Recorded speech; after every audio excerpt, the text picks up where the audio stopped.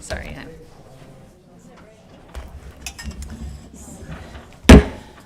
Good morning, everyone. Welcome to the Placer County Board of Supervisors meeting for Tuesday, October 7th, 2025. We will begin with a flag salute, and if you would please rise and join me.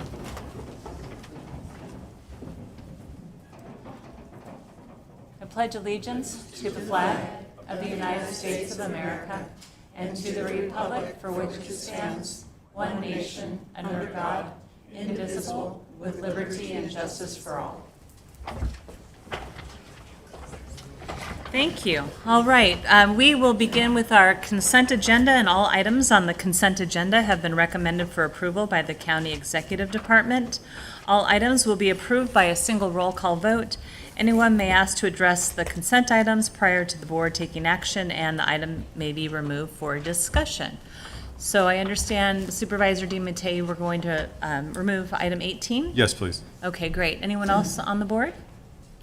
Anyone in public like to remove an item from the consent agenda? And Megan, because I forgot to look right before the meeting started, do we have the nurses, the nurse practitioners on this one, or is that next month? All right. Okay, then I'll bring it back to the board for... I'll move approval of the remaining items. I'll second. Thank you. We have a motion by Gustafson, second by Jones. Roll call, please. Landon? Here. DiMattei? Yes. Yes. Jones? Aye. Gustafson? Aye. Gore? Aye. Motion carries. Thank you. And let's take item 18. Supervisor DiMattei, you had some questions, and there is our auditor. Yes, controller. I discussed this with Andy yesterday, and so he can address those today. So, thank you. Yep. Good morning. Good morning, Chairwoman Gore, members of the board, Karen and Daniel. Andy Sisk, Placer County Auditor Controller. Before you today, I'm asking the board to adopt a resolution, and it's threefold. One, to accept the final budgetary schedules for the fiscal 25-26 fiscal year, as prescribed by the California State Controller. And two, to set the final appropriations limit, not only for the county, but also for the dependent special districts of Placer County for the fiscal year 25-26. With that, I'd be happy to answer any questions. All right. Thank you. Questions? Yeah, thank you, Chair. Andy, we went over this budget yesterday, and the fund availability as of June 30th was up to $53 million, which I believe is up $20 million from what the other numbers we had talked about, and was wondering why and where that money was found. Well, the way the budgetary process works is the board approved and adopted a budget back in June, and when you adopt a budget back in June, you're estimating what fund balance will be in a variety of funds that the county board approves. Then when the fiscal year closes, we go through the final closing process, and we end up with the final numbers, which is what the state controller is prescribed for us to send to them to conclude the fiscal 25-26 budget year. Okay, thank you for that. Also, on page 11, under Public Safety Fund, it says assigned to Public Safety, $8.2 million. Can you give me a little bit more detail on what that money is for, and could we use it for capital assets? Does it have to go, just your definition, please. Yeah. Well, there's a lot of different assignments there in the Public Safety Fund. As you'll notice in the Public Safety Fund, that particular schedule, there are some assigned for probation, the district attorney, and the sheriff. And then, as I mentioned, when you're closing the books at the end of the year, what do you do with any excess or deficiency based on what is estimated back in June? And then that's up to the board to make a decision on what do we do with that extra fund balance, or conversely, if it came in less, what do we do to fill the void? And I believe my understanding is the CEO will be bringing this back to the board at the budget workshop in December. Back in December. Doesn't this have to be all turned into the state in sometime December? It needs to be turned into the state. It will be turned into the state, and I can tell you the budget is balanced. Okay. Based on the way the schedules are presented. Okay, so that public safety money could be used for anything from assets to employees, or how can that? Operating costs, capital costs, you name it. It's really up to the board on how they want to spend that money, of course, based on recommendations from the county executive office. Okay, great. I think that's all I had, so thank you very much. Okay? Thank you. Any other questions for my colleagues? We'll open this item up to the public. Any comments or questions from the public? All right, seeing none, we will close the public comment and bring it back to the board for action. I'll move approval. A second. All right, motion by Gustafson, second by DiMattei. Supervisor Jones. Okay, Jones and- Jones. They're hard to tell apart. Is this a roll call? It is a roll call. I've learned something over the last 7 years. DiMattei. Yes. Jones. Aye. Gustafson. Aye. Landon. Yes. Gore. Aye, thank you very much. Appreciate it, Andy. We'll see you in a little while. Next is public comment. This is an opportunity for members of the public to address the board on items that are not on our agenda. So we'll invite people up. We ask that you keep your comments to 3 minutes. We're going to keep it to about 15 minutes. We're not going to go past 9:30 this morning because we've got a very large agenda today. Mr. Myers, I did extend your time. Thank you. So you are welcome to begin with public comment. Thank you. And I'm letting Megan know that we'll extend your time. Thank you All very right, much. go ahead. Thank you. Brian Myers, Placer Citizens for Neighborhood Rights, representing all of Penryn. I'm going to read a statement. I usually just talk. I'm going to read it because our lawyer agrees we need to read a proper statement. We have discovered what we consider a fatal flaw in the Hopeway apartment proposal, a flaw that the project documents and county analysis have completely overlooked. Out of respect for your roles as the ultimate decision makers, I am here to give you this information at our earliest opportunity. This project's proposed single-lane roundabout on Penman Road introduces a critical, unanalyzed public safety hazard that makes approval legally unsupportable under CEQA, the density bonus law, and the county general plan. Penryn Road is the sole southern emergency evacuation route for the entire Penryn community and the Hopeway site. The Horseshoe Bar Penryn Community Plan sets the standard at 2 lanes in each direction with a center suicide lane. The proposed roundabout constricts this potential 4-lane corridor into a single lane, which will severely impede southbound evacuation flow during an emergency like a wildfire, potentially stranding vehicles in a known fire corridor and delaying emergency responders. Again, no study in the record, including the programmatic EIR or the Fair and Pierce traffic study, has addressed the issue of emergency evacuation queuing or throughput under these conditions. The constriction of a 2-lane, and maybe even up to 4 lanes in an emergency evacuation route into a single lane roundabout is, on its face, a substantial impairment of emergency routing. The traffic study's own calculations show that the roundabout would require a reduction in the 45-mile-an-hour speed limit to 21 to 26 miles per hour to negotiate. Add to that the clear reduction in traffic capacity of 50% from 2 lanes to 1, and you create an unsafe choke point on Penryn Road. Under established CEQA authority, this unanalyzed issue constitutes substantial evidence of a fair argument that the project may have a significant effect on public safety, which legally obligates the county to prepare a full environmental impact report. CEQA explicitly encompasses impacts that, quote, expose people or structures to a significant risk of loss, injury, or death involving wildfire. The reliance on prior environmental documents is legally insufficient because the roundabout creates a peculiar site-specific impact on a critical evacuation route that has never been addressed in any prior report or analysis. The courts have explicitly held that impairing wildfire evacuation routes is a significant environmental impact that must be analyzed in an EIR. The project creates a fatal inconsistency with the county's general plan and the applicable community plan. While it furthers the housing objective, it critically undermines the more fundamental objective of public safety, a direct threat to the health, safety, and welfare of Penryn residents. The county's primary duty is to protect the citizens, and CEQA does not permit sacrificing public safety for housing numbers or developer profits. By ignoring this substantial evidence of a significant evacuation hazard and relying on an incomplete record, the county would be acting contrary to CEQA's mandates. Mr. Pahuli and his planning staff have clearly failed miserably in their duty to fully and properly vet the Hopeway proposal. The Planning Commission must deny this application or direct the preparation of a legally adequate EIR addressing evacuation and public safety hazards before any approval can be considered.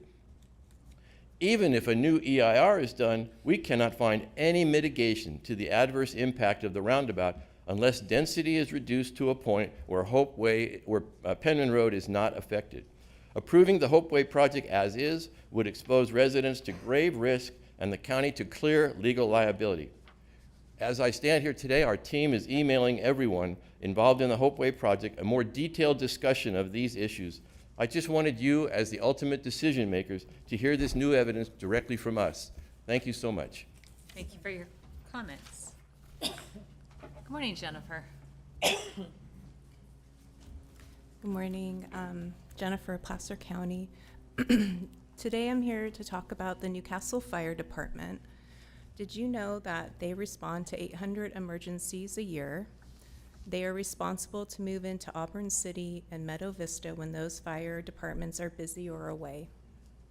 They have their own diesel storage tanks, which allow them to save money on fuel and extend that offer to other fire stations in the area.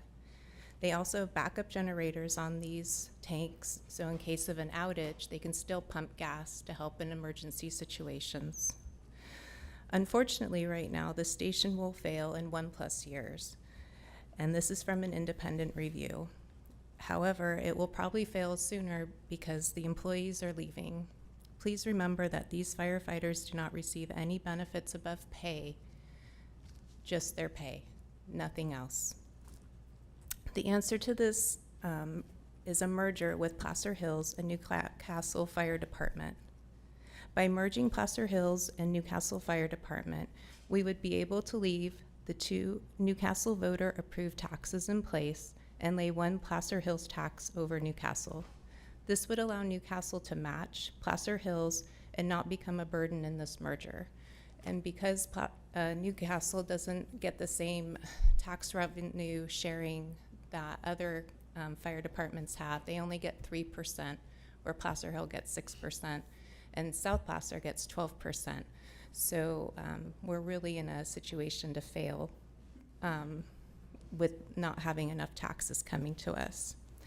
This increase for Newcastle would be $220 a year, which is about 62 cents a day, and this would not come from the general fund. This would save the station and have it running in the black year after year. No monetary increase for fire protection has occurred since 2012 in the area, and we've all seen what inflation and cost of living has been since then. This would also allow the Newcastle Fire Department to improve their level of services to ALS, Advanced Life Support, and Paramedic, which would create a situation where we'd have paramedics instead of EMTs. Paramedics have 4 times more training than EMTs, and they can administer life-saving medications for the heart, cardio medications, as well as do IVs, which would be really good in our area since we have a huge aging population. Overall, this merger hurts no other fire agency and should be the first step in merging all the districts into one agency. This merger is supported by voters, staff, and the union. This process has been going on now for 3 years, and we're really running out of time. Please honor the citizens in wildland urban interface areas. Please help them keep their fire insurance. Remember that a fire doubles every 3 minutes, so 1 less fire truck in the area would be catastrophic. Thank you. Thank you, Jennifer. And I think the timing's a little... That's all right. We appreciate it. We'll get it together. Good morning, Holly. Good morning. Good morning, Chair Gore and Supervisors. You all know me, but for the record, my name is Holly Andriotta, and I'm the mayor of Lincoln. You are all well aware that the City of Lincoln and the Western Placer Unified School District are in active litigation against the Gathering Inn, and that case is ongoing. You are also well aware that the city had no knowledge of TGI's purchase of the 3rd Street building or their plans for a low-barrier medical respite shelter until after escrow closed late August. Yet for months now, from multiple sources, I've heard that Supervisor Landon has been spreading a false narrative, both privately and publicly, that I knew about TGI's plans in advance. She's even referenced depositions that she claims will prove this, implying that I've been lying. Most recently, at her Sun City coffee meeting held immediately after mine, Supervisor Landon was asked about her role in the TGI situation. She claimed she wasn't involved in the lawsuit and didn't know much. Then in the next sentence, she said depositions will show that Holly knew. Let me be absolutely clear for the public record here and for you all to hear. I testified under oath that I had zero knowledge of TGI's plans. Every other member of the Lincoln City Council and staff has also said publicly that they did not know. There is not one shred of evidence, no email, no text, no conversation that says otherwise. The only person making this claim is Keith Diederich, who fabricated a conversation that never happened. Even in his sworn statement, he never says he told me about their plans because he didn't. I looked Supervisor Landon in the eye when I stated this publicly in Sun City. She acknowledged it, and I assumed that she understood that this lie causes a lot of damage. But she's still spreading it, and now her own brother-in-law is repeating it publicly, telling others that Holly knew. This isn't some rumor on the internet, it's coming from inside her own circle. So let me be direct. Supervisor Landon, you know that I didn't know. You even stated that in your May 25th Facebook video. But we all know who did know. You knew. Chair Gore knew, Dr. Oldman knew, Robert Wygant did as a TGI board member, your former boss and supervisor. And based on silence, we assume that others knew too, with the exception of Supervisor DiMattei. Yet not one of you informed the city of Lincoln. Now let me be clear about something else. Lying about this for political gain is not just selfish, it's reckless. It undermines the foundation of our lawsuit and the credibility we've built through sworn testimony. And one more thing, if you're not a party to the lawsuit, how do you even know what's in Keith Diederich's deposition? Where is this information coming from, and why are you using it to mislead voters? This isn't about politics for me, it's about truth, governance, and legal integrity. Supervisor Landon, with all due respect, you're on notice here. Run on your record, not on lies about me. You allegedly stated that all hell is going to break loose when this lawsuit gets resolved and all the information is released. It will show that Holly knew. Well, let me tell you something. All hell won't break loose on me because I told the truth, and the public deserves leaders who do the same. Thank you.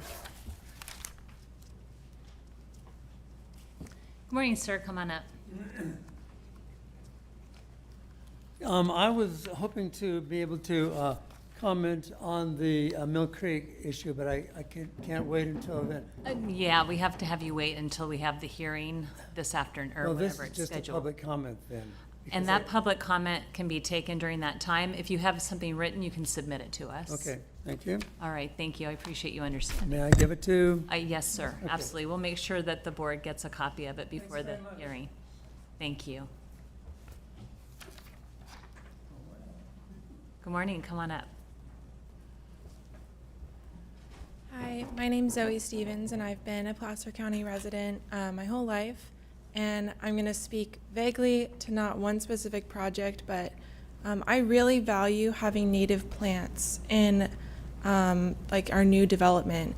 It really enriches people's lives. It makes it so that we're like keeping our pollinators' health, our wildlife health. I grew up in the Diamond Oaks area, and I just loved growing up with big oaks. So I just hope that in future development projects, you really advocate for, instead of ornamental plants and trees, that we use natives. Like buckwheat's a really good native for pollinators. Oaks are just so like proud and gorgeous, and I would just really advocate strongly that we use native plants in our developments. It just really enhances people's lives, and I know it enhances my life when I see those. Thank you. Thank you, appreciate your comments. Good morning, Laura. Good morning.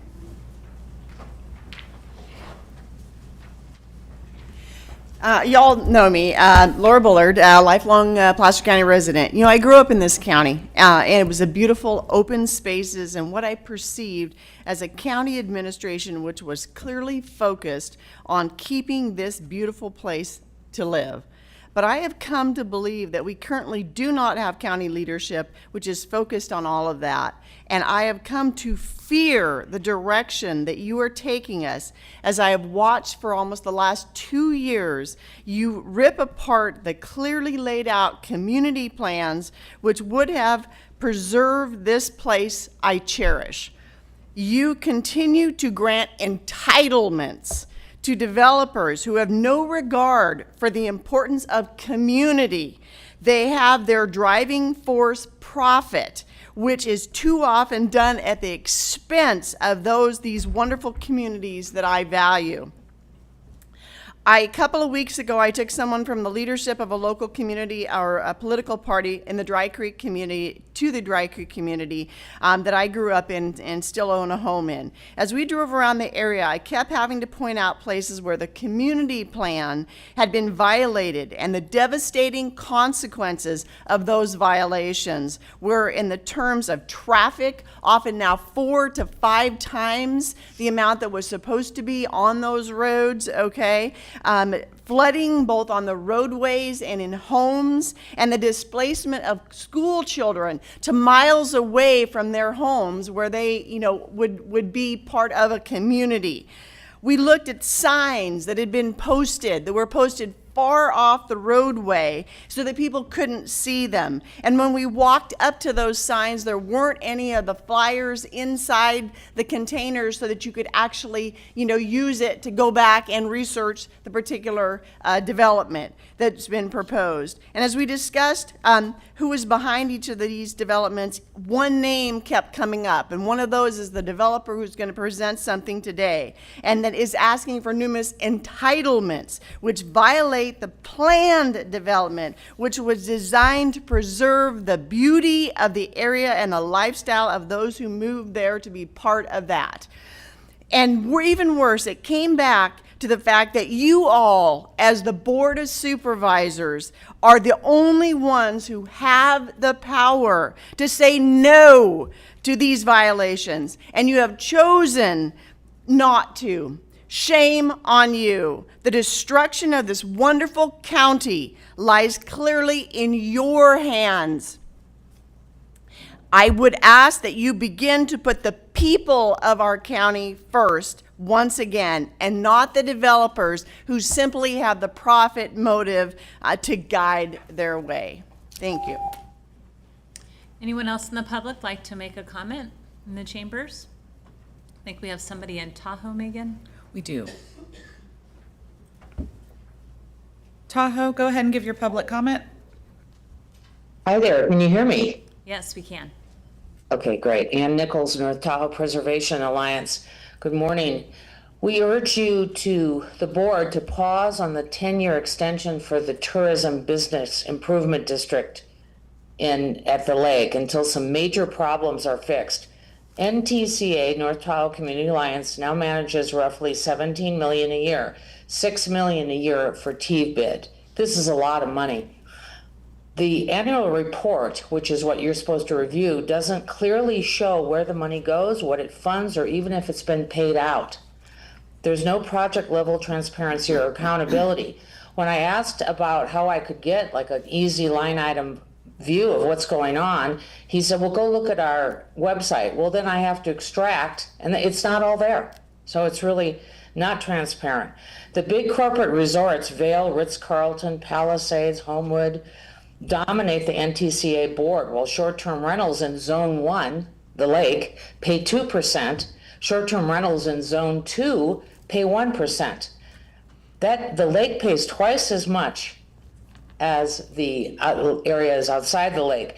TBID even pays for trash, snow removal, and transit on the resorts. How is that fair? NTCA staff can also approve $50,000 disbursements without board oversight, which further erodes public trust.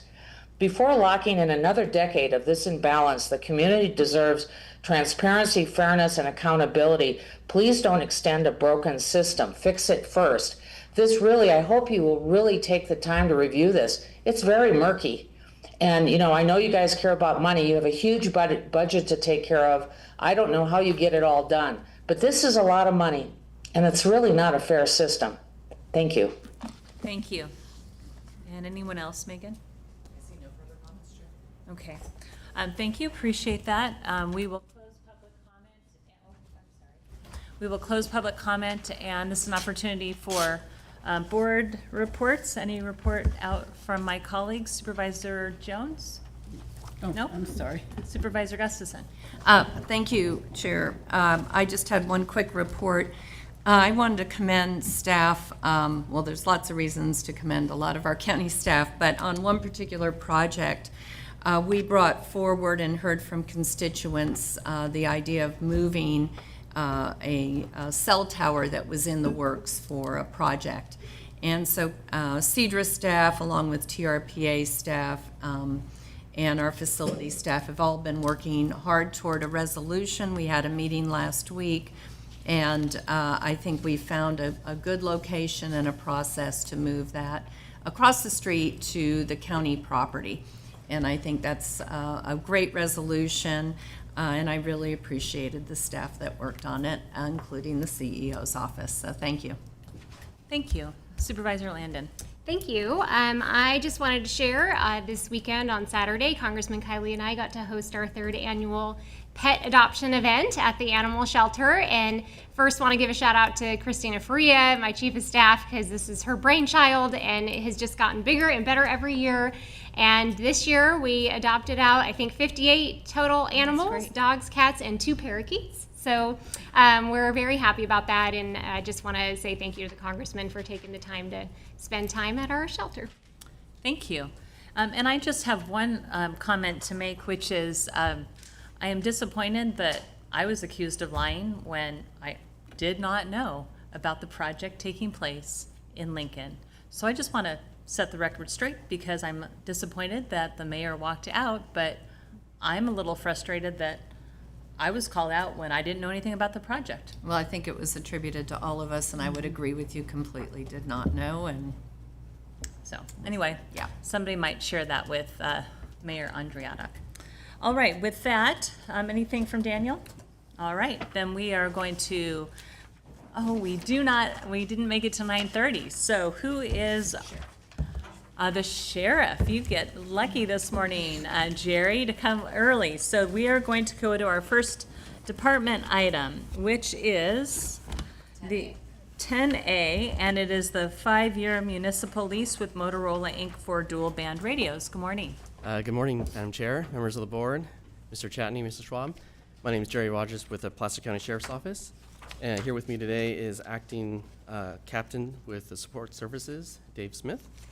And we are here asking the board to please adopt a resolution authorizing the purchasing manager to execute a 5-year municipal lease agreement with Motorola Inc.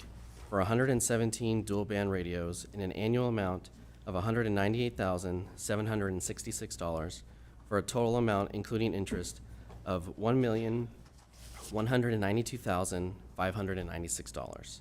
2, authorize the purchasing manager to execute change orders that do not cumulatively exceed $20,000, consistent with Placer County's procurement policy, and then authorize the purchasing manager to execute all required documents. The Sheriff's Office requests approval to enter into a 5-year municipal lease agreement to replace 117 in-car radios under Phase 2 of the Radio Interoperability Project. This project was designed to enhance communication capabilities, ensuring seamless coordination among multiple agencies during critical incidences, such as acts of terrorism, natural disasters, and other large-scale emergencies. In 2019, under Phase 1 of the project, the Sheriff's Office entered into a 6-year municipal lease agreement to replace 180 in-car single-band radios with dual-band radios, which are still in use today. Under the new lease purchase agreement, the remaining single-band radios will also be replaced with dual-band radios. In accordance with Procurement Policy 3.5A, purchases against another public agency's competitively awarded contracts are exempt from competition. Motorola's Houston-Galveston Area Council pricing proposal, contract number 17724-HGAC TX-RA05-21, sorry, that's a lot, meets the criteria. Additionally, under Procurement Policy Section 7.3B, change order authority up to a cumulative amount of $20,000 is requested. Fluctuating conditions of the money markets have a direct impact on rates for capital leases, and while finance rates offered for this lease are based on HGAC's pricing, rates will not be locked in until execution of the lease agreement. The Sheriff's Office requests your board adopt the attached resolution as required by lease agreement and approve the execution of a 5-year municipal lease in the amount, including interest, of $1,192,596, with annual payments of $198,766. Funding for this first year is included in the Sheriff's Office fiscal year 25-26 budget, and will be included in subsequent budgets over the term of the lease. And there is no impact to the general fund. And with that, we'd be happy to answer any questions that you may have. Great, thank you very much. Appreciate that. Any questions from my colleagues? Just one. Are these just the body worn equipment, or is it in-car as well, or? This one's completely separate. This one is for the Motorola in-car radios. Car radios? Okay, Yeah, great. Thanks, Jerry. absolutely. All right, we'll open this item up to the public. Any comment from the public on this item? All right, and nobody online, so seeing none, we'll close public comment and bring it back to the board for I'll action. move approval. Second? All right, motion by Gustafson, second by DiMattei. He's getting quicker on the draw. All those in favor? Aye. Aye. Opposed? Motion carries. Thank you very Thank you much. very much. Appreciate Take that. All right, now we will move to our 9:30 timed item, which is item 1A. It's a presentation from the Placer County Audit Committee. Oh, and there's my friend Jay Panzika. Good morning.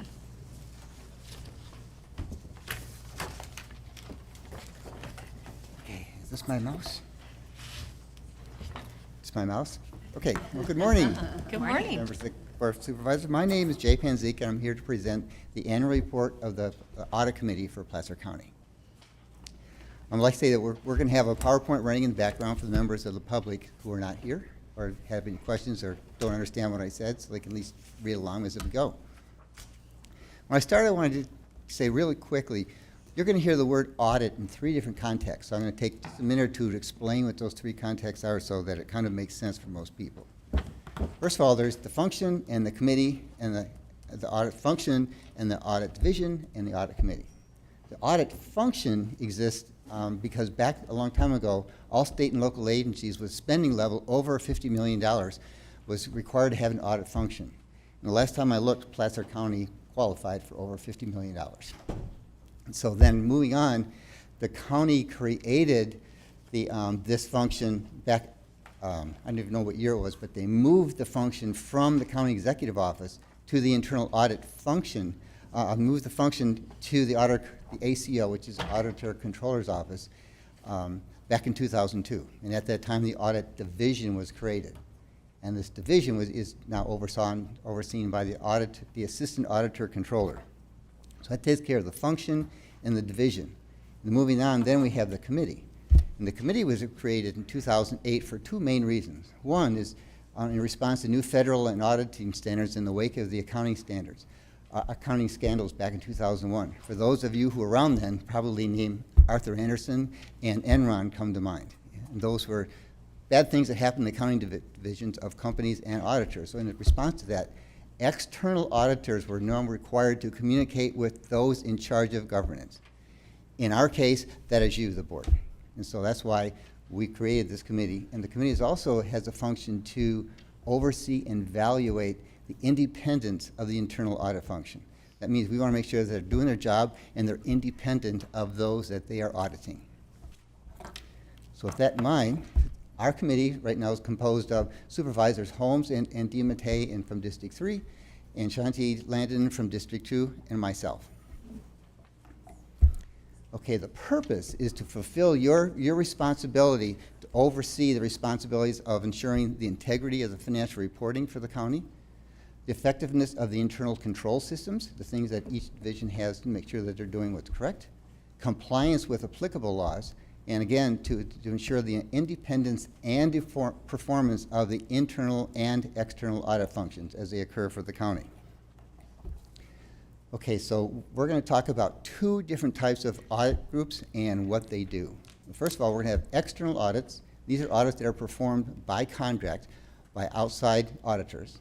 And then we have internal audits, and these are performed by division staff as employees of the county. Okay, currently our external auditors are Lance, Sol, and Lungard. We refer to them as LSL going forward. They perform a lot of different audits, which we don't want to list them all, but some of the ones that stick out right now we'd like to mention is the ACFR, which is the Annual Comprehensive Financial Report. That's the big book that most people know of when they think of auditing. Then we have our annual single audit that refers to all of the federal grants that we get, make sure that we're complying with the requirements for receiving that money. There are things like the Tahoe Area Regional Transit Fund and WAPMA, which is the Western Placer County Waste Management Authority, and then other things like, and a new one this year was the Lincoln Sewer Maintenance District 1. So those are types of audits that they perform. We want to mention, as we have in the past, that our comprehensive report has been submitted to the GFOA, which is the Government Finance Officers Association, for the last 24 years. I was on that committee for many years, and our goal was to make sure that the report was accurate and fairly represented the results of the county. All 24 of those submissions have been awarded the award for excellence, and all 24 of them received an unmodified opinion. And for those who aren't in the accounting world, an unmodified opinion is good. That's what you want to hear the auditor say. Okay, other external audit results were, we want to let you know that most people don't know that the WAPMA also issues its own ACFR. It has also been submitted to GFOA for the past 11 years. In all 11 years, it received the Word of Excellence and an unmodified opinion. In addition, we have another 7 total financial audit reports that are reviewed and have received an unmodified opinion. So this is all good news for the county. And then we have a single audit. This is, as I mentioned before, this is $120 million that the county spends on of federal grant expenditures. We get audited to make sure that we're doing that correctly. And then in addition, there's external auditors conducted 5 major program reviews in this area, and again, no material instances of non-compliance were noted. So these are all good news, so I want to pass that on. But I want to talk about some things that has happened that we need to talk about a little more frequently, or more accurately. Starting back in several years ago, we started getting some internal control issues. For this current year that we just audited, actually last year, 3 deficiencies were identified by auditors. 2 were material weaknesses, and 1 was a control deficiency. The 2 material weaknesses related to an inaccurate reporting of $2.4 million in grant expenditures in the Capital Projects Fund. Another one is related to the improper recognition of revenues of $3.5 million in HHS Special Revenue Fund. And we had 1 control deficiency related to the accounting and reporting of HHS realignment revenues. Okay, so what does this mean? A material weakness triggers the county being categorized as a high-risk auditee. This happened in 2021 and has happened since. And so because of that, county has maintained or continues to remain a high-risk auditee. This would go away after 2 years of clean records, meaning we've resolved deficiencies and we haven't had any new ones found. Until this status goes away, the impacts will be that we have an increased requirement to have our federal grant audits reviewed more frequently and in greater quantity, which means we have to have a deeper level of auditing to make sure that we're doing okay. It also means we could have a potential loss of grant funding if the federal government finds that we are not improving our record. And third, it could affect our credit rating going forward if we don't resolve this. So what has happened as a result of this, the ACO office has conducted a lot of different countywide accounting training sessions to try to educate those in the county of what they should do to make sure these things don't happen. In addition to the management of the department, we've also had LSL, which are external auditors, and a Sierra College accounting professor come in and run classes. Unfortunately, the auditor can suggest and recommend that who should go to these meetings and these classes, but they cannot guarantee and control who attends them. And unfortunately, this accounting thing is generally outside the scope of most of the people's jobs, and they don't have the time to take it seriously. Many ACO divisions continue to assist departments and help with special districts to educate them what they need to do so that these material weaknesses don't happen again. So again, this coming year, the ACO office will be evaluating the current business practices related to accounting reporting in 25, 26, and again, try to recommend classes, who should attend them, and going forward and see if we can improve our record. Okay, now we're moving from the external auditors to the internal auditors. These are audits that are performed by county staff, and there's a whole lot of them. So we've mentioned a couple here, but the ones that come to mind most frequently are the credit card and purchasing program, make sure that credit cards are used correctly. Our quarterly treasury reviews, the single audit I mentioned before, which is a big deal on compliance for making sure that our auditors are involved in making sure that's been coordinated and done correctly. The HHS subrecipient contractor monitoring is a big deal we need to do. Another one that comes to mind is the department head change reviews. We had it in CEDRA, DPW, CEO, probation, and HR this past year. Then we have operational reviews, make sure that they follow the rules of their own. And then lastly, we'd like to mention, again, they run the whistleblower program. You'll see that increase 186% in 24-25. That talks about the number of times something was turned in. That's not necessarily a bad thing. It just means as a program becomes more aware, people become more aware of existence, they let us know that we have things to do or to look at. After these internal reports have been created, they go back to the department they audited and discuss with the department staff what went wrong, what went right. And for the things that went wrong, remediation strategies are put in place, and discussed with department heads to make sure that they understand what they can do. Follow-up audits are scheduled and performed, and then results are presented to the audit committee and the CEO. A final note, I might argue this is probably the most important slide today that we have. I talked about our high-risk category. We should make it a goal as a county to stop this, to work on achieving low-risk auditing again, because that's a high risk for the county in terms of hours we spend and dollars that we spend and just the overall impression of what we're doing. Part of that is we need to modernize and strengthen the existing job classifications in that function. Taken to a personal level, I spent decades in the private industry before I came to government. And when you go from that industry to this industry, accounting changes. They don't understand fund accounting in the regular world, and then there's us. And so when our standards or our job descriptions say accounting something, something, something, it's different when you come to government. So we would like to somehow work on changing our job descriptions to describe what we really do, which is government accounting, not accounting. So that would help with the first one, because the staff in other divisions may have great accountants, but they have to be educated on what government accounting is and what fund accounting is, which are two different worlds, I hate to say. And then the third thing, we really need to encourage department staff to attend training sessions.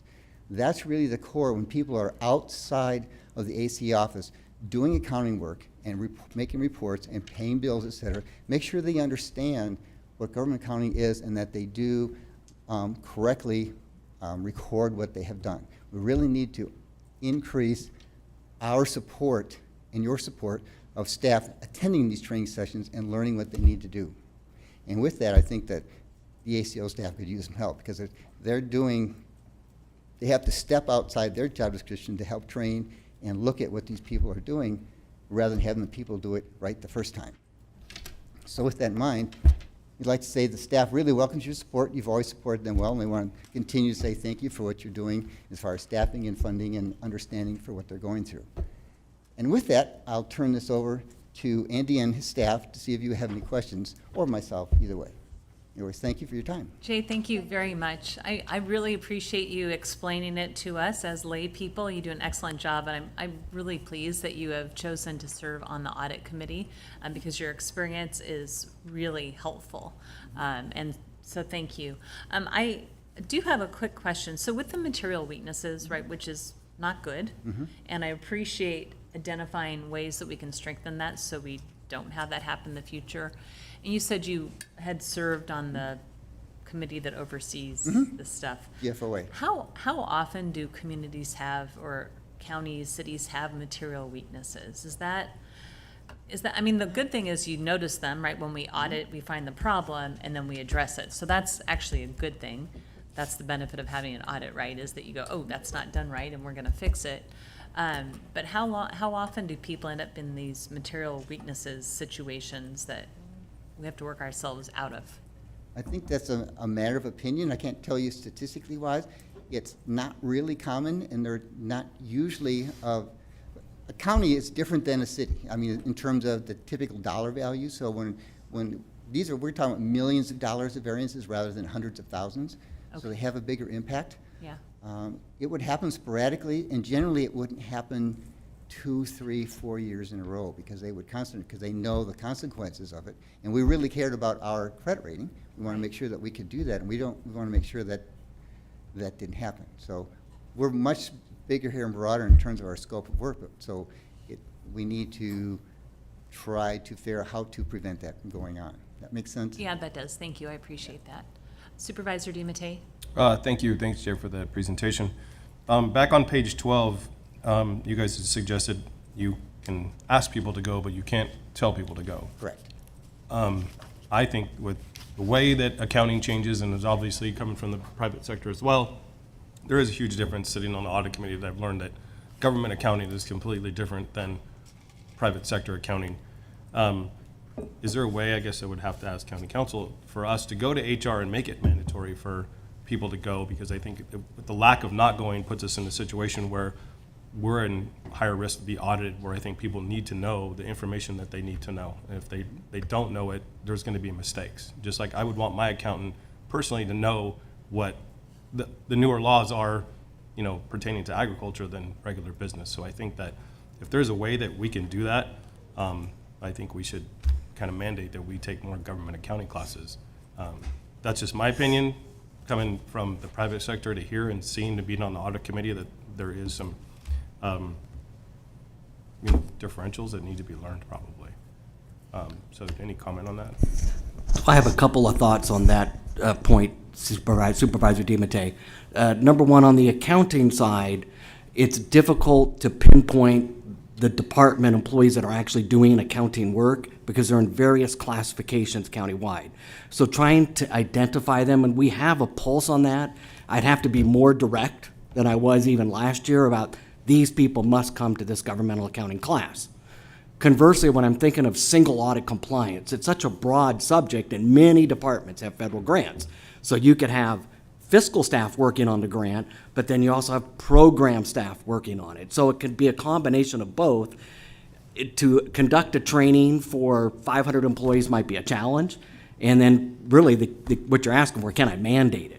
And that's a good question. I know I have to attend some mandated training from the Treasurer Tax Collector for bond disclosure training. So that's some ideas I have on how we can get more people to come. It's just identifying who should be the ones attending this training. So would we have to go to each of the departments and figure out who's doing their accounting, I guess? Like, I don't know who they all are either, but I would imagine that there's an accountant in every department that has to go through these audits and goes through our grants and our funding that has to be pretty precise on what we're doing. And I would imagine if the more they knew, better they would be for us and easier, cheaper in the long run to retain them, even if we, had to pay them a little bit more money to stay here and do that. Yeah, we have a good idea on the people that in the departments from an accounting standpoint that it should attend, but getting back to compliance with the single audit, that's a little more challenging. But we've got some ideas. Because program staff, I'm thinking of a department like Health and Human Services who get the majority of the federal grant awards. They probably have 20 to 30 program managers. And so one idea we had when we did our training last year with LSL, we did a joint single audit training, was maybe we need one just geared for program managers. So that's an idea that was posed last year. So something we're considering going forward. Okay, and one more, on your last page on final notes on bullet point number 2, I guess we just need to be direct on what we need, and how far behind are we on job specs to retain or get people who can do this job adequately? Well, that's probably a better question for the HR director, but I know that we've submitted requests to get some of the job classifications updated, but we're in the queue with others, and I know that there's many job specs that need to be updated, some that are bound and must be done per MOU. And then, of course, there's others that need to be done, not only for my department, but I understand a number of other departments have priorities in this area. Okay, well, I would think to keep our credit rating to where it's at, that we probably need to be at a higher level of staff that make sure that we don't fall behind that credit rating. So thank you for that. Can I give you a personal comment on one of the things you just mentioned? Absolutely. When something I had to deal with for a long, long time was when you have a position, say, general staff account, I'll make up the title. If that resides within a division that's not in finance or in treasury versus that same exact position in the treasury function or the accounting function, they tend to have different views of what their job is. And I think that was one of the biggest cruxes I've found so many cities was that where does that position lie? Is it better to have all of those positions within Andy's department and they work for the other people, or with the dotted line, solid line, or have them in the division, solid line, dotted line to Andy. I'm not giving you what I think the answer is, because it's always dependent upon the arrangement of the city, but it's something that really needs to have a lot of discussion to do correctly, because it's very political. Departments don't want to give up staff, but they also want to have control over their staff, and then from a county perspective, we want to make sure that everybody knows what they're doing and is on the same path. Right. And if the divisions have different internal goals that are different than the county, that's where the problem has, because these aren't lazy people doing a bad job, they just have a different direction to give. Right. And So- I won't tell you the answer because it's a big deal, but it matters I guess how it's your just county sets it up. a matter of getting everybody on the same page with their Exactly. department. Exactly. So The the same county level of training. is, right. Okay, well, I guess we could sit and work on that, it'd be fun. You could. Thank you. Yeah, and the last thing that just popped into my head, that we've had significant staff turnover in the county, and we talked about the department head changes. So when you have changes at the top, that is a challenge for departments to go through those types of changes, and then you have changes below what's going on the department head level. So we've lost a lot of institutional knowledge in the county and some of these key departments that we work with year over year. Yeah, and I think that's was one of my comments is that, how do we retain our employees that they don't go somewhere else? Because it costs money to, as a business owner, it costs money to go build that back up and train somebody. So you're behind time, and we don't have a lot of time if we're a county that's going to be audited and on our credit rating is on the line. So I think that we do what we can to make sure that we retain those people that don't leave or move them up to the positions that they're capable of doing. So I look forward to working on that. So thank you. Thank you, Supervisor DeMattei. Supervisor Gustafson? Thank you. Thank you, Jay. Really appreciate your annual report to us. And Andy, of course, you and your team do an outstanding job.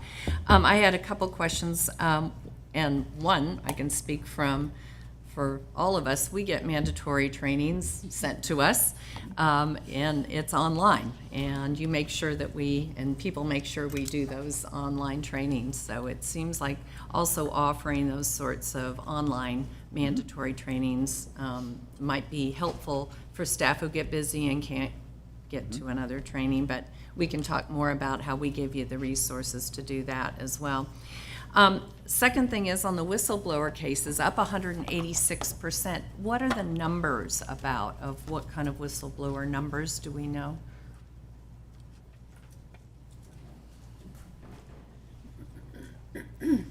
I can speak to that. So, sorry, Andrew Pope, the internal audit manager for the county. Thank you. So, in the years past, we were getting anywhere between 10 to 15 cases. So this year we're up 186%. We're getting closer to 20 cases. Those are just cases coming into our office that we triage kind of firsthand. So while they all come into our office as kind of a first response, this is not something that we're going to be looking at directly. Depending on the nature, our office specifically is looking at cases that involve fraud, waste, or abuse against Placer County. If they don't, if there's something that should be referred out, it's maybe an HR matter or something like that. Obviously, those are going to be referred out to the right people. Great. But so we are seeing approximately a little more, almost double what we normally would see. But I think most recently we're looking around 20 whistleblower cases that are coming in. Yeah. Well, I'm pleased that we have a whistleblower program, and we are seeing more questions and questioning, and then that we review those. Sometimes they're valid, other times they may be just a misunderstanding or others, but it's important that the public know that we do have a whistleblower policy, that our employees know that, and with almost 3,000 employees, it's important that they know that they have a place to go to and report if they have that, and to put it in context for the public too, that we have a lot of people out on the ground doing great work, and relatively few that are reporting concerns, so that's important. It's good to see both sides of it, right? That they have a method and we have a methodology for them to report, but that it is relatively few, even though it is up. Maybe we've done a better job of getting that word out, and I think that's great. And then finally, on on the issues with the funds, it is so important to get us back into the federal compliance and good standing. But again, I would point out that with a $1.4 billion budget, to have $6 million that was maybe misreported, it's great we caught it, it was caught, and we're correcting it, and we'll improve it. But again, for the public's view, again, it's like 0.5% of our budget, and it's a very important 0.5% because it's federal and state funds that we could not get in the future or be subject to. There's no doubt every penny counts, and we're catching it, and that's what's so critical. So thank you to the audit committee, thank you to the audit control staff. I encourage looking at online training because I find it to be really easy to do. And meaningful. A lot of the new programs are very engaging. They keep you on your toes because if you don't spend enough time, you fail the questions and you have to go back. Not that I've ever done that, but I may have once or a while gotten distracted and not paid attention, and they catch you on it. So I think it's that's another good tool that we have here at the county, and I'm just so pleased that that our processes and programs are catching these issues. We are entrusted with a lot of public dollars, and we must make sure that we report that out. And I appreciate you being here. And Jay, thank you for your time in doing this, and our audit committee for all of your work on it. Thank you, Supervisor Gustafson. See no other questions. I think, Andy, you have one other item Yes. on the agenda. Yes, thank you, Supervisor Gore. So to close everything up, I have a couple of awards to present. And first, and maybe this gets routine, but it's not routine to present and prepare these financial statements and submit them to the GFOA. I guess I'll take credit for year one, which was 2001, and I was on the outside looking in, helping the auditor controller at the time put together what is called the ACFR, and we got the lovely HHS building. But I, like to present the plaque to my financial reporting team. This will be the 24th year that they're receiving this award. And I know Emily McLean could not be here because she's out ill today, but I know Debbie Chan, Nicole Howard, and Andrew Pope are part of my team, so congratulations to them.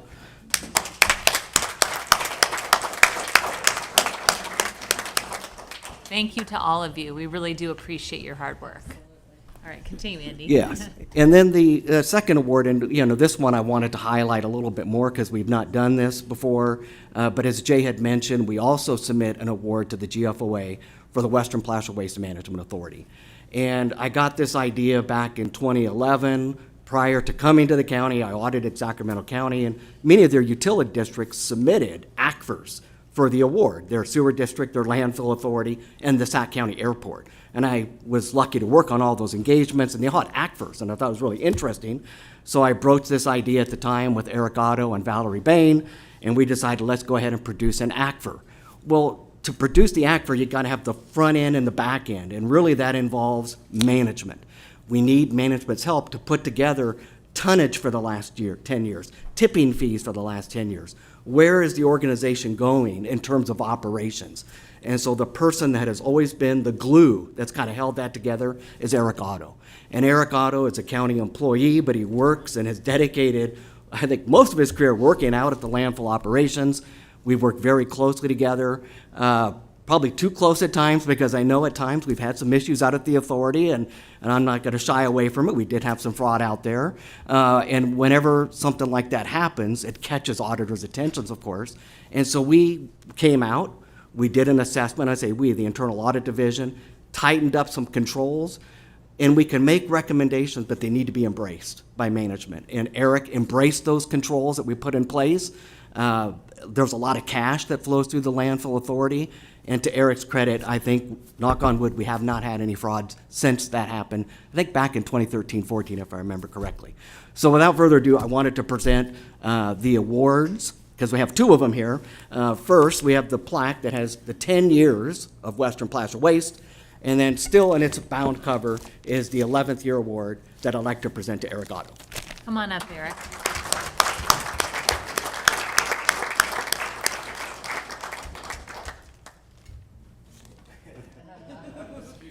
Now you go all the way around.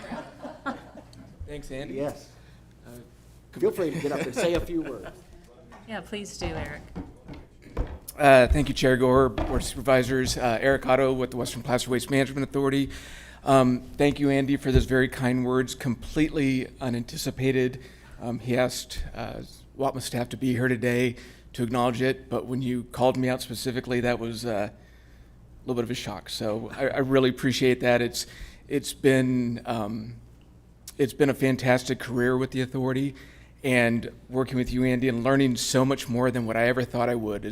As a humble aeronautical engineer, now I'm into a whole lot of different pieces and pies. So it's been fantastic, and I appreciate all the support. Thank you, Eric. Thank you. Really appreciate your hard work. I know it has not been easy, and I thought it would be nice. Let's get a photo. And I asked Scott Schultz, who's the general manager of the WAPNA, just to get a photo of Andy presenting the plaque to you. I think that would be nice. You can turn around and face the audience. That would be great. And that way we can keep it for posterity. Thank you. Super.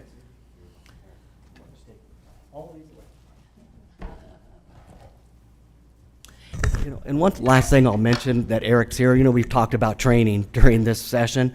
Engineers love accounting for some reason, and they tend to come to my training sessions. So I've not only seen Eric there, but Kevin Bell and a couple of other engineers that want to know more about accounting. So it can be done. Don't be afraid. Governmental accounting's here to stay. All right. Thank you. Thank you, and I know I have not actually opened this up to the public, so I want to make sure if anyone in the public would like to make a comment on these items, you're welcome to do so. All right, well, thank you very much for the presentation, Andy and Jay. Thank you to your team for all of your hard work. Obviously not an easy job, but thank you for keeping us out of trouble most of the time. All right. All right, our next item is at 10:10, so we are going to take a department item, and that is going to be item 11A.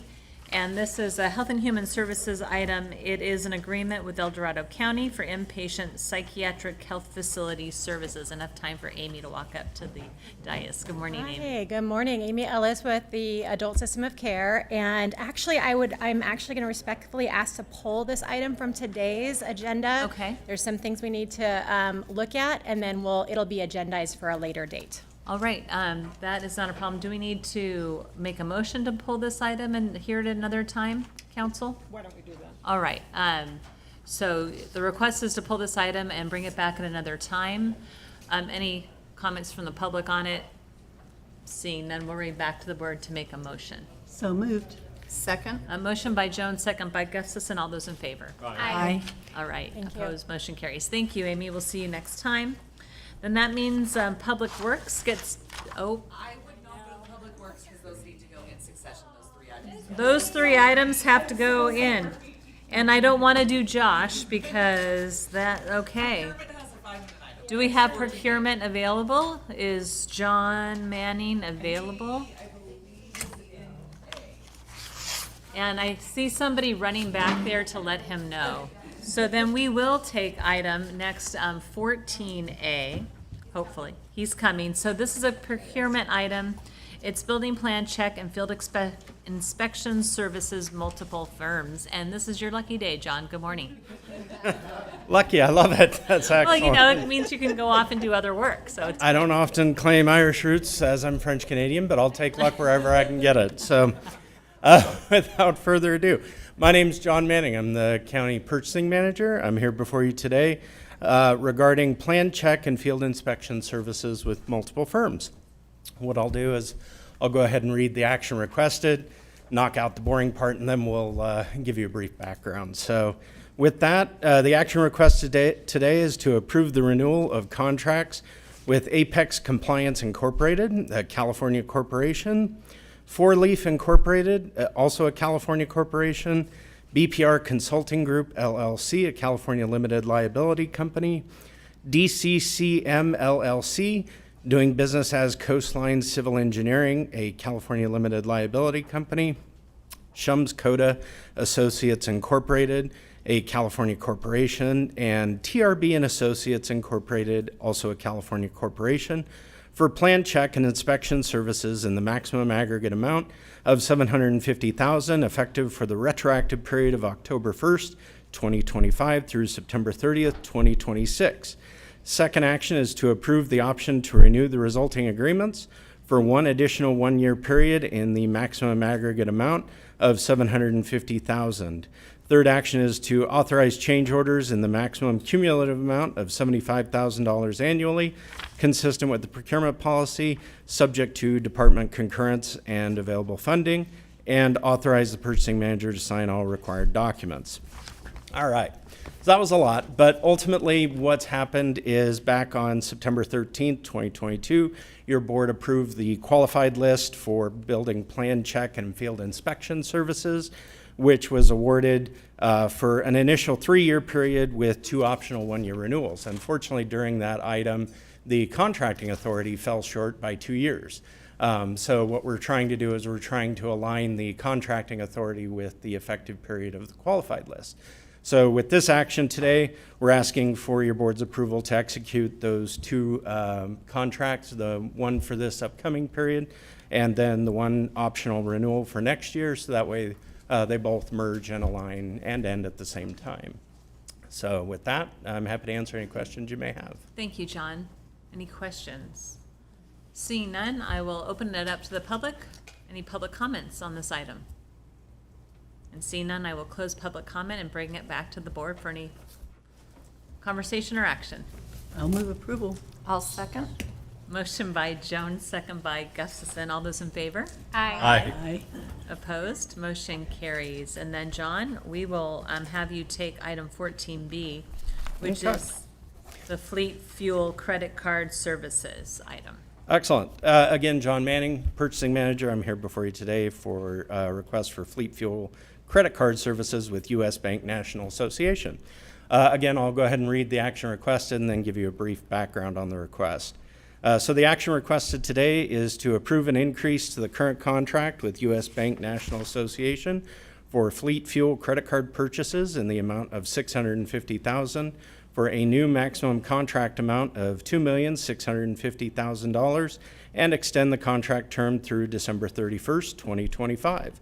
Second action item is to approve a contract with U.S. Bank National Association based on a competitively awarded Sourcewell Cooperative Contract number 030625-USB for fleet fuel credit card purchases as needed in the maximum amount of $2 million for the effective period of January 1st, 2026 through December 31st, 2026, which is referred to as the Sourcewell U.S. Bank contract. Third action is to approve the option to renew the Sourcewell U.S. Bank contract for additional 1-year terms that align with the term of the Sourcewell Cooperative Contract number 030625-USB in the maximum amount of $2 million annually. Fourth action is to authorize change orders for the current and requested Sourcewell U.S. Bank contracts, including renewals in the maximum cumulative amount of $100,000 annually, consistent with the Placer County procurement policy and contingent upon department concurrence and available funding. And the fifth action is to authorize the purchasing manager or designee to sign all required documents. Okay. That was a lot as well, so I apologize. But long story short, the Department of General Services, Fleet Services Division, and the Sheriff's Office both require a contract for fleet fuel card purchases. This is administered by each department independently, so they manage their own cards, they manage the program, and these cards are used when county staff and vehicles can't be refueled at a county fueling facility. The Sourcewell Cooperative Contract was competitively bid and awarded, so it satisfies the county's procurement policy competitive requirements as an exception to competition. And both departments have had a lot of success with this program historically. The new Sourcewell contract satisfies their requirements, so really this contract will allow the departments to continue their operations successfully with no disruption. The county departments don't pay anything until they make purchases, so it's not like the county's locked into these amounts. They're just basically ceiling amounts for the departments to pay their invoices against. So with that, I'm happy to answer any questions you might have. Thank you, John. I do have a question. One is, did you negotiate, I heard we had some higher rates. As a part of this, did you negotiate some lower rates? Was this the item? So no, this one, we didn't negotiate anything to the cooperative contract that we're utilizing for this particular contract. So we're basically accepting the terms and provisions of that cooperative contract to use. So yeah, as I recall, it's a percentage off of pump pricing, but without the specific details. But long story short, we didn't negotiate Okay, it. Yeah. thank you. And then we have a couple of county facilities where people can fuel up, right? Up at the government center, near Fleet Services. And where are there others? And I just want to remind people who utilize the vehicles that we use that we can fuel up at county locations that are a lot cheaper than going and paying the retail rate at a local gas station. So there's the government center one. Do we have another one? The Cabin Creek facility Up in is Tahoe. our other refueling station. So that's up in Truckee. They are positioned to kind of hit both ends of the county, but oftentimes county staff may be operating outside of those areas, and it might be unsafe to try and make it to that fueling facility. So these cards are really beneficial for those instances. Absolutely, absolutely. Super, thank you. Seeing Supervisor Jones? Yes, I wanted to add on to that because it says here that counties participating card lock fuel facilities located within Auburn, Rockland, Loomis, and the Roseville, Lincoln areas. Are there? So that's for this program, the card lock? Yeah, so there are fueling stations that accept this particular card as a payment mechanism. Okay, can we find out specifically where those locations are? Yeah, it is also available on their website. The departments typically offer that URL as a resource when they issue the cards to either the staff or the vehicle, depending on the program. Okay. So that resource is available to them. Great, thank you. You're welcome. Thank you. Let's open this item up to the public. Any public comment on this item? Seeing no public, I'll bring it back to the board for action. I'll move approval. I'll second. Motion by Landon, second by Jones. All those in favor? Aye. Opposed, motion carries. Thank you very much, John. And Thank we you. asked you enough questions to make it to our 10-10 timed item, which is our county clerk recorder. And that is item 2A, the County Register of Voters Contract Amendment. Good morning, Ryan. Good morning, Chair Gore, members of the board, Council Schwab, CEO Chatney, Clerk Wood. Good morning. Your second French Canadian presenting in front of you in a row. So I am Ryan Ronco, your Clerk Recorder Registrar of Voters. With me today is Lisa Kramer, your Assistant County Clerk, and Stephen I, your Assistant Recorder Registrar of Voters. I'm here to request the following. First, I request you approve an amendment to the contract with Dominion Voting Systems to extend the agreement for 6 years through February 28th, 2033, to purchase additional hardware in an amount of $465,066, to increase the annual licensing and warranty obligations by $51,756 for March 1st, 2026 to February 28th, 2027, and thereafter by 3% annually for a total remaining contract amount of $3,179,542, subject to risk management and county council concurrence. Secondly, I request you authorize the purchasing manager or designee to execute the amendment and any other amendments to the contract that do not increase the authority approved by the board, subject to risk management and county council concurrence. And thirdly, I request you approve a fiscal year 2025-26 budget amendment. That would be, let's see, number AM-01234 for clerk recorder elections in the amount of $51,756 with a corresponding cancellation of general fund general reserves. As you read in your background information, state law requires counties to use Secretary of State approved voting system for conducting elections. We entered into a contract with one of those state-approved firms, Dominion Voting Systems, in 2019, and that contract continues through February of 2027. We would like to extend that contract with Dominion through February 2033 due to the recent purchase of additional equipment and inclusion of warranty and maintenance. Okay, Dominion. Let's talk about Dominion. I understand that there are people who hear that vendor's name and think Dominion equals bad. First and foremost, many, if not most, of the people who decry Dominion don't dislike that company exclusively. They distrust all ballot counting vendors. If you gave them a choice, they would tell you that they would prefer to hand count every ballot. However, as I said earlier, state law requires counties use one of the 3 state-approved vendors. It's either Dominion or ES&S or Hart InterCivic for the purpose of quickly and accurately counting our ballots. Secondly, if we decided to move to another company, not only would that cost us around $4 to $5 million in new hardware and software, from that vendor to put into our vote centers and to run those central count operations. But we would also have to learn the new system. We'd have to train our poll workers on learning that new system, and we'd have to also, train the voters on learning that new system. What some voters who are concerned about ballot counting software don't know is that we hand count a small percentage of our ballots every election. It's part of the process to verify that the machines are programmed to count the ballots accurately. Hand counting takes much longer to complete, it's tedious, and it's prone to its own errors. I've worked with 3 different ballot counting systems in my 32 years of work in this field. Computers have been tabulating our ballots in all of those 32 years, and in those 32 years of counting ballots, I have yet to come across a hand count that did not verify the computer's count of ballots. And finally, I've been told a lot of things from well-meaning people about Dominion ballot counting machines, what they can do, what they are doing, what they will do, and that by using these machines, I must want fraud to occur in Placer County. However, I've learned from the best when it comes to keeping vendors at arm's length and holding them accountable.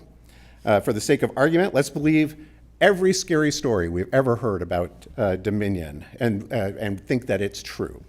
Here's a sample of what we do to inoculate ourselves from any potential meddling by Dominion in Placer County's elections. We don't use Dominion staff to create our ballots. That's done in-house with our election staff. We don't use Dominion staff to perform pre or post-election system testing. That's done in-house with our county IT, or our elections IT staff. We don't use Dominion staff to count official ballots. That's done in-house with elections IT staff. We don't use Dominion staff to check voter signatures, to log in valid ballots, or determine ballot eligibility. That's all done in-house with elections staff. We don't send ballot totals to the cloud. We host our own ballot counting servers in our secured elections computer room. The machines that count votes are not connected to the internet, so they can't be hacked by outside actors. Those servers are not managed by Dominion. We maintain our own servers and load our elections onto them with our own elections IT staff. Our facility is monitored by cameras 24/7, and those images are kept 22 months, just like all election material. The most sensitive areas of our facility are now live streamed during election time, so the public can view our ballot counting room, our vote by mail ballot sorting room, and our hardware secured storage room, so the public can log in 24/7 to see who might be working in those areas of our office at any time of day. And if you are an insomniac, I recommend it because it can be very boring, but it's there. Finally, all of Placer County's ballots, all of them, are on paper, so they're easily recountable. Finally, as always, what we do is a public process, so I invite anybody who might be hearing this presentation with concerns about election integrity to come down to our office. I'll take you on a tour, be happy to answer any questions you might have. And speaking of questions, my team and I stand ready to answer any questions you might have. Thank you, Ryan. Appreciate that update and the background as well. It's helpful. Supervisor Landon, a question? Thanks. No question, just a couple comments. Just want to say thank you to you and to your team for answering my questions ahead of time. I had you address them all in your presentation, and I just so appreciate the work that you all have done to do outreach in the community, to educate people. And yesterday I got to go through poll worker training for the first time, and I will say if anyone has any doubts, just go through that because they need volunteers anyway. So go volunteer, get trained, and just see the level of security measures that you have in place. It's just, to me, it gives me so much peace knowing that at least here in Placer County, we know things are being run really well, and your team has the utmost integrity. I never would doubt that, and just appreciate that about all of you. So thank you. That's right, because we have an election coming up on November 4th. Yeah, November 4th, that's right. Unexpected, so we need help. 28 days, not that anybody's counting. Right, But, well, but thank I know you. your As I team. said on your post when you posted that, I believe you might be the first sitting supervisor in Placer County that is going to serve as a poll worker. I know that schedules are busy. That's not shaming, by the way. Please, yeah, thank but, you. But Yeah, I thanks, believe that Monty. that's the first time. So anyway, so thank you. Thank you. Supervisor DiMattei? Thank you. Thanks, Ryan. Great presentation.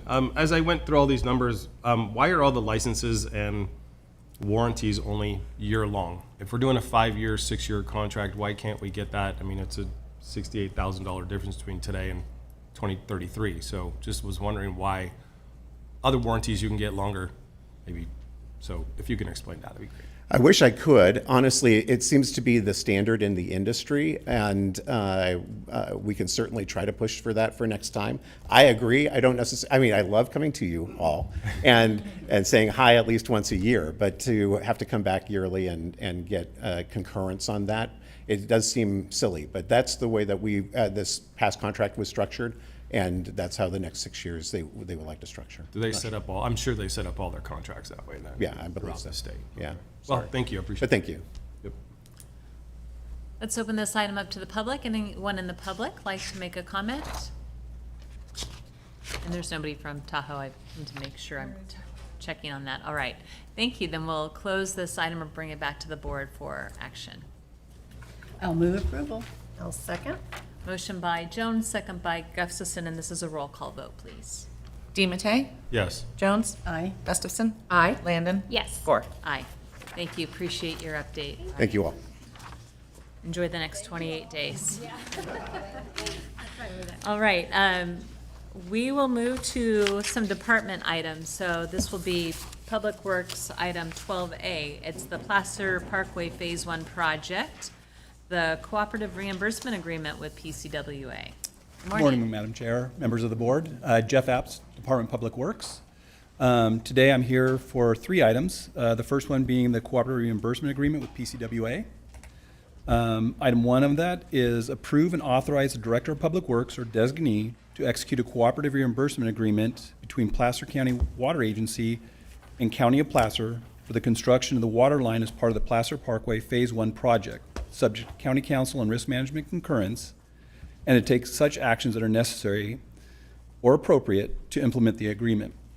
Item 2 is determine that the proposed action is consistent with the mitigated neg declaration for the Placer Parkway Phase 1 project approved by the board on September 1st, 2015, and on a separate and independent basis are also consistent with the final environmental impact report for the Sunset Area Plan, Placer Ranch Specific Plan, certified by the board on December 10th, 2019.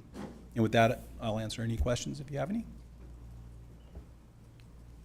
Questions from my colleagues? No? Let's open this item up to the public and bring it back to the board. And I'm just clarifying, so PCWA ultimately will pay for this? Yes. All right, just making sure. All right, any other questions? If not, we can take action. I'll move approval. I'll second. All right, motion by Jones, second by Landon. All those in favor? Aye. Opposed? Motion carries. Thank you. And next we have item 12B, which is the Placer Parkway Phase 1 project authorization to amend PG&E utility agreement.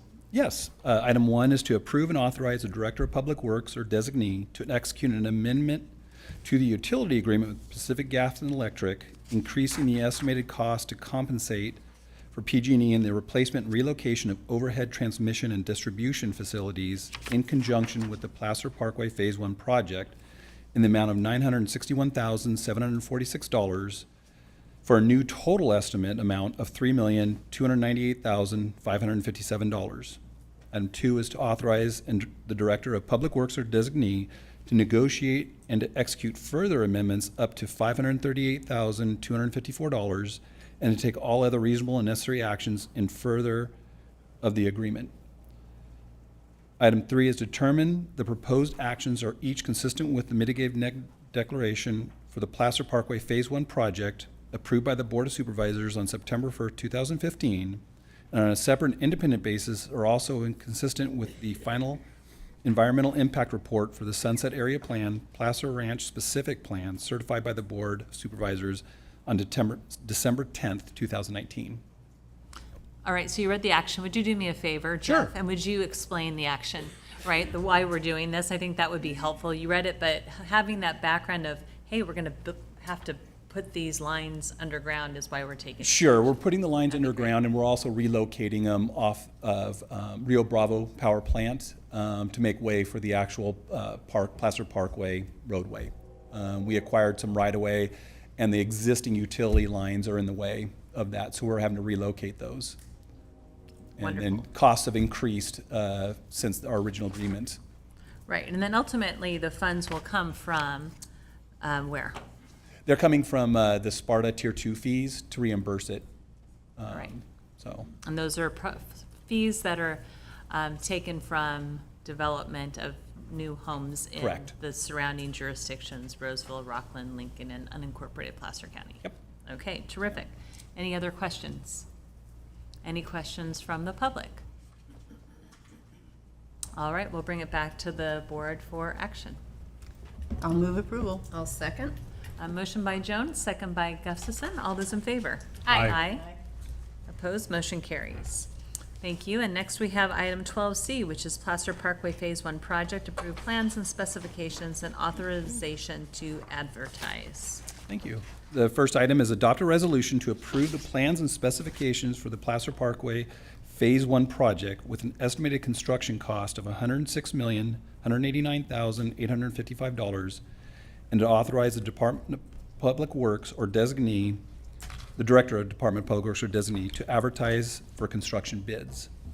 Item 2 is to determine the proposed action is consistent with the mitigated negative declaration for the Placer Parkway Phase 1 project approved by the Board of Supervisors on September 1st, 2015, and on a separate and independent basis is also consistent with the final environmental impact report for the Sunset Area Plan, Placer Ranch Specific Plan certified by the Board on December 10th, 2019.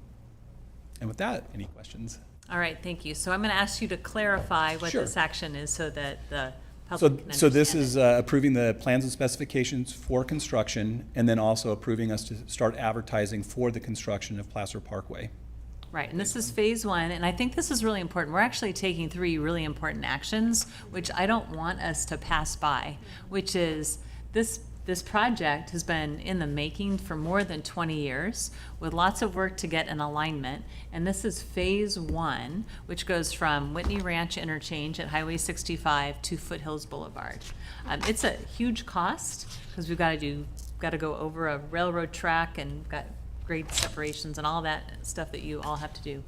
But this is super important for the economic development of West Placer County, the Sunset Industrial Area. And I first want to say thank you to the Public Works team for doing all of this work to get the right-of-ways, the additional land that's been needed, negotiating with those property owners, and working together to figure out how we're going to ultimately fund this very large amount, which is still in a work in progress, but we do have the Sparta fees, which Sparta 2 tier fees, which really does make a difference. So I just want to highlight that this is phenomenal, that we're finally at this place after years of envisioning Placer Parkway connecting from Highway 65 to Highway 99. It will take a lot longer, but hey, the first phase is almost on its way. All right, Supervisor Landon? Thank you. I'll echo what she said. Thank you so much to you and your team for all the work that you all have done to get it finally here, in CEO's office as well. And, you know, I think what Supervisor Gore said on the funding side of things, I think it's really important the public understand and know these are developer fees that have been going into this fund for a very long time. You know, I think there's always, the narrative that developers need to be doing more, and maybe they do, sometimes they don't. But this is one area where development has been paying in to help provide the costs for this. And then I think too, I know Tier 2 is mentioned in the staff report, and I think this will kind of lay the groundwork for a conversation in the future about Tier 2 deferrals and what kind of hard conversations we might need to have around that. So I think that's all. Thank you, Supervisor Landon. Supervisor DiMattei? Thank you. Thanks for that presentation. It says 106 million. Numbers before were 160 million. Is this just for phase one? Is the other $54 million? This is just for construction. Just for the So construction? the 160 is all soft costs, including the PCWA water line, which will be reimbursed for the actual costs of that. Right.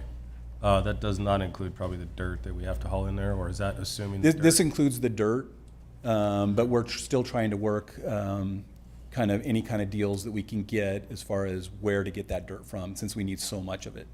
And I am currently trying to get as much Yeah. dirt as you And possibly can. that reminds, oh, I. Go ahead. No, you're done. That reminds me, I meant to mention this on my staff briefing. So the Western Placer Waste Management Authority is gonna have to dig a very, very big hole, and remove a lot of dirt. So I hope that you have some conversations with Scott Schultz about that, because there is dirt to be had in that area. All right, which we won't have to pay for, which we don't want to have to pay, and the WAPN doesn't want to have to pay to have it dug out. All right, no other questions? I will open this item up to the public for any public comment on this item. All right, then we'll close public comment and bring it back to the board for action. I'll move approval. I'll second. All right, motion by Jones, second by Landon. All those in favor? Aye. Aye. Opposed? Motion carries. Thank you very much. Appreciate it.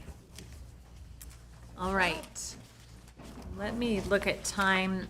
Carrie, I don't want to take, or not Carrie, Josh, I don't want to take you just yet, but I think we've got HR, which I'm looking for that item, which is item 15A, which is an update to the uncodified schedule of classifications and compensation ordinance.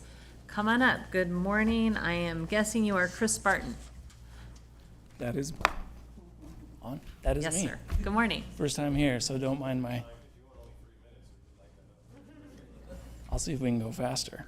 So, this matter is an item your board previously adopted, and this ordinance corrects a typographical error of salary schedule range A, grade 450, step 4, from $73.19 to $73.98. There is no fiscal impact with this typographical error correction, and happy to answer any questions you may have about this. Thank you. Karen, did you want to say something? Just have you read the requested action into the record, Oh, yes. please? This is to introduce an uncodified ordinance, waive oral reading, amending the schedule of classifications and compensation ordinance to correct range A, grade 450, step 4. All right, thank you. I will, seeing no questions, open it up to the public for public comment. And seeing none, bring it back to the board for action. I'll move approval. All right, motion by Landon, second by, no, excuse me, Jones, DiMattei. All those in favor? Aye. Aye. Opposed? Motion carries. Thank you, Chris. Thank you. So our next item is at 10:40. So I'm going to do this. I'm going to give us a 7-minute break, and we'll be back at 10:40 for our next item. Thank you.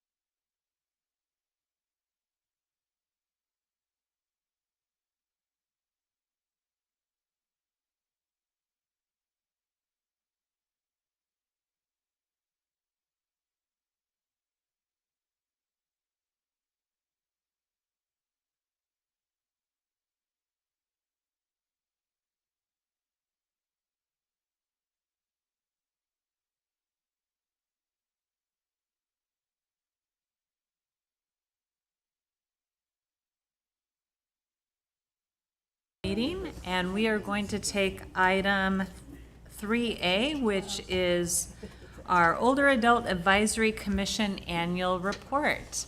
Good morning, gentlemen, and maybe some ladies too. Good morning, gentlemen and ladies.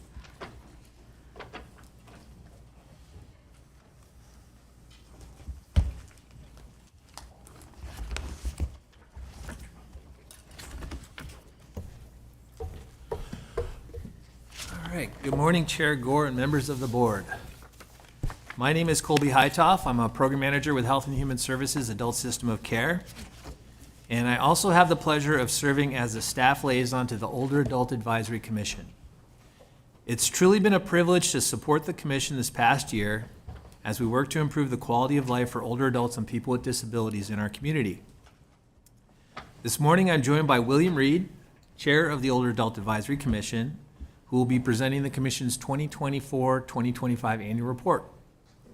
William is a retired industrial psychologist and has been a member of the Commission for more than 21 years. He brings an incredible depth of experience and devotion to his role, not just here, but across a number of organizations, where he continues to advocate for older adults, people with disabilities, and caregivers. In addition to chairing the commission, William serves as Secretary-Treasurer for the United Domestic Workers of America. He's a governing board member with Agency on Aging Area 4. He's co-chair of the In-Home Supportive Services Advisory Committee and president of the Sacramento Central Labor Council.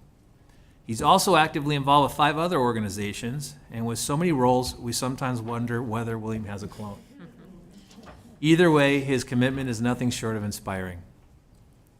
I've had the opportunity to work with William on several committees over the past 8 years, and I can say without hesitation that he's one of the most devoted and dedicated and compassionate advocates I've ever worked with. And with that, I'll turn it over to William to present the Commission's annual report. Thank you, Colby. Good morning. Good morning. My name is William Reed. Let's make sure that's on. Is that button pushed? Perfect. Thank you. Good morning. Honorable members of the Board of Supervisors, my name is William Reed. I'm chairperson of the Older Adult Advisory Commission.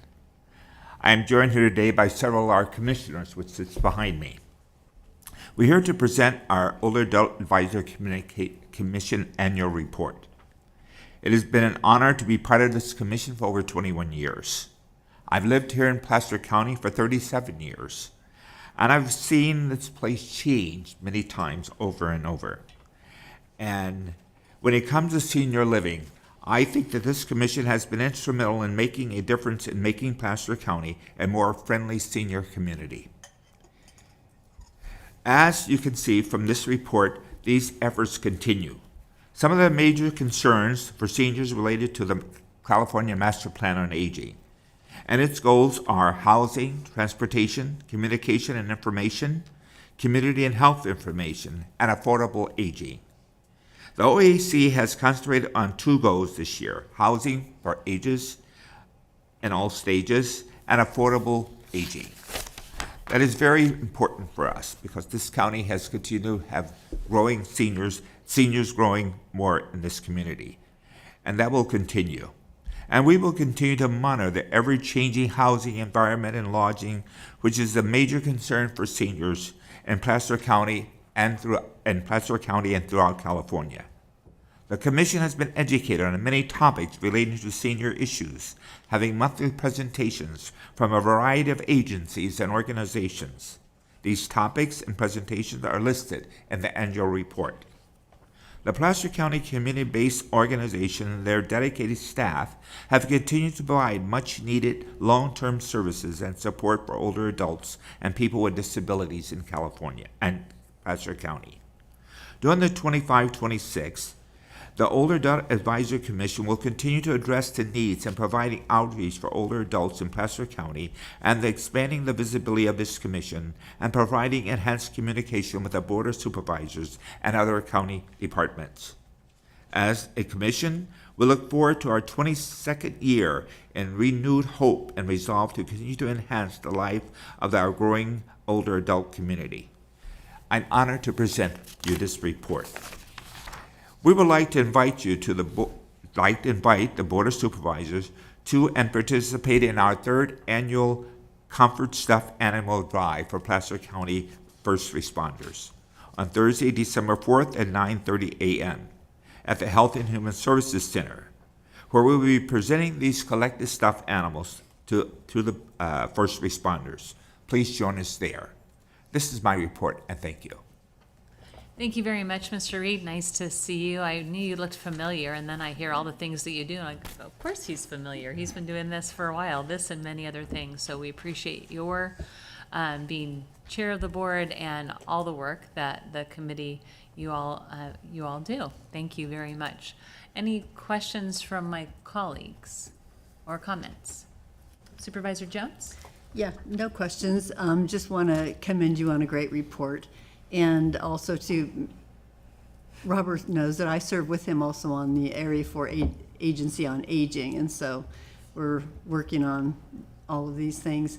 But thank you for being there, being a member, board member. You and Carl Burton are long-standing, long-term members. And do what we can. We do what we can, and I appreciate all of you, and especially my commissioner, because she's very active in the community. The stuffed animal drive is her baby, and as you can see from the pictures, it doesn't really depict how many stuffed animals, but we had so many. We had double tables, both. I think we had 6 tables stacked there. It was amazing, and all the first responders were very excited. Took off bags and bags of animals to give to children when they respond in those emergency situations. But everything you guys do is wonderful. Excellent. Thank you so much. Thank you, Supervisor Jones. Supervisor Landon? Thanks. First of all, thank you so much for coming to give us a report today, and thank you to all of you who serve on the commission. I know getting volunteers to take time out of their busy schedules is really hard, especially nowadays, so for you to take time out of your day for really a cause that's so important just does not go unnoticed. So thank you for that. I do have one question. If folks have a concern or they see an area of need for senior citizens, is this the venue? Would they come to your commission to say, hey, we see this need in the community? And then kind of what would the steps be to move something forward? Yes, we would like, but we serve as an advisory commission, and so to the Board of Supervisors, of course. But we invite the public to come to our meetings and to tell us their concerns, to offer suggestions or recommendations. So that would be the first stop. And then, of course, Kobe, our liaison, he will take action from there. Yeah, in each meeting we have public comment, and folks are encouraged to join. We have, I think, 3 or 4 available seats left, so we could use some more people. Great, thank you. And a follow-up, when are your meetings? The meetings are every month, third Tuesday of the month. Third Tuesday of the month. Third Tuesday of the month Yeah. at what time? 1 o'clock. 1 o'clock. In about an hour and a half. Okay, and you are looking for additional members to We have some seats participate? open, yes. Okay, that is really helpful to know, and maybe we can get that information out as well. Sorry, And we one do more have question. those meetings throughout the county. We meet here in Auburn as well as in Roseville. Great, okay. And Supervisor Landon, you had Thanks. another question? Sorry, one more follow-up after you said that. Do you have to have any certain qualifications in order to serve on this commission, or just care about senior citizens? Being a good citizen, our committee is very diverse. We have people from all sections. We have, older adults predominantly, but we do have younger adults as well. We invite all our participants to have an interest in older adult issues and senior issues, as well as people with disabilities. Okay, great, thank you. And Supervisor DiMattei? Thanks for the report. Since I can't make it, I do sit on that commission since they are at the same time as our board meetings, and I kind of have to be here since that. So, but thank you for that, and it's an honor to serve with you guys and still be able to do what I can do behind the scenes, and unfortunately not show up. So, thank you for that. All right, I do want to open this item up to the public for any public comment.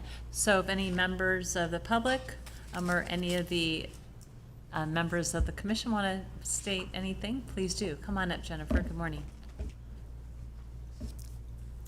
I just had a quick question. With all the talk we have about affordable housing and how large majority of our residents are senior citizens, do you guys do anything with the state to try to change the local law right now, where we have to have so many designated low-income housing to reflect it, so we can designate some for senior citizens, so it's not just a blanket low-income housing. So I was just curious if you guys are doing anything politically in that arena to help secure housing in that way. Thank you. Thank you. Well, the Older Adult Advisory Commission primarily advises the Board of Supervisors and Health and Human Services agencies, so we don't directly reach out to the state, but would advise the board on areas of senior housing and things like that. Okay, thank you. Thank you. Anyone else in the public like to make a public comment? And no one online. All right. Thank you. Appreciate that. And we'll bring it back. Just one more comment. We have legislative representatives, though, for housing, or we used to. Used to be Dave Wiltsey. Does Dave still lobby for housing? Yes, he does, but he served as an advisor on the area for an agencies with housing. Okay, okay. Well, I'll have to do my best to bring that forward and talk about it more. Thank you. Thank you. All right. We'll see no other comments. Thank you very much for the presentation and all your hard work. We appreciate you being here this morning.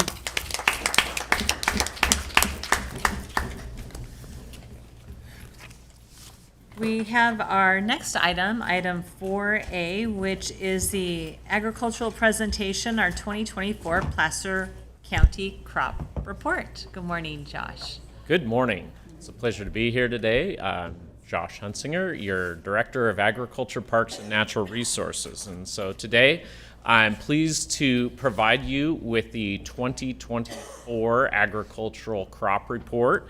And this is an annual report that's prepared in compliance and in response to California Food and Ag Code Section 2279, which mandates that each county agricultural commissioner in the state prepare such a report and submit it to the Secretary of Food and Agriculture. But of course, I send it to my Board of Supervisors first before I do that later this afternoon. So just jumping into it, the big highlight for this year and the kind of the headline leading story for our crop report for 2024 is that it is our highest ever recorded gross value of agricultural crops. And of course, the disclaimer we give at the beginning of every crop report presentation is that this has absolutely nothing to do with the profitability of agriculture. It is only the gross value of the raw agricultural commodities as they leave the farm. So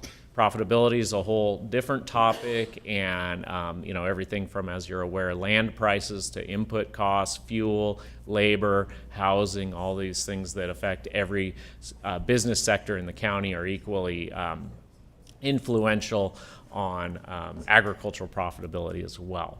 But that having been said, our previous record was set at about $101 million in 2021, and then we saw a little dip back into the kind of $89, $90 million range for the last several years. And then we jumped up by about $20 million from 2023 to 2024. So that was quite an increase. We have some, each crop category has a story to tell, but I will say that each of these cattle, almonds, walnuts, poultry, and rice, which were our top 5 for 2024, are all kind of national commodities and international commodities that are influenced by both national and global dynamics. So each one of these has a story to tell. Cattle prices are at record highs right now. The overall cattle herd, the national cattle herd, so the number of total beef cattle in the United States of America is at a low point right now. So it's a supply and demand issue where supplies are really low, and so demand still remains high, and so therefore prices have really shown a lot of strength lately. Placer County's cattle herd is not appreciably smaller or changed from previous years, as we don't have more cattle necessarily, but the price has been really strong. Almonds and walnuts have been suffering kind of a post-COVID. There was a combination of a lot of acres coming online, coupled with kind of a glut. Some of the shipping challenges that occurred during COVID resulted in a lot of our nut crop sitting in port, waiting to kind of flush out of the marketplace. And so that combination again of oversupply and several reasons for oversupply had kind of suppressed nut prices over the last several years. That is starting to ease, and so nut prices were both back up, and I hope that trend will continue as we've had a real increase in plantings of almonds and walnuts over the last decade or so, and so I think they will hopefully continue to stay strong. Poultry is another kind of national dynamic and international dynamic where there's a high-path avian influenza, a highly pathogenic avian influenza issue kind of nationwide, where again the poultry flocks nationwide have been decimated by it. Placer County producers fortunately have not been impacted, and so they have been able to ramp up their production and really take advantage again of high prices based on supply and demand there. And so I think this is the second year where poultry's been in our top 5. There was, just for people like me that love history, back in the 1980s, turkey production was actually our #1 commodity for quite some time in Placer County, and then it kind of waned, and so it's kind of fun to have poultry back in our top 5. And then rice dropped from #1 to #5, barely in the top 5. Just again, rice prices have taken a hit the last couple years, and so we saw the fewest number of acres of planted rice in the county we've had in quite some time, coupled with low prices. So it basically dropped by half compared to the previous year's rice crop. So just to go through some of the highlights by category, fruit crops, and this is the top 2 in the fruit crop category are wine grapes and mandarins.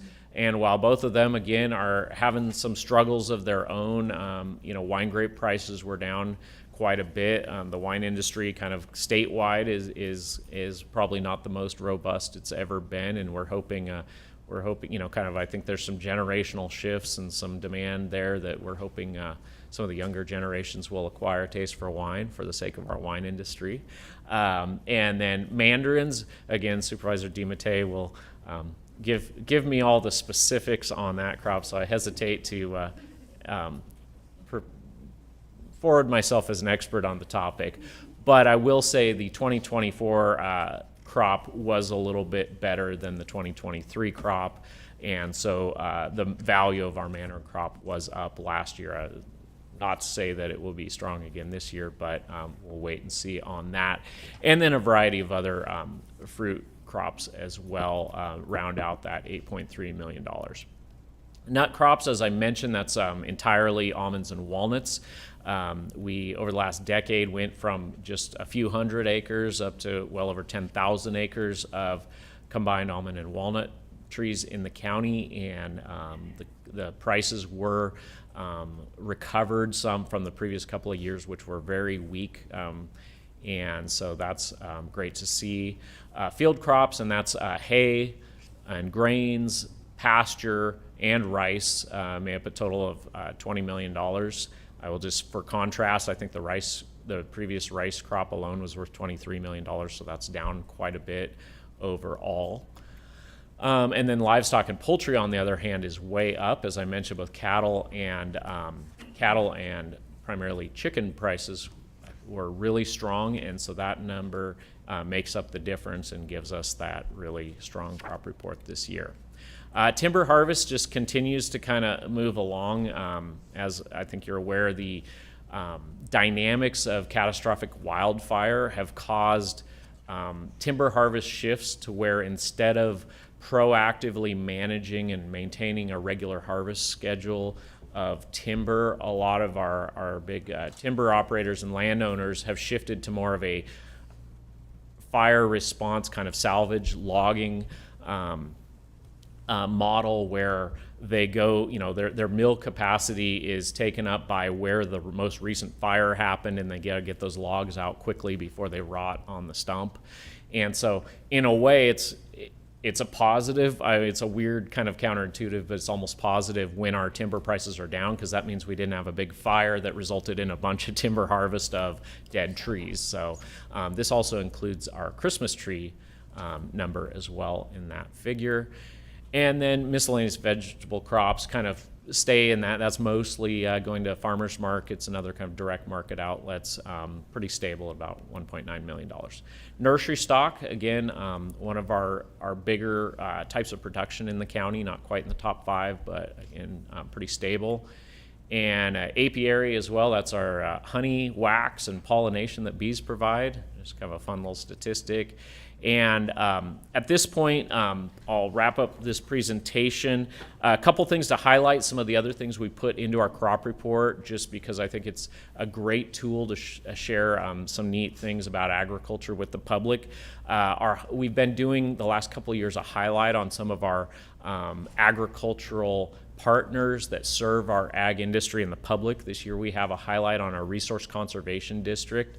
At the recent Auburn community dinner, we gave the Friend of Agriculture Award to Brian Pimentel, who is one of the RCD staff who serves the agricultural community. And I thought that was well deserved. The Resource Conservation District has been providing millions of dollars into Placer County in a cost share fashion with connecting landowners, rural landowners, with grant funds to help with everything from soil health to fencing to irrigation design and efficiency, pasture improvement, pollinator habitat, all kinds of great things. So that it's just a tremendous kind of best kept secret in our agricultural industry. So I'm really happy to highlight the great work of the Resource Conservation District. We also showcase some of the other great things the Agriculture Department does in Placer County, including our pest prevention efforts, weights and measures statistics, noxious weed eradication efforts, and throw in a little county agricultural history as well. So we have a lot of fun with that. And I would also like to thank some of my staff. I am far from an artist, if you know me well, but I have some artists that work with me, primarily my administrative technician, Marie Malloy, who is very shy and doesn't want to be here. But she is the artist behind putting together the crop report. Tammy Lindstrom, my executive assistant as well, and Chief Agricultural Commissioner Kat Herder, as well as my Deputy Agricultural Commissioner Daryl Matani. Doc Solutions helps with the production of this tremendously, as well as our Public Information Office as well. So it's a team effort to get this report done. I really appreciate all their efforts. And I will leave you with mentioning that this Sunday is our annual Farm and Barn Tour. So you can find lots of information on the Placer Grown website about all the great farms and ranches that are participating in that and opening up for the day to the public to showcase what makes Placer County agriculture special. So with that, I will conclude my presentation. Thank you very much, Josh. Appreciate that. Terrific work. Supervisor Landon, question? Thanks. First, I'm glad you mentioned the arch history, because I just thought it was the most adorable slideshow I've ever seen, and the one with the bees was just really cute. So great job to the folks who have those skills, because I don't have them. But I did also, first, thank you for the crop report. I always eagerly anticipate. I can't wait to see when it comes out. So it just really is beautiful, and we love to give it out to community members at meetings that we hold, just because I think so many people don't even realize how much is going on in agriculture in our county. So really appreciate the work you and your team do. And then I wanted to give a shout out to Andrew Justice Fritz, also over at RCD. He is working on a webinar for RCDs across the country to be able to do education around mental health with farmers. And I think kind of an unknown stat is that farmers have triple the suicide rate of the national average, and that is just such a tragedy. And so the work that Andrew's doing to bring this forward to RCDs all around the country, to be able to kind of educate those who are going out onto farms and talking to farmers, like how do you connect with them and help them to feel like they can ask for help, because there's just so much stigma, around that. So I wanted to give him a shout out on that. But thank you so much for your presentation. Thank you. Thank you. Supervisor DiMatteo, but yes. No, go ahead. Was there something? No, you're up. I saw you about to push your button. Thank you. Appreciate that. Thanks for the report. As Josh said, that this is, the report only reflects the crop itself at $111 million. What it doesn't reflect, like he said, is probably the added value products it brings to our community. There's probably another $100 million worth of revenue and services that have come to Placer County, so probably double that And one other question, which I know the answer, just going to bring it to the public, is rice production is down, acreages are down. How much of that has turned into nut crops and taken out of rice production? Yeah, that's a great question. I think that was our initial kind of assumption, is that there was a direct one-to-one conversion of rice acres into nut tree acres when that kind of first, when the plantings of nut trees first really started accelerating. And, I think over time we realized we'd lost some acreage of rice to nut trees, but a lot of it went into either pasture ground or fallow ground. And so that's not the primary reason that rice acreage is down. I would say, as I think we realized recently, I'm the longest serving department head in the county, so I'm the old guy somehow. How did that happen? I don't know. I just hung around for a long time. You still look young. You've put up with me for a long time.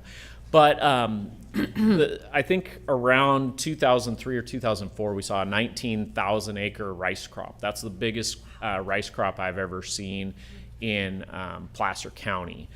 For a long time, we averaged about 15,000 acres of rice.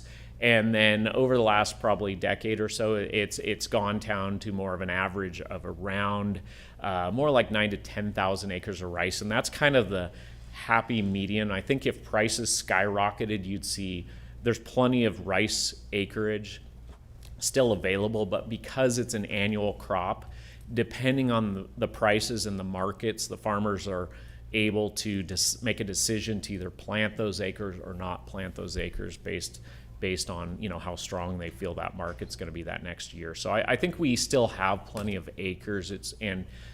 They still have water, they still have the land. It's just a matter of kind of playing the market a little bit and deciding if it's going to be profitable to plant rice that year. Great, thank you. You also mentioned the Farm and Barn Tour.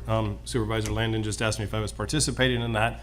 Normally I don't, because I don't have any crops to put out there, and I don't think people just want to come and look at my barn that's probably not ready for harvest yet. It's a farm and barn tour. It's true, it is a farm and barn tour. We did kind of stop it a long time ago just because we had an invasive pest, so we kind of put that to the halt because we didn't want to have people touring, and we didn't know where they were going to come in with the pest. It was there at the time. But also just to let the public know that persimmons are actually coming in this week as well. They're really probably about 3 to 4 weeks early. Same with pomegranates as well. So if you do travel on the Farm and Barn Tour, there may be some products out there. I know that I just tested them yesterday and we'll be harvesting on Friday. So just to let you know. Yep. That's my crop report. That's wonderful. Appreciate that. Supervisor Gustafson? I always ask this every year, Josh. Thank you for the report, and it's great, and I always love the layout and the info. 2025, what are you thinking? What do you see? Because at RCRC, we did hear from a couple of ranchers, farmers that were concerned because of the tariffs and things that were occurring that were closing out markets to them. Yeah.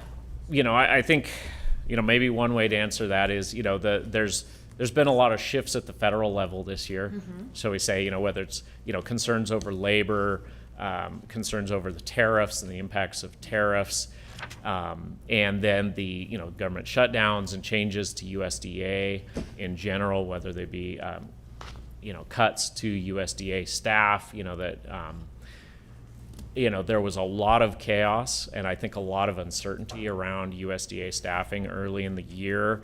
Our Natural Resources Conservation Service, NRCS, I think was put in a really tough position earlier in the year just with kind of not knowing their fate. I think, cooler heads prevailed and kind of they backed off some of the impacts to NRCS, which does have an office here in Auburn right across the street that serves the farmers and ranchers and the public here in Placer County.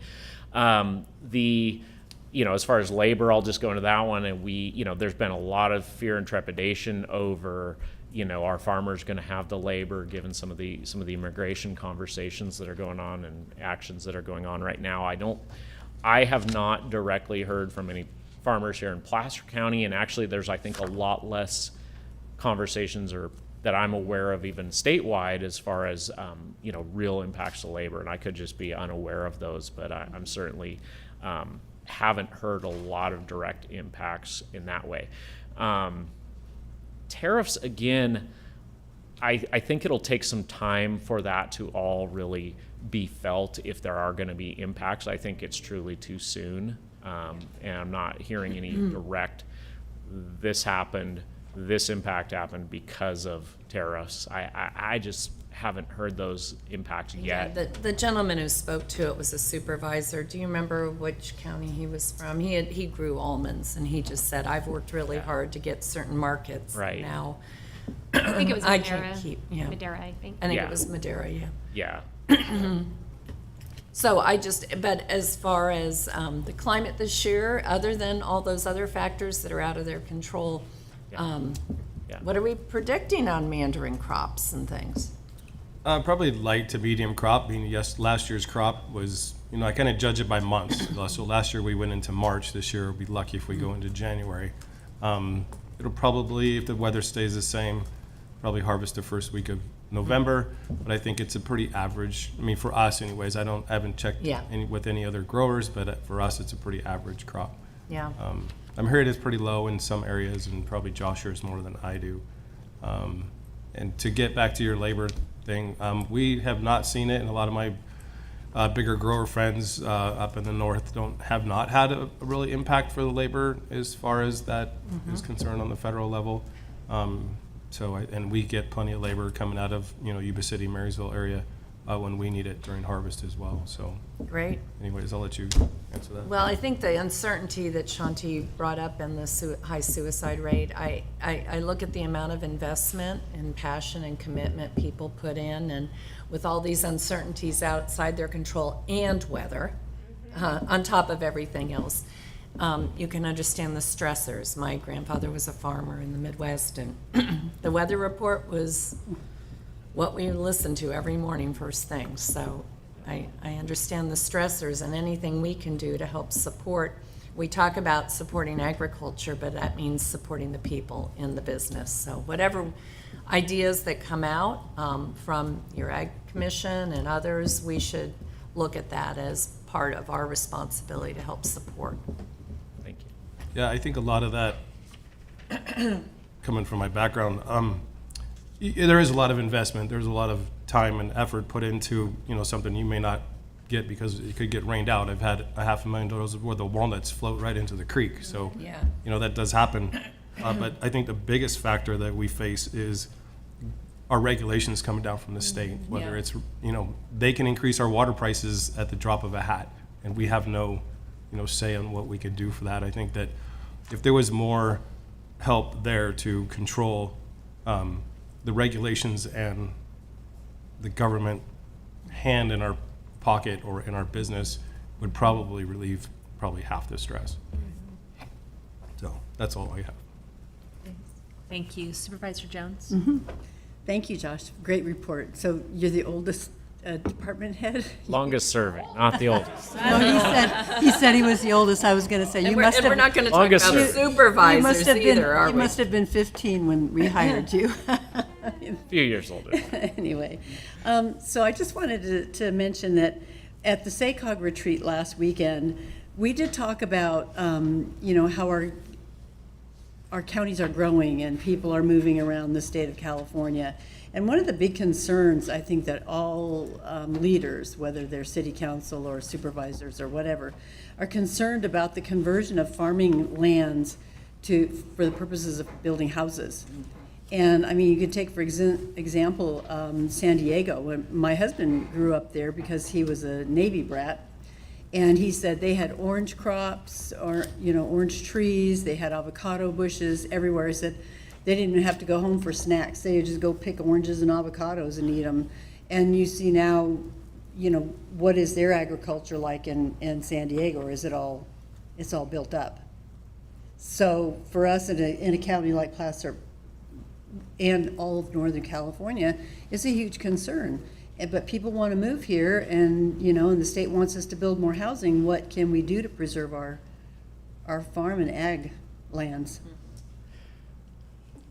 Well, I would take this opportunity to really, compliment the Board of Supervisors and the visionary 1994 general plan that the board adopted, which recognized that we are going to have significant growth in this county, but along with that significant growth, take proactive and aggressive measures to preserve agriculture. And that's the outgrowths of the Placer Grow and Ag Marketing Program, the Placer Legacy Agriculture and Open Space Preservation Program, and the PCCP. Those are all outgrowths that, the Placer County Board of Supervisors saw fit to put in place to balance out growth with preservation of open space and agricultural land. And, with the pending, general plan update and the plan for agriculture that will accompany that, that is exactly what we will be, updating and putting a finer point on over the next several years.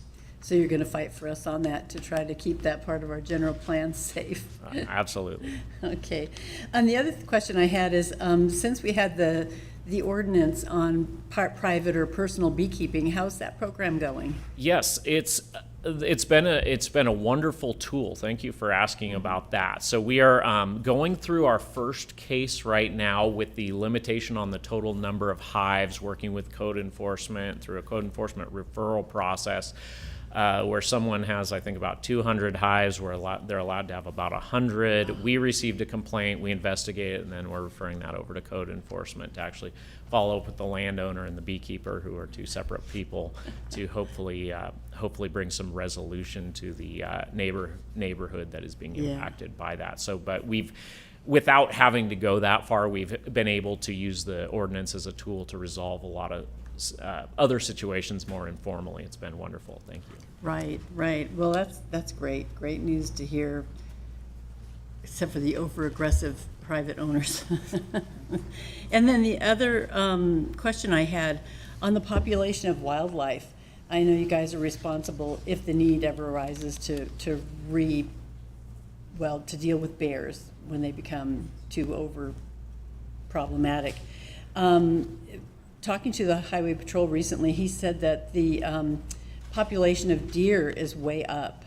And I noticed that there's also been a lot of sightings of mountain lions. So, it's all got to be relative. Mountain lions are coming down to look for deer if they're more populated. And so I'm just wondering, how does all that work fit into your job and your responsibilities? Yeah, so I'll try to keep it short because I know we're running over time here. That's a whole nother conversation we could have. But in short, my department, the Agriculture Division, employs 3 wildlife services staff whose mission is to help alleviate human-wildlife conflict for a variety of techniques, whether it's helping landowners or homeowners or farmers or ranchers kind of modify their environment, improve fencing, improve exclusion, remove food sources, or in some cases also do some lethal control of wildlife in cooperation and conjunction with the Department of Fish and Wildlife, the State Department of Fish and Wildlife.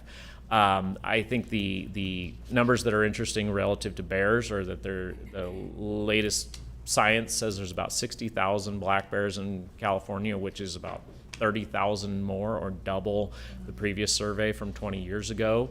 And coupled with that, they prohibited the use of hounds for hunting bears about, a decade or so ago. And so the bears have kind of moved down in elevation because they're not routinely getting chased by the houndsmen anymore.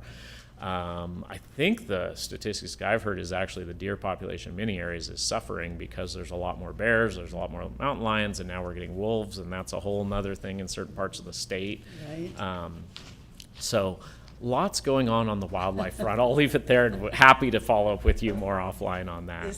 So I guess my last question would be is, what about the endangered wolves that are increasing in numbers and traveling in packs and destroying livestock and people's livelihoods? Yeah, so wolves have been returning to California for a little over a decade now. Mm-hmm. And through that, there have been a number of wolf packs that have established in California.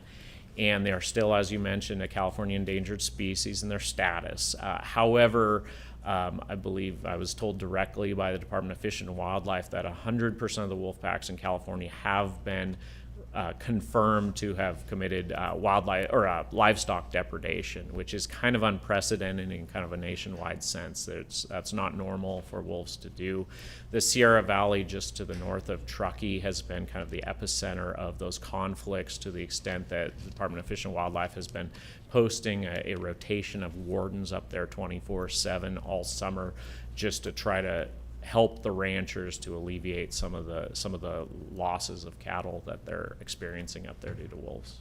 Do you know if they're going to change the status of those endangered? They're saying that their populations have doubled and grown quite a bit. There is a statewide wolf plan with 3 phases to it based on the number of wolves in the state, and so we just recently moved into phase 2 of that plan, which allows what they call injurious hazing, which is basically things that provide, it's not lethal control, but it provides kind of things that would cause discomfort to the wolves. So like, the game wardens could use like beanbag rounds out of a shotgun or something like that to, or they can use noise makers and different lights and sirens and all kinds of different stuff to chase the wolves off, basically, which they couldn't even do in the phase 1 of the plan. Phase 3 is yet to be achieved, and that will allow and open up some more options, but that's at some point in the future. Yeah, that's one of the big concerns for farmers and stuff. I hope they're able to do something about that.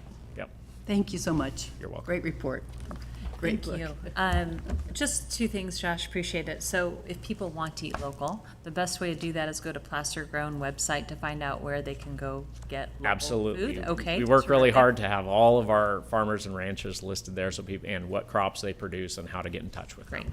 And then my last question, great report, and in the middle, there is a picture from a while back, which looks like a roulette table with crates of fruit in the middle. So do you happen to know what that's from? Because that's absolutely beautiful. I looked at it and I went, what is that? Oh, it's crates of fruit, and it looks like a roulette table. I believe, Idea? I believe that was a display at, I don't know if it was the World's Fair or some sort of, there was, back in the late 1800s, we have some pictures from okay, yeah, so our county museums provided that photo, and I believe there was a large, State Fair or World's Fair, I can't remember off the top of my head, but it was some display where Placer County citrus was In late 1800s. Right. Okay. Yeah. Terrific. It was beautiful photo. So. Yeah, thank you. Thank you. I'm going to open up this just public comment. Any comments on this item? So much for your short report. I know. Nice try, Josh. I Yeah. guess we find it interesting. All right, we will close public comment. No, did you want to come up? You know I do. Ag is my thing. And I just would comment, I unfortunately wasn't, Laura Bullard, I unfortunately Laura. wasn't here for the very beginning or whatever of this. I had to go to the 4-H office. But I do want to say that, we need to encourage or whatever agriculture, and it can be done on small lots of land, okay? So 1 acre is enough to more than grow enough to be able to do a farmer's market for seasonal, types of things or whatever. But to encourage our kids to be able to learn this, I used to joke with my students. I said, if you guys didn't have grocery stores, you'd all die. And then all of a sudden COVID hit and they suddenly realized it was true and they went, crap. Because they don't know how to grow things. They don't know how, they think milk comes from the store. I'm like, no, dudes, this is what you got to do. The more that we can encourage that, and again, we need to preserve these areas within the county or whatever that have been zoned or whatever to be able to have even small lots like an acre or whatever, because that's more than enough to be able to do farmers markets and that for a seasonal crop. I have good friends who run several farmers markets and there's a lot of the people who are the vendors there on the seasonal ones that have small acreage or whatever. So the more that we can encourage that, the better. Thank you. Thank you, Laura, and I asked Josh to make sure you get a copy of the report. You've got some back there. All right, thank you. All right, appreciate that and appreciate the report. So instead of us taking the 11:20 item, we're going to take your item next, Josh, which is the last item of department. It is the, I think it's timber department.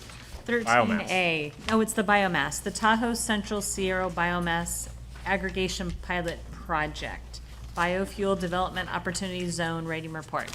So we're gonna do that, sorry for the other folks, because we wanna make sure you finish this and then you can get about your day. Appreciate it. Yeah, thank you. Still good morning. Again, Josh Hunsinger, Director of Agriculture, Parks, and Natural Resources. I am pinch hitting a little bit for Carrie Timmer, our Regional Forest Health Coordinator, who had a family emergency today and could not be here, so bear with me. As was mentioned, this is a presentation about the study, the feasibility study that has been completed recently to encourage biomass investment in Placer County. So I'm just going to go through some notes here. But in short, we have our Regional Forest Health Program that you're all, I believe, very aware of, which seeks to protect our communities from catastrophic and our infrastructure from catastrophic wildfire. These forest health treatments, which are our primary focus, have a major component of removing forest biomass and reducing that forest biomass in order to achieve a more resilient landscape. However, one of the biggest bottlenecks or challenges or obstacles to that progress is that we don't have sufficient facilities to which are economically feasible to take that biomass out of the woods and do something with it. And so the alternative is often pile burning out in the woods, which has significant air quality impacts to it, as well as fire risks and things like that in and of itself. So let me jump into this presentation. I'll try to be brief, and then we'll turn it over to our consultant who has completed the study in order to give more detail on it. So today's item shares the results of the Biofuel Development Opportunity Zone, or BDOZ, which I'm going to refer to it as, rating report for Placer County prepared by Ecostat USA Incorporated. The report evaluates our county's readiness for biomass utilization and assigns an investment style risk rating, similar to a credit risk rating in the financial sector that we can use to recruit bio-based businesses. The benefit of such a rating is that we've done much of the reconnaissance work and answered many of the questions that would be asked by a technology or facility developer about the benefits and relative risks of siting a biomass facility in Placer County. Information and its associated risk ratings can be used in conjunction with our Office of Economic Development and regionally in combination with the similar and parallel efforts that have also been completed for El Dorado and Nevada County. So they were our partners in doing this kind of in conjunction with, to attract investment in our region and provide more opportunities for disposal of excess biomass material generated by our collective wildfire resilience work. Forest health, wildfire risk reduction, and biomass utilization continue to be top county priorities, and this tool hopes to help support these priorities by attracting private investment and private sector biomass utilization projects to our region. The BDOZ rating supports long-term feedstock contracting, which the state has identified as a major barrier to wood utilization. So these facilities, as we're aware with our Cabin Creek project that is moving forward, and Jared Deck from Public Works is here in case there's any questions on that. We're aware that these are multi-million-dollar facilities, and so one of the big things that this includes that we'll talk about is a feedstock study to say, hey, if someone was to invest those millions of dollars and build a facility here in Placer County, will they have adequate feedstock to bring into this facility to keep it running for years to come, so that someone knows that they will be able to get that return on investment. So having more options for biomass utilization means more cost-effective disposal of otherwise unusable material from defensible space and forest restoration work. So at this point, the actions, and I'll turn it over to EcoStrat in just a minute, but the actions which we are requesting you to consider today would be to receive the presentation from staff and EcoStrat Inc. on the Biofuel Development Opportunity Zone Rating Report created for Placer County, direct Regional Forest Health staff to utilize the Biofuel Development Opportunity Zone Rating Report in coordination with the Office of Economic Development to attract additional biomass investment as part of the three-county Tahoe Central Sierra Biomass Aggregation Pilot Project. And lastly, to determine that the proposed actions are not projects pursuant to CEQA Guidelines Section 15378.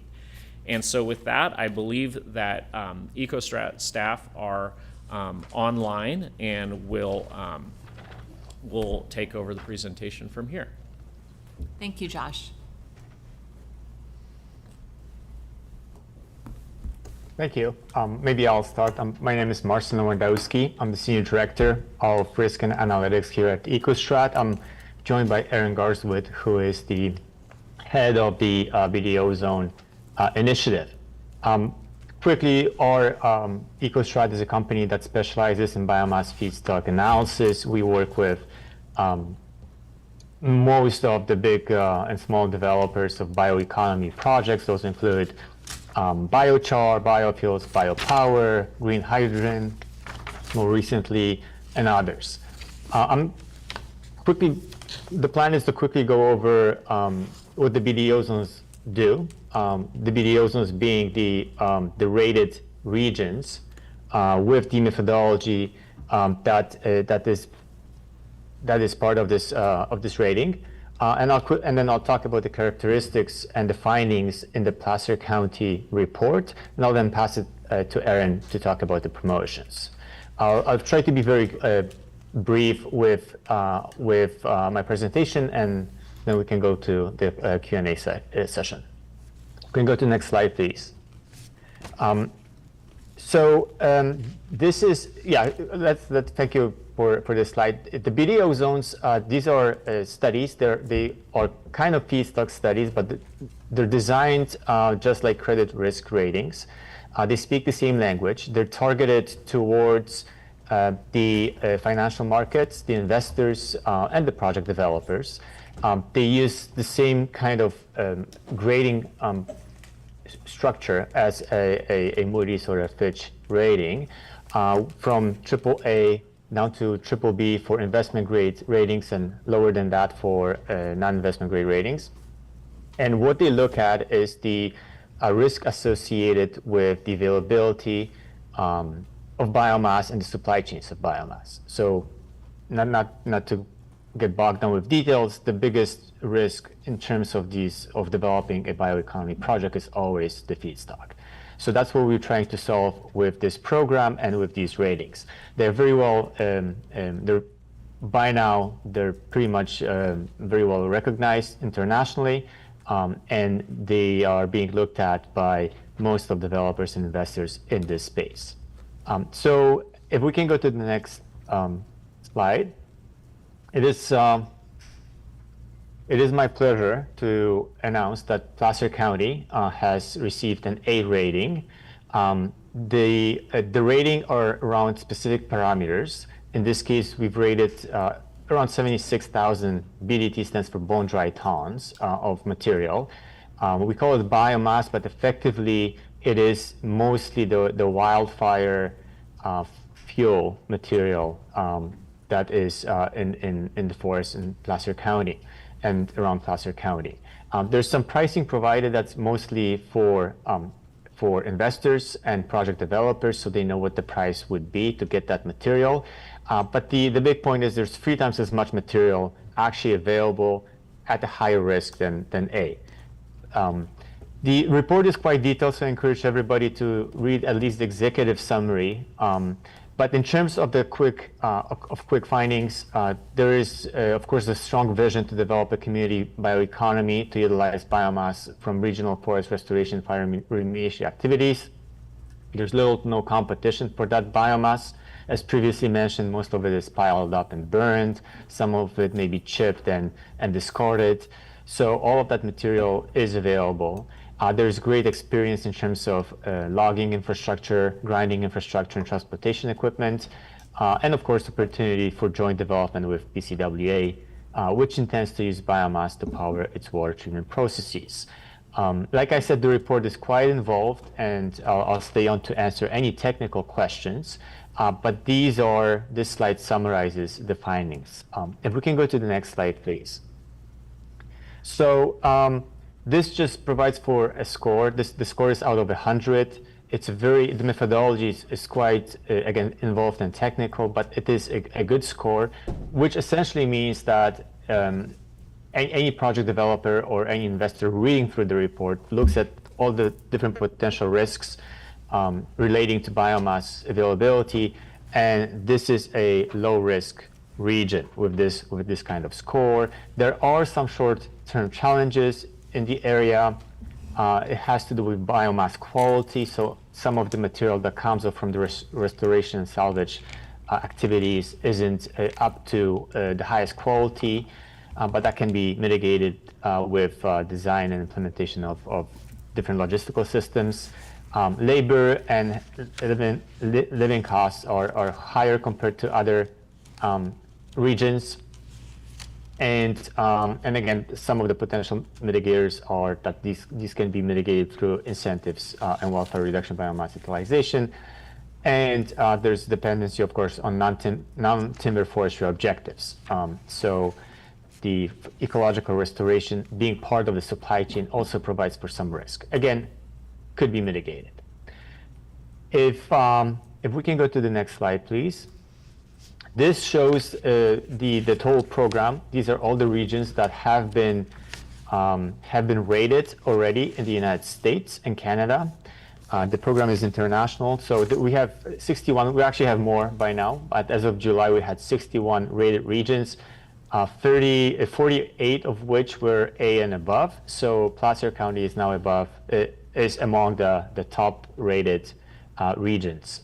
There's more that have been rated that haven't gotten the investment grade rating. So this just shows the ones that that got the investment grade rating. So again, congratulations. What does it mean in practice to get an A rating? Firstly, the County Economic Development Office can expect an increased interest from bioeconomy developers. So effectively, the phone will start ringing more often, and we have good data to prove that. Secondly, any bioeconomy projects that are currently being planned in the county can use this report to check their assumptions, but more importantly, to help raise financing for their projects. And thirdly, the County Economic Development Office now has a credible tool that it can distribute to prospective projects, essentially promote the county among investors and proponents of these projects. But of course, we won't leave the county alone. It is part of our job, and this is the next step, to help with the promotional effort. As a matter of fact, only half of the work is done now. The other half is starting just now, and I'll pass it to my colleague Erin to talk about that promotional effort. Perfect. Thank you so much, Marcin, and thanks, Josh, for framing this up as well. And of course, for the opportunity to present in front of the Board of Supervisors this afternoon. So as Marcin stated, we're moving into sort of the second phase of this project, which focuses on promoting and marketing this A rating that the county has recently received. This entails a number of different marketing strategies and efforts, including a joint press release, media posts, webinars, e-blasts, etc. Like I said, a variety of different tactics and efforts to ensure that we're increasing the awareness and visibility of not only Placer County, but its recognized A rating as a low-risk location for new bio-based project development. One of the key features that we participate in these marketing efforts is a webinar series called BDO Zone Connect. This is a fantastic opportunity for communities to present not only on the BDO Zone rating, but also on their local infrastructure assets, incentives, basically any sort of things that make the county attractive for new bio-based development. There's an example to the screenshot of the right there for a community in the North San Joaquin Valley.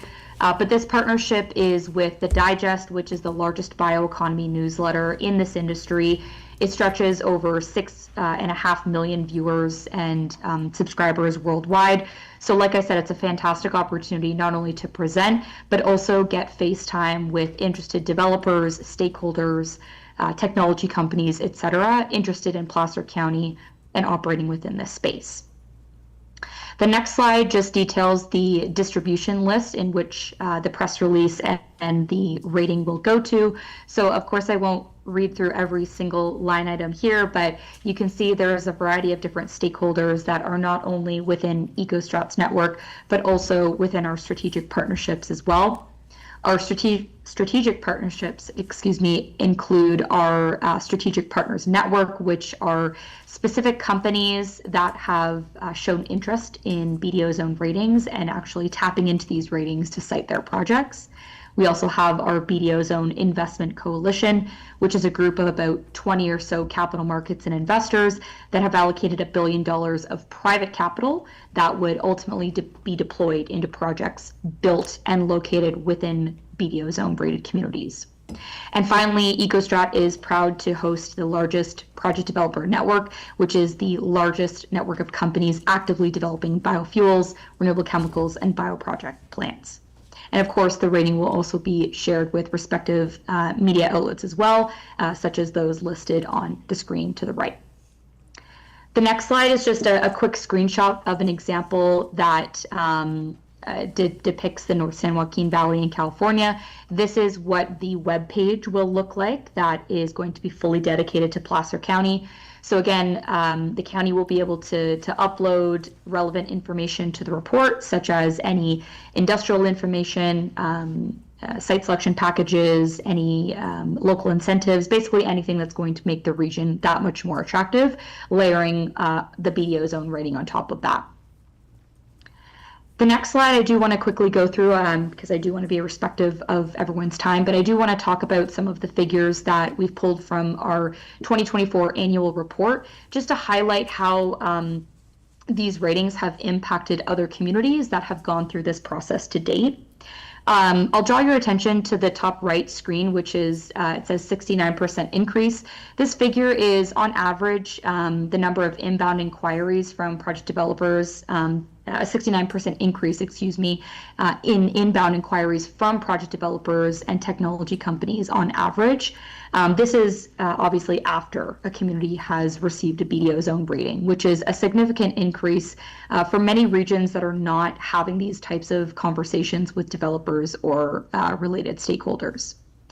In addition, ratings are being downloaded on average 850 times by developers, technology companies, investors, etc., from the BDO zone webpage, which again references the marketing and promotion efforts that we put on to ensure that we're making sure these communities are being seen and connected to the right players within this industry. And of course, there's a number of BDO zones that are in contract discussions with a variety of different biomanufacturing projects. Like I said, these figures are from 2024's annual report, so they are a little bit outdated, but we are seeing a significant increase in these discussions, inbound inquiries, and ultimately discussions with biomanufacturing facilities with communities. And I think I'm going to wrap up with the next slide here, just to show you a couple of real-time examples of communities that have, like I said, gone through this BDO zone rating process and are in discussions with a variety of different developers. In no particular order, some of these communities have received either a AA or a single A rating for a variety of different feedstocks. But you can see these are conversations that these developers are having and examples of the type of projects that you may see that could come to Placer County as a result of the BDO zone rating and the associated promotion. So all in all, the next step for us is to start with drafting a joint press release and get started on sort of the promotional efforts, like planning a webinar, social media posts, advertisements, etc. And of course, with the county's blessing, if there are any other promotional efforts that they would like to see, please let us know, as we would love to ensure that this is being seen through the right networks and the right stakeholders. I think that concludes our presentation. Josh, I'm not sure if you had anything else to add, but again, thank you very much for the opportunity. And if there are any other questions, please let us know and we'll be happy to answer them. Great, thank you so much. Really appreciate the presentation, and it's really interesting as we have talked about the desire to have biomass projects, and somebody's out there actually looking at our ability to to do that, that it's worthwhile investing in those projects here. So that's terrific. I did have a question. Did you want to say anything else, Josh, before I ask my questions? No. Okay, so my one question, thank you. I saw that in 2024, you had, it looked like 4 active projects that it sounds like had begun, and that 30 are pending in some of your communities. And then how many more do you have in this past year in 2020? Oh, I guess we're just in 2025. So it sounded like you've got more coming, but it sounds like it's one of these, how long have you been doing this? That's probably a really good question. How long have you been actively looking at communities and determining their viability for biomass? Thank you for the question. The initiative launched sort of the tail end year of 2020. So the first rating was actually issued in North America in 2021. Okay. So that's really when the program launched and when we actually started doing these technical assessments. The second year of that, the program was operating in 2022. There were about 6.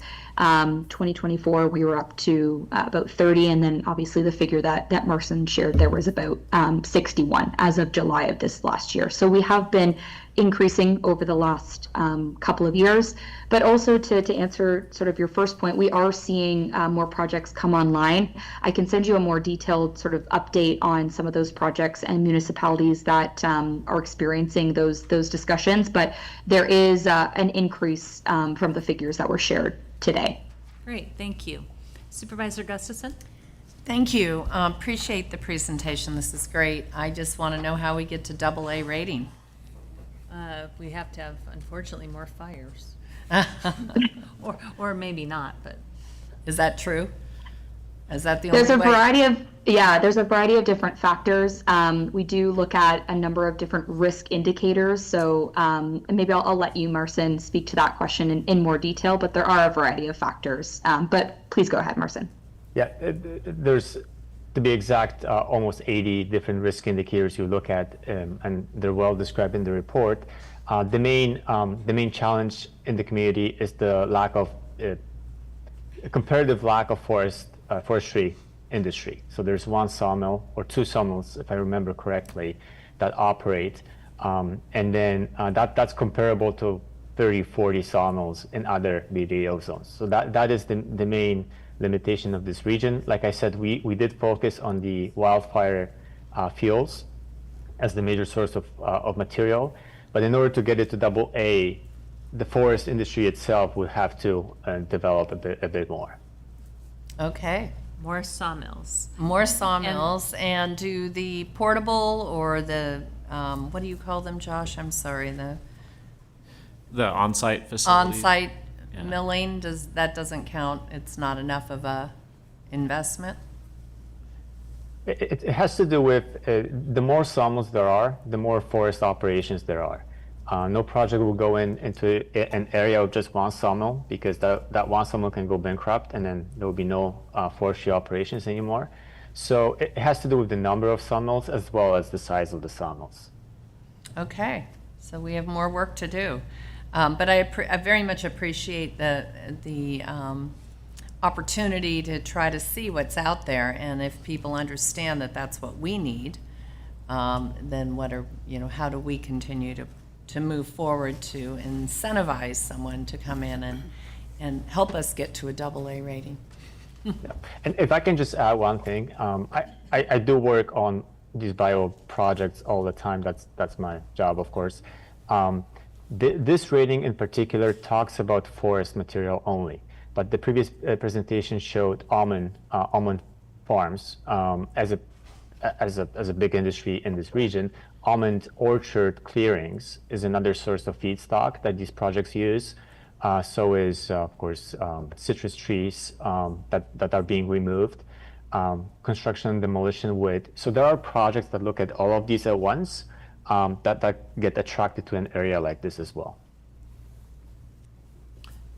Thank you. Appreciate that.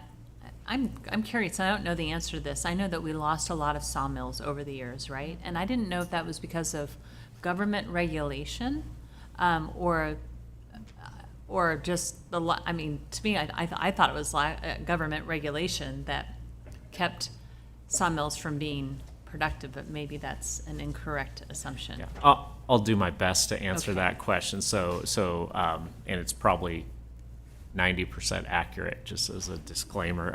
But the simple way to think of it is we used to have sawmill capacity that was based on the United States Forest Service selling off units of timber out of the national forest. And so the scale of sawmill facilities we had in California was based on a volume of timber that was based on selling timber off of Forest Service land. And as the Forest Service reduced and almost eliminated commercial timber harvest off of their lands, the need for sawmill capacity was similarly reduced. And so the only significant sawmill we have in Placer County today is the Sierra Pacific Industries mill down in Lincoln, which is largely sized and scaled to address the needs of Sierra Pacific lands alone, as well as some other private timberlands.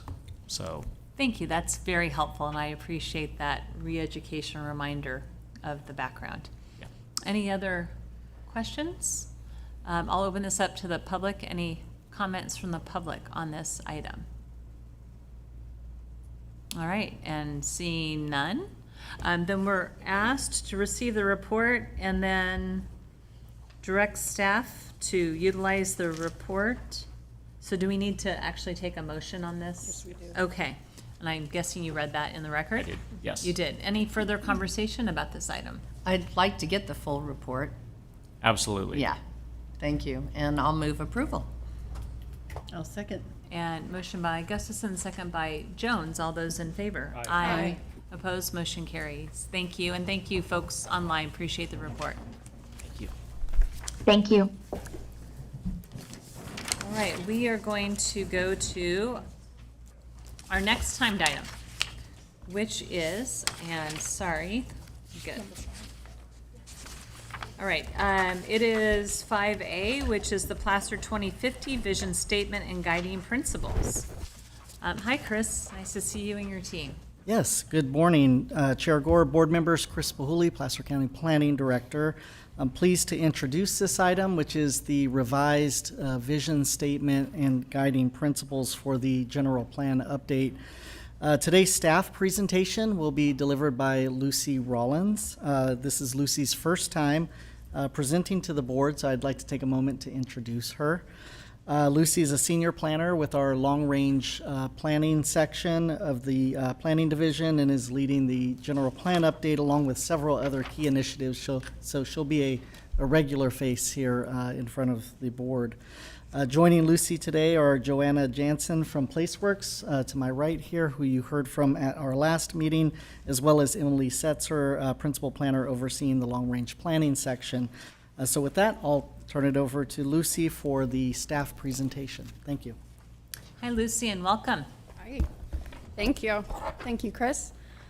So good morning. I think it is still morning. So good morning, supervisors. As Chris said, my name is Lucy Rollins. I'm a new senior planner in the long-range planning services. So we are here to present to you for consideration the draft vision statement and guiding principles as revised following the August 5th board meeting. As a brief recap of that meeting, we covered what's included in the general plan, the community outreach that was done as part of the visioning process, and the outcomes of that leading into this draft vision statement and guiding principles. So follow up with another recap. You saw this schedule previously as well. This is a big picture project schedule of the Placer 2050 general plan update. I want to reiterate we are still in the very early stages, so there's lots of opportunity for community input and board input as we translate this vision statement and guiding principles into actionable goals, policies, and programs. So this is more of an umbrella document at this stage that will get fine-tuned with those policies and programs. So I wanted to just go ahead and read the vision statement like we did last time, but this time with those revisions. So you can see in red, we've got strike through if it's language that was removed, and underline if it's language that was added. And for those online or listening in, this is in Exhibit 1, Attachment A. So I'll just go ahead and read that. So in 2050, Placer County remains a place that treasures its unmatched natural beauty and preserves open space from Lake Tahoe to the valley floor. Community well-being is rooted in a healthy environment, exceptional access to recreation, and opportunities for achievable housing. We value connections to each other in our safe suburban neighborhoods where we shop, dine, recreate, and gather in parks and cultural spaces.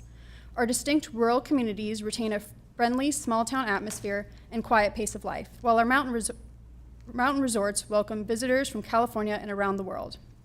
Development is responsible and carefully managed. New jobs and services are located near housing, reducing traffic. Roads and trails efficiently connect communities, supporting walkable neighborhoods. Students can bike or walk to school and playgrounds, and residents and visitors enjoy an interconnected network of parks, trails, bike paths, sidewalks, and reliable public transit.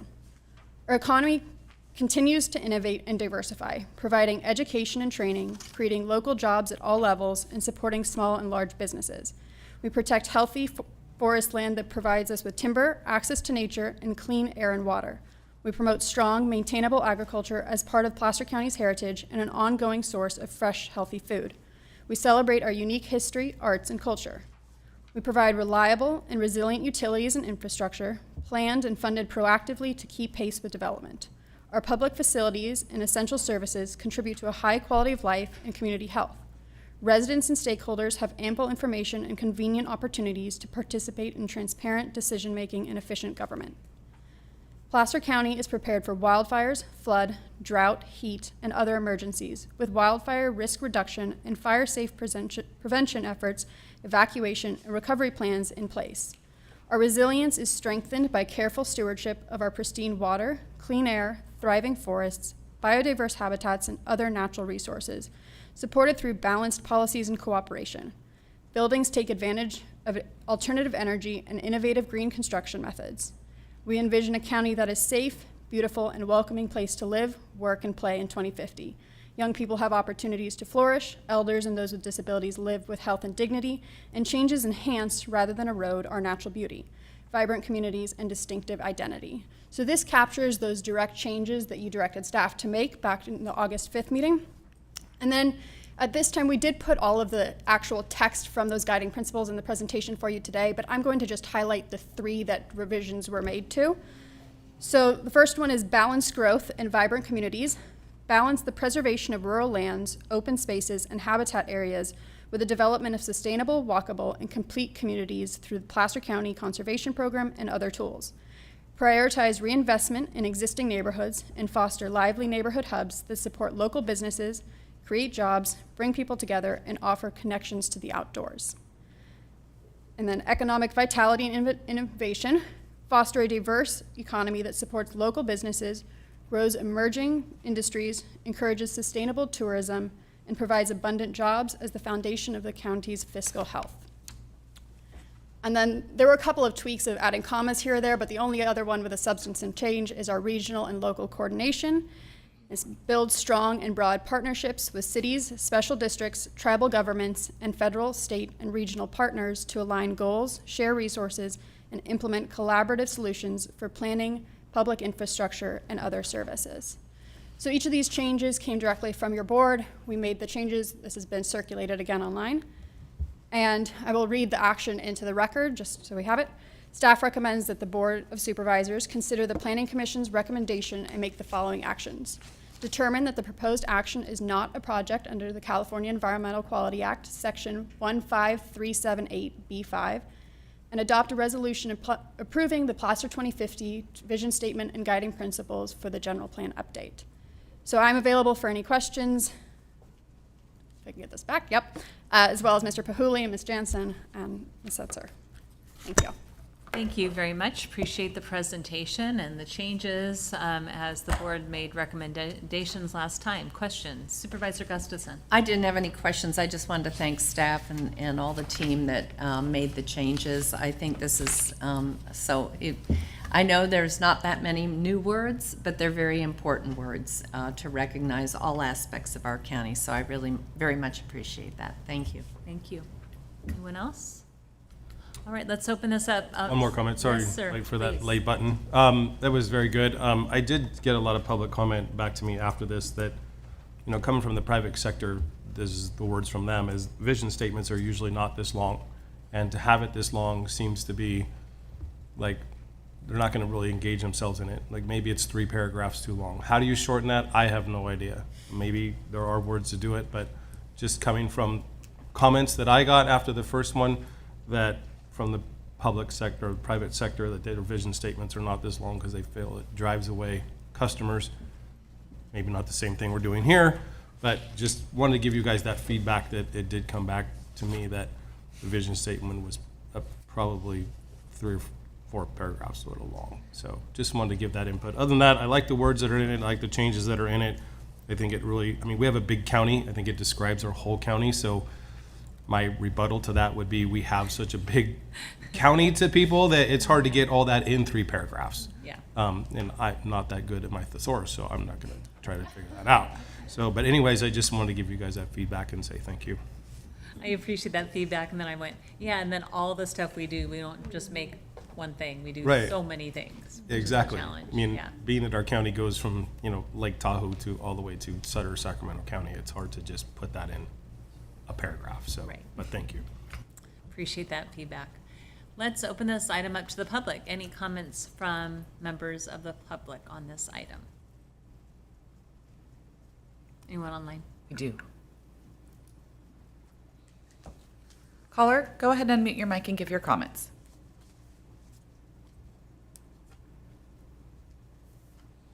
Sorry about that. I've been Diane Louise Alessi from Christian Valley Park Community Services District, 6 decades in the county. And I didn't want to have a full withdrawal from the board from not hearing from you today, but I've been in technical hell all morning. And sorry, clerk, I'm sure you've seen me binging in and out all darn day. The vision statement to me is laughable. I'm sorry. It's still word salad. I agree with Supervisor DiMattei. It's wordy, it's long, and it really is just more of a panacea. It's not really that rooted in facts. I mean, walkable, achievable, or whatever, flavor you want to put on, we can't afford any housing here.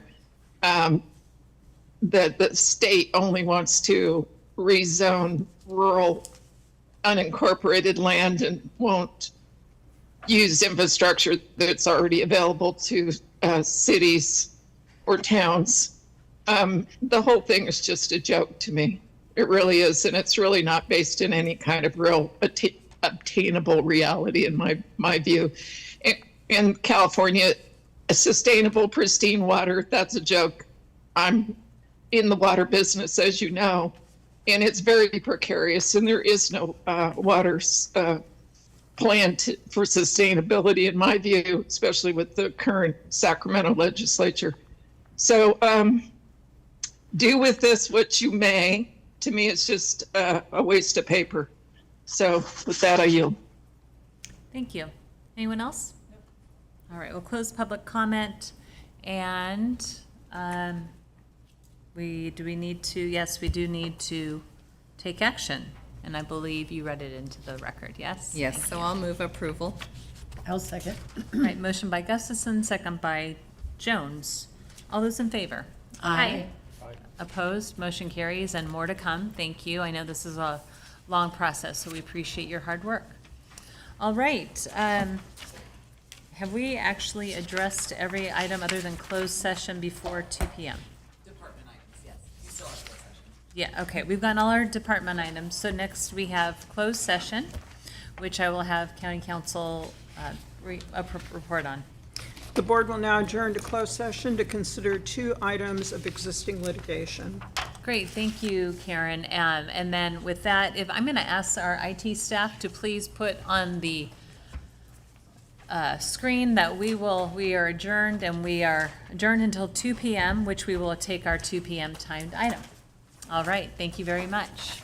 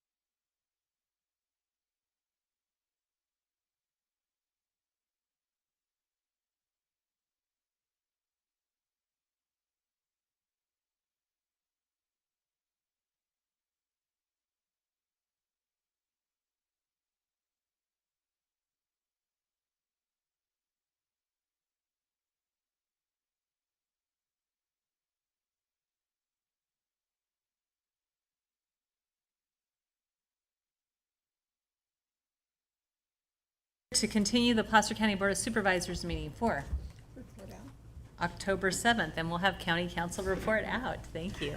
The board met in closed session to consider the following. First, existing litigation matter, NM et al. Versus Placer County. The board heard a report and provided direction on a 5-0 vote. Next item under existing litigation, Talent versus County of Placer et al. The board heard a report and provided direction on a 5-0 vote. That concludes the report out of closed session. Great, thank you, Karen. We will take our 2 p.m. timed item. This is item 6A. It is the Spencer Bowman Prestige K9 appeal of the Planning Commission's denial of an appeal of the Planning Director's determination. Good afternoon, Chris.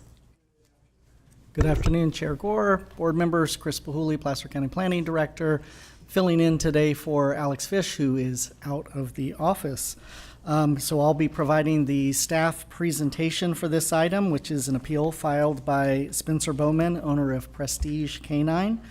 This appeal is in regard to the Planning Commission's decision to deny an appeal of the Planning Director's February 12th, 2025 determination that Prestige K9 as a legal non-conforming use is limited to boarding and training no more than 25 dogs and providing only grooming services incidental to the boarding.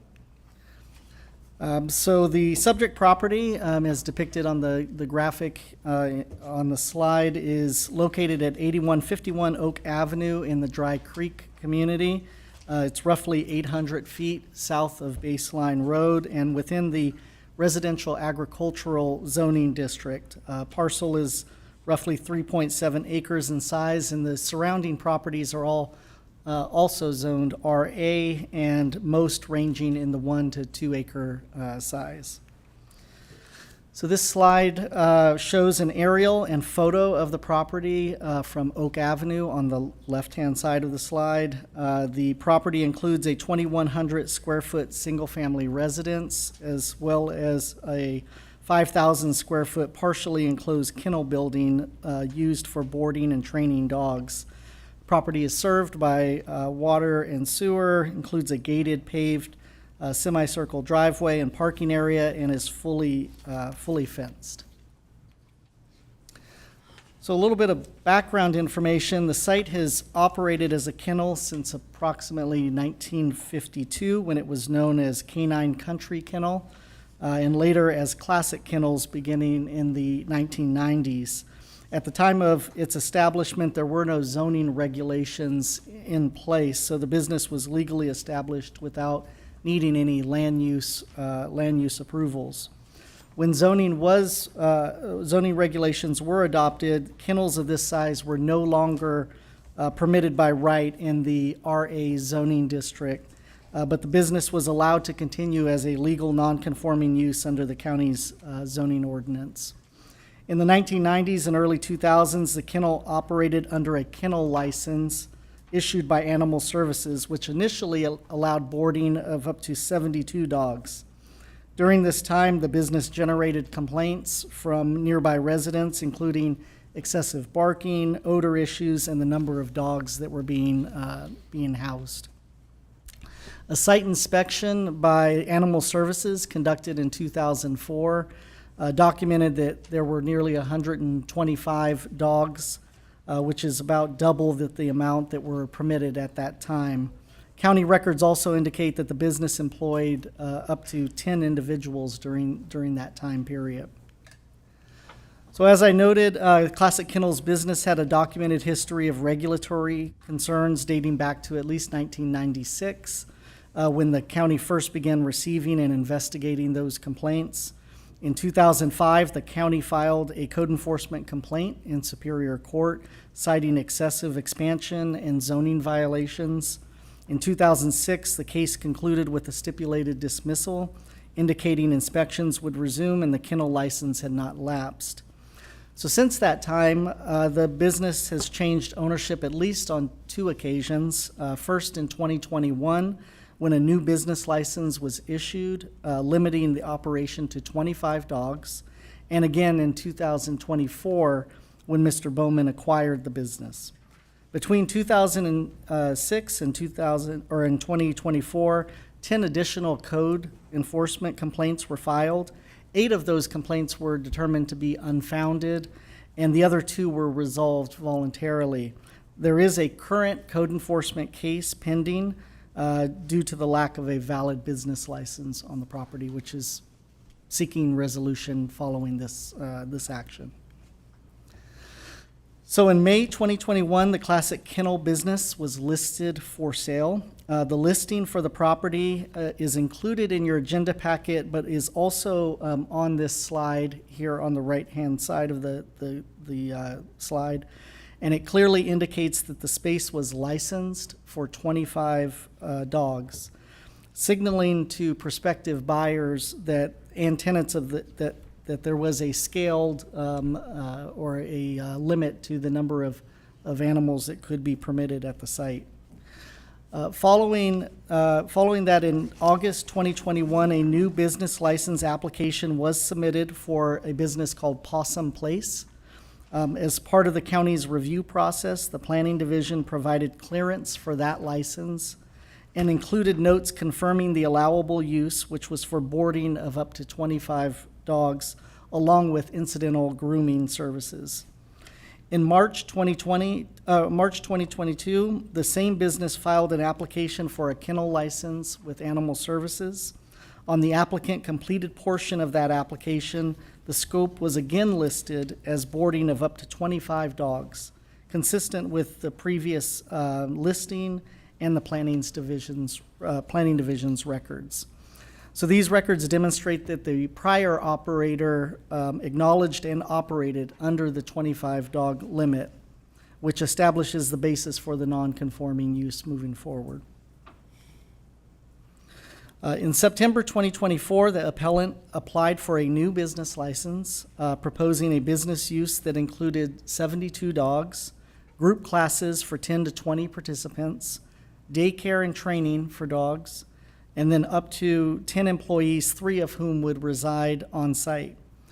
Following review, planning staff informed the appellant that the proposed scope of operations exceeded what would be allowed, or what could be allowed. Specifically, the intensity and scale of the proposed use, including the number of animals, employees, and group events, would require issuance of a minor use permit as required under the zoning ordinance.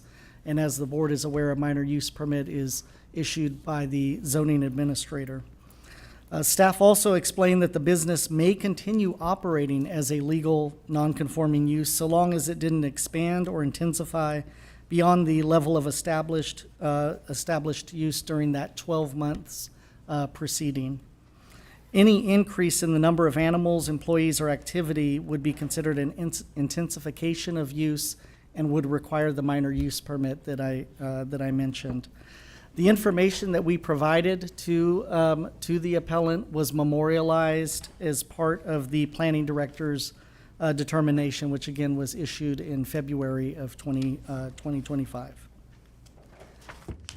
So under the zoning ordinance, home-based businesses are intended to be low intensity and allowed no more than 1 non-resident employee on parcels 4.6 acres or less, 3 patrons on site at any time, and 15 patrons per day. By contrast, kennels boarding more than 6 dogs require a discretionary approval. Dogs being boarded between 7 and 15 dogs require an administrative review permit, and more than 15 dogs require a minor use permit. The graphic on this slide illustrates the zoning ordinance requirements that I just mentioned. The excerpt here from section 1760-120 of the zoning ordinance outlines the rules for nonconforming use. It states that nonconforming uses may be continued, be sold, or transferred, but they may not be expanded in size, intensity, or area. And they, if operated at a lower intensity for the 12 months, for 12 more months, then the more intense use right is reduced or lost. So on June 5th, 2025, the Planning Commission considered the matter Following staff's presentation, the appellant provided testimony alleging that planning staff had improperly restricted the kennel's use and had initiated enforcement action by the code enforcement team.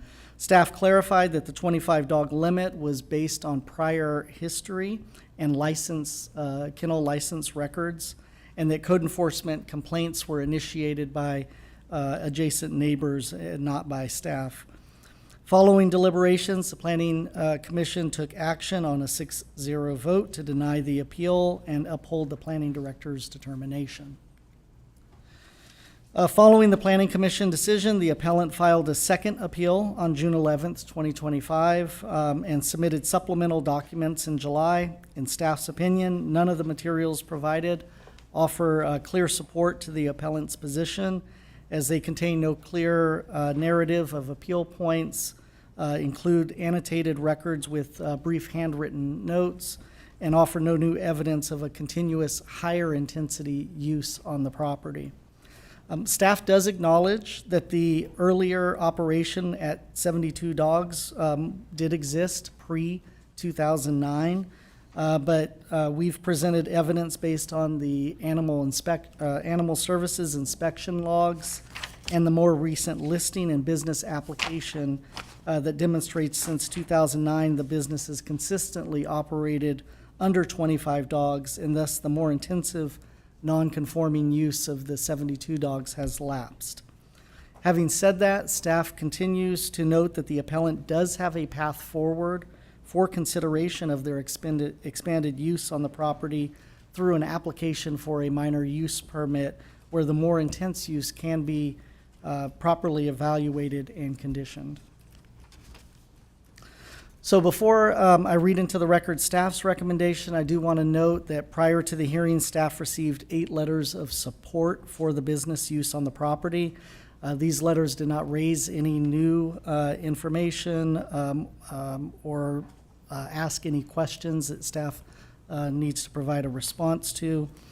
With that, staff recommends that the Board of Supervisors take the following actions to determine that the denial of the appeal is statutorily exempt from environmental review pursuant to Section 15270 of the California Environmental Quality Act guidelines and Placer County Code Section 1836010G, and then to deny the appeal and uphold the Planning Commission's decision to uphold the planning director's determination that the site is limited to kenneling 25 dogs and that grooming services are limited to overnight boarding. That concludes my presentation. I'm happy to answer questions, and I'd also like to note that we have Alex Weber, Code Enforcement Officer, Katie Ingram, Animal Services Manager, and Jason Philippi, Deputy Director at HHS, who can also answer questions that you may have. Thank you. Thank you, Chris. Appreciate that. Let's start with questions from the board. Any questions from members of the board? Supervisor Yeah, just one Dante? question, and I thought I read this somewhere that if a license was changed names, it had to go back to what the performing code is. It wasn't grandfathered in to have 72 dogs. I thought I read that somewhere. That wouldn't my be brain the, was tired. Yeah, after that wouldn't be reading the case 100,000 if pages. I don't know. That wouldn't be the case if it was just a name change or a business change. It would be if the use lapsed or if the use was less intense over that 12-month period. But a change in name on the business license or a change ownership, in ownership doesn't. Okay, then No. I'm mistaken. Thank you. I Yes. had one question too, Chris, thank you. The minor use permit, what does that entail for the path forward for the new owner? That would require a submittal of a discretionary minor use permit entitlement application, which would then be routed to other county departments for review. It is a discretionary process. So it would be subject to an evaluation, subject to an environmental analysis as part of CEQA, and ultimately a public hearing before the zoning administrator where the project would be evaluated and conditions of approval would be decided upon for the project. Correct, and what approximately is the cost of that application? It could run anywhere between $10,000 or so if you factor in the environmental review. Okay. I'm factoring in all of the cost. Yeah. With that. Okay, thank you. Can I ask a follow-up question on that, Chris? The environmental analysis, if they were to do it, it'd be a small expansion on that property, perhaps. Is it a full environmental analysis? What does that entail? Yeah, staff would perform an initial study and determine what the appropriate level of documentation would be required for the project. It wouldn't be the same thing as Mill Creek? No. Okay. Thank you. Other questions? Okay, let's open it up. I know we have the appellant in the audience. So, yes, sir, if you'd like to come up, that would be great. And I don't know if we have a time limit or, so you have about 15 minutes? Okay. Yeah, great. Perfect. Am I allowed to hand out something? Yeah, you can hand it to Okay, the clerk. perfect. I made Okay, copies. we'll so let I you hope do I have that. enough. There's about 8 copies. Thank you. Thanks.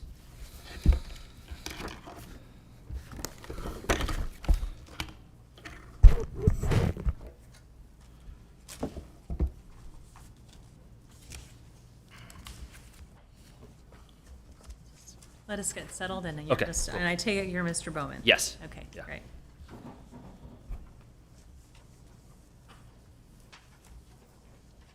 All right. Okay. There's a lot of things I can cover here, and I'm probably going to jump around a little bit, but in case I run out of time, I want to focus on this packet I just handed you, because for me, this is the most important thing about this whole situation. There's going to be a lot of things said. There's a lot of things in this packet in the presentation that honestly should have no bearing on this situation. This should be about facts, in my opinion.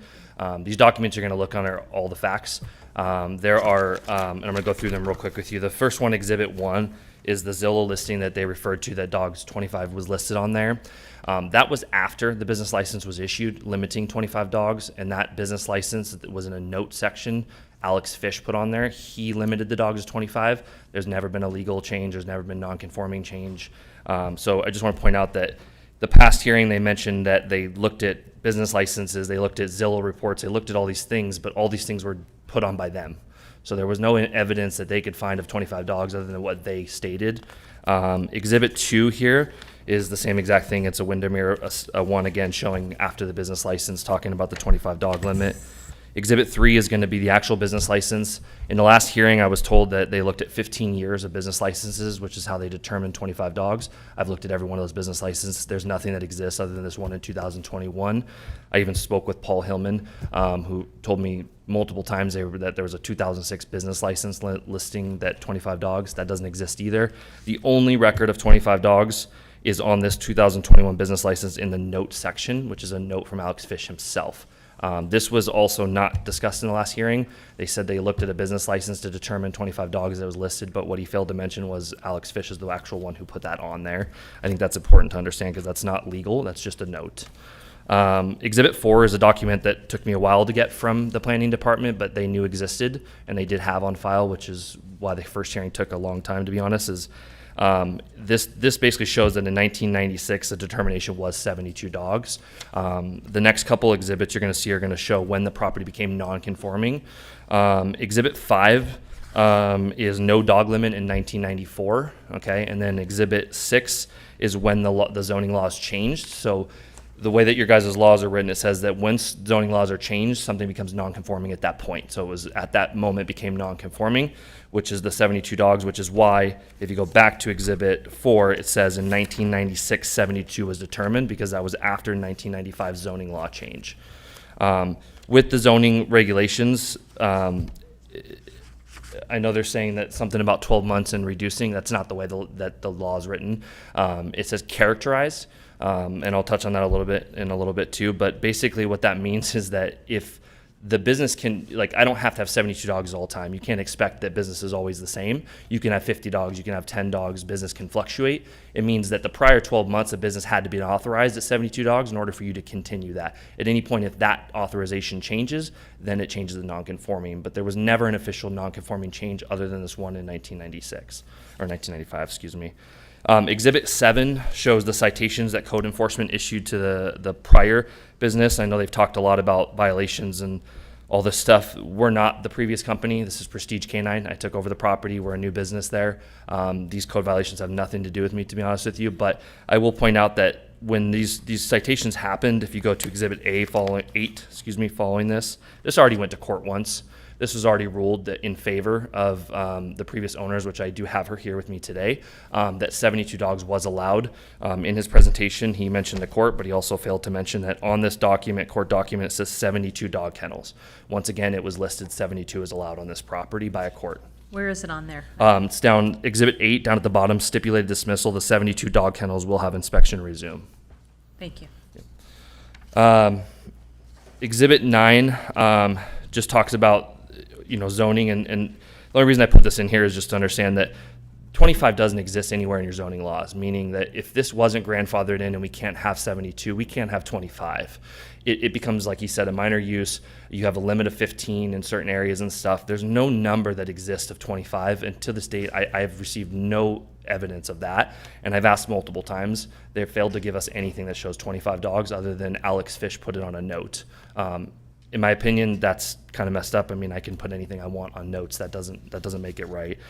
Exhibit 10 is all the business licenses. Again, just showing the business never lapsed, which would cause a grandfathering issue to be a problem if if there was a lapse in the business licenses or something, then the non-conforming could have changed. That never happened. Exhibit 11 just talks about, again, the prior 12 months, which I'll touch on that in a second, but it just kind of shows you that. Exhibit 12 talks about the loss of a non-conforming, basically what you can lose it for. Again, it's basically a lapse in the property not doing boarding. Exhibit 13 shows you, again, there's no 25 number. I think the only 25 number on there is for an RARF, which is like 4.6 acres or more. That's not even our property. And again, that's through a permit, I believe. So Exhibit 14 shows the previous license, again, showing Alex Fish, maximum number of dogs limited to 25. You'll notice in 18, they put no expansion without further review. This was after the court hearing, and what that means is that there can't be an expansion of 72 dogs, which we're not arguing that. We're totally fine with that. We're not. I know they've mentioned 125 dogs have been there. That's not us. Again, that's a different company. We have no desire to have over 72 dogs, but that was the allowed limit prior to 2021 when Alex Fish put that on the note. And then same thing on the next one, Exhibit 15. Down at the very bottom, you'll see no expansion without further review, but this means over 72. Again, at that time, that's what the limit was. Regarding the characterize, I just want to read this because I think it's very important. Under Placer County Zoning Ordinance 17.60.12 and related provisions, a legal non-conforming use may be continued, transferred, or sold. It cannot be enlarged or increased beyond its lawful dimensions at the time zoning changed. It can also not be reduced unless the use lapses due to discontinuance or abandonment, which never occurred here. Once the county recognized 72 operation as lawful, that number became the established protected use. It cannot be reduced to 25 without a documented lapse, and no such lapse exists. The non-conforming use, the phrase characterize I want to kind of talk on because it often confuses people in my opinion, but here's what it legally means in context of land use law. The characterized by in the prior 12 months language does not redefine or reset your non-conforming use based on temporary dips in activity or the number of animals. It refers to the type of or intensity of the use, not the exact numerical count if that use remains active and unchanged. Once established, the use itself is protected. If your property's legally established non-conforming use allows 72 dogs, that number defines the maximum lawful intensity of the use. It doesn't mean you must always keep 72 dogs there to preserve it. Courts in California and virtually every other jurisdiction interpret non-conforming use protection this way. You preserve your right to continue the use as it has lawfully existed at the time of the zoning change. You lose that protection only if you abandon the use, discontinue it entirely, or convert it to another use. Temporary reductions, seasonal slowdowns, or operating below capacity do not equal abandonment or reduction in lawful intensity. Characterized by refers to type and nature, not usage fluctuation. Characterized by means the overall scale and nature of the operation, not day-to-day head counts. For example, if a kennel lawfully operated for up to 72 dogs and continued functioning as a kennel, the character of the use remains 72 dogs. If you only boarded 40 dogs for the past 12 months, you're still operating the same type of use, a large-scale kennel legally authorized for 72. there's a lot more on this stuff. You guys can look into it. But California courts have repeatedly confirmed this interpretation in City of Los Angeles versus Gage 1954 and Hanson Brothers Enterprises Inc. versus Board of Supervisors 1996. The courts held the right to continue a non-conforming use applies to the use as established, not to temporary variations in its extent or output. So as long as the use continues in the same general nature, the owner maintains the right to previously allowed scale. Again, for me, this is super important. There's never the only time that the business had not as many dogs either, I want to point out, is that when the business was sold and this business license was applied for in 2021, they were told by Alex Fish 25 is the maximum. The people that bought the property are foreign. They don't understand everything. And I don't think that it's fair to tell somebody when the county had the document showing 72 on file, hey, you can only have 25. Of course they're going to put on a Zillow listing. Of course they're going to tell people 25 is the maximum. That's what they were told by the county, but it was not correct. So again, them being told 25 and then putting it on a Zillow listing later doesn't change what the law is. The non-conforming use changed and it became 72 from unlimited at some point.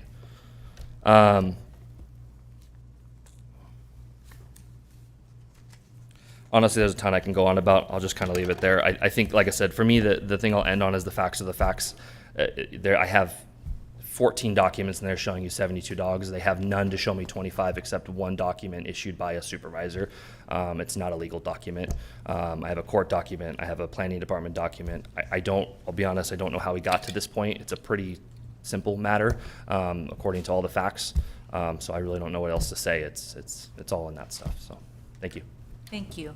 I know we probably have some questions, so we're okay having board members ask questions, correct? Yes. So Supervisor Landon. Thanks. I had a question for Yes. you. I was wondering, when you purchased the property and you, on Exhibit 2, when it shows the property description with the space being licensed for 25 dogs, did you, was it at that point that you started doing due diligence and that's when all this documentation, you became aware of all of this? Or did you move forward, close escrow, and then after the close of escrow, realize that it wasn't the 25? So we didn't purchase the property. I want to be very clear on that first. We are leasing the property with the intent to purchase if this hopefully gets resolved. But no, we actually were the landlords that we rented it from. We didn't see the Zillow report. I knew about this property because it was listed a couple years ago. I recently sold my house at the time, long story, but I came across this property, reached out to the landlords. My lawyer, or my real estate agent found them. So I didn't see the Zillow thing, so I had no idea. The landlords did mention the 25, which yes, before I signed the lease, I looked into this. This is when I went to the county and found this record of 72 dogs. So I knew going into this that I was allowed 72 dogs legally, which is part of the only reason we signed the lease, is that I knew that the 25 was wrong because the landlords even said, we don't really know what any of this stuff means. So they gave it to me and I looked into it before I signed the lease. Okay, thanks. Other questions?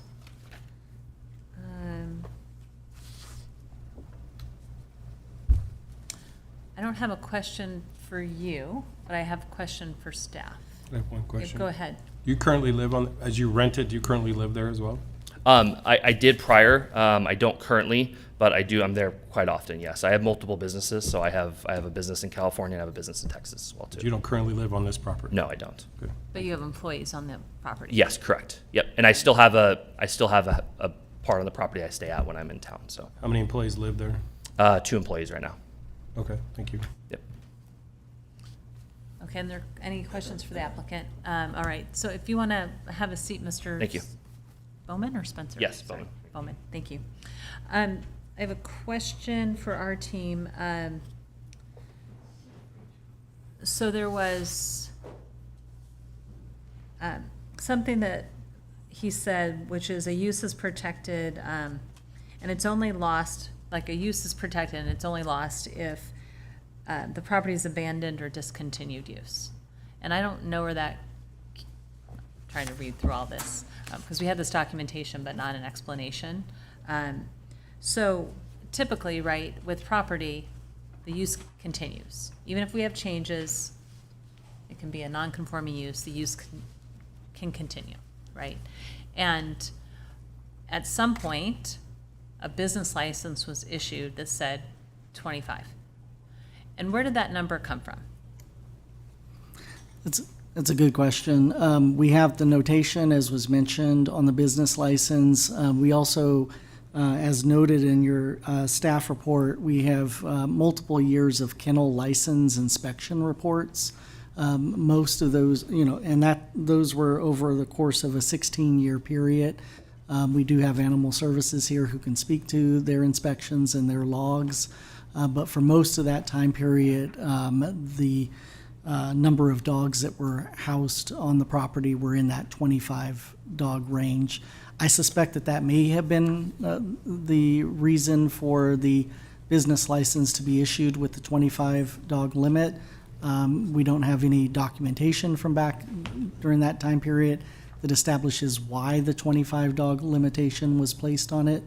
But again, that's been the number of animals that have been housed on the site for a considerable amount of Right, time. and that's how many they counted.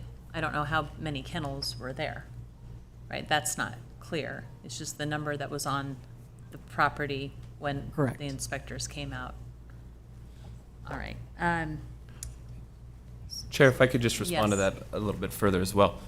The records show that at least from 2009 to present, there has been 25 dogs or less. We also know that in 2021, an application was submitted by the property owner where they indicated that the maximum would be 25 dogs. Then we have the business license that also identifies it as 25 dogs. So the appellant has made these arguments that basically they had a continued right for 72 that could never have been reduced. What happens when the zoning code was put in place such that there was a use permit and this became a valid non-conforming use is that the use was then limited to our county code, which was basically it had to be continuous use of that same capacity. Now, if they had dropped down temporarily, that would not have eliminated the non-conforming use, and that's why you have in our code a requirement that it has to have dropped down for 12 months or more, for a year. So if you did have a reduction of over a year, then you have now a reduced amount of capacity. And what we have from these records is essentially 15 years where there hasn't been more than 25 dogs on the site, according to the county records.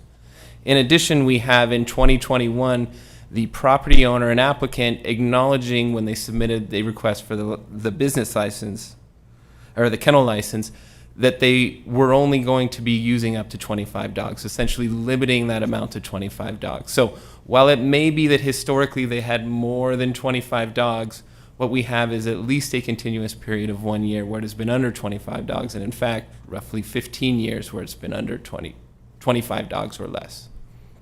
Thank you. Any other questions right now? Okay, hold on a second. So now I'm going to open it up to the public. I have one other question. Oh, you have a question? Go ahead. Under section 17.60.0060, or is there anywhere in that code that says there is a maximum number of dogs or animals that could be sheltered on a piece of property? No, there's no limitation. It's just subject to a discretionary approval. Discretionary by who? Minor use permit by the zoning administrator. By the zoning administrator. Correct. Okay. So we have nothing in writing. It's in county code. It's up to the administrator to determine how many animals, dogs, cats, rats, whatever they are, is up to that number. That code section is for kennels and catteries, but yes. Okay. Catter, I'd never heard that before, catteries. Good to know. Supervisor All right. Gustafson? I think my question was answered. I just wanted to confirm that there were 15 years or 16 years, I've heard both numbers, that where we had the reduced capacity in practice. Is that correct? That's correct. Okay. Is it 15 or 16? 16. Is in the staff reports. From Okay. 2009 to present, so depending Okay. on what you're taking, 2009 is being. Yeah, okay. And so clearly that was how the property had been used for quite some time and far beyond the 12-month period. So I just wanted to confirm that. And there is a path forward with a minor use permit, correct? Okay. All right, now I'll open it up to the public. So if members of the public would like to comment, you're welcome to come on up and do so. Joanne, if you wanted to come up, do you want to come up? You don't have to, but this is your opportunity to speak. I'm not sure what I'm going to say, but I'll say it. Hold on, Joanne. Come to the microphone and state your name for the record. That would be Joanne Catano, former owner of the kennel. And I owned it from 1995 to 2018. And it's a great business. I love it. I'm not sure what I'm supposed to say right now, except that Roseville is growing. They need kennels. They probably need another kennel, really. So anyway, I don't know if you have any questions for me, but it was I enjoyed my time there. I love dogs. You have to love dogs to have a kennel like that. But all right. Thank you, Joanne. Appreciate it. Anyone else in the public? Mr. Bowman had a point of clarification, and I wouldn't mind hearing his point of clarification. So Mr. Bowman, right? Sorry. I get the Spencer and the Bowman mixed up. Yeah, so and I already spoke with Christopher before this hearing that my issue at the last hearing was that at the end things were said like this that I didn't have a chance to rebuttal, and I think my concern here is that they're saying 12 months prior and inspection records. None of that matters. Again, the laws are the laws. If you come to the facility and I sent 50 dogs home and there's 20 dogs on the property, that doesn't negate what the law says, and the law says 72 dogs. Also, she owned the property until 2018. There's no way there's been for 16 years 25 dogs on that property. Now, when they show up on the property and there's 20 dogs, okay, that's fine. Again, dogs go home every single day. I think it's important to understand too that the law, he keeps saying the law or your zoning laws say reduced. It does not say that. It says characterized by. There's nowhere in the zoning law that it says if a reduced limit, it changes the non-conforming. That doesn't exist, and they keep saying that. It says characterized by, and again, that is referring to what is the legal limit. There's no reduced in that thing, and I think that's super important. It never in there once said that if you lower your limit, you're now non-conforming changes. Again, how would that be possible? If they showed up on a Friday afternoon, there's 5 dogs, they're going to change non-conforming to 5 dogs now. That just doesn't make sense. So. Thank you. And can I ask a point of clarification as well? I know that Joanne owned the property. When Joanne had the property, did she have more than 25 dogs? Yes. And I just asked that because I thought that I had heard that. Sorry, if you're going to speak, if you're speaking, you have to come to the microphone. So I asked the question, Joanne. Thank you. yeah, what was your question? What was your question? Did you have more than 25 dogs? Yes. What did you typically have? I would say the average was probably, it depends on part of the year. If it's the beginning of the year, it's Christmas, 5 dogs. When it's summertime, you can have, 75 or 80 dogs, At that time, we had unlimited. We had a choice where we could have unlimited dogs. That's what we could do, but it changed. Okay, thank you. Appreciate that. Anyone else in the public? When you're done with public comment, you should probably ask planning if they want to rebut anything. Okay. Or something else. Anyone else in the public want to make a comment on this? All right. Just for the record, we have to open and close the public hearing. I thought I opened the public hearing. If I didn't open the public hearing, I opened it a while back, and now I'm closing the public hearing. Thank you. Appreciate that. You have to do it what they tell you. You have to do it by the right way. Supervisor Landon, you had a question. Just want to make sure, point of clarification. So the business license that was brought forward said 25. When they applied, the person who was applying put on there that they were going to have 25 or less. Is that correct on the business license application? There was a limit on the business license in 2021 for 25 dogs. Okay. And did the applicant say we're going to have less than 25 and so there was a notation because of that, or did staff say you can have your license but it's limited to 25? It would be both. Both. Okay. Yeah. Okay. And if I could follow up with that too, there was a kennel license application filed with the Animal Services in 2021. It was signed by the applicant, who's a Tatiana Montgomery, March 22nd, 2022. They identify the maximum of 25 dogs for capacity. There is a part before her signature where she states, and the application requires, that all information contained herein and all attachments and supporting material are true and correct. Also, they are material to this kennel license application. So she was acknowledging at that time that the max was 25. So I have a point of clarification, which is because I'm aware of this property, and we had a resident who complained on a regular basis, which is probably 8 of those 10 complaints, which were found to be, it was obsessive or too much. I mean, it was excessive, thank you. I mean, this man it was crazy, and he moved next door to a kennel and then complained on a Joanne, need to have you not speak from the public. And it was excessive. And it was very frustrating for the owner, right? Because this man was regularly calling out code enforcement and was causing a lot of time and energy for you all. And so as I'm listening to this, what I am reminded of is, and I don't know when Alex decided to put that 25, but it was probably because Mr. One kept complaining over and over and over again. I could be wrong, I don't know. And I'm looking at my code enforcement people because that could be the reason. I hear this portion here, right, where I hear the arguments that the planning staff is making, and I also understand that a license was signed and somebody agreed to 25.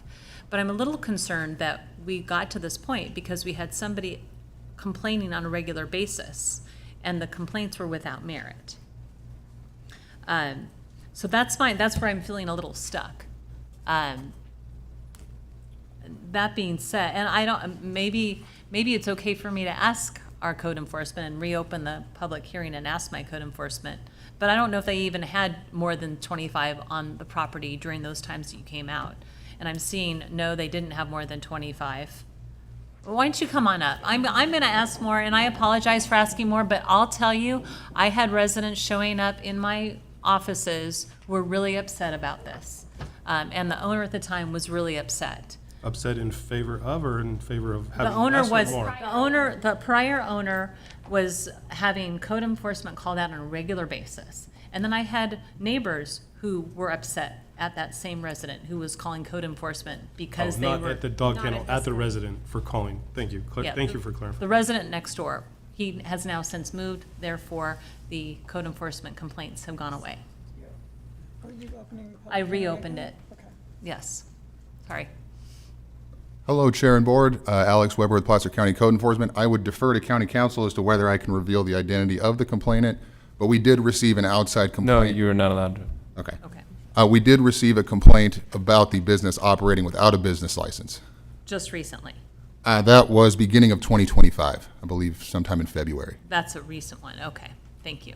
But when people went out previously, how many animals were on site prior to 21?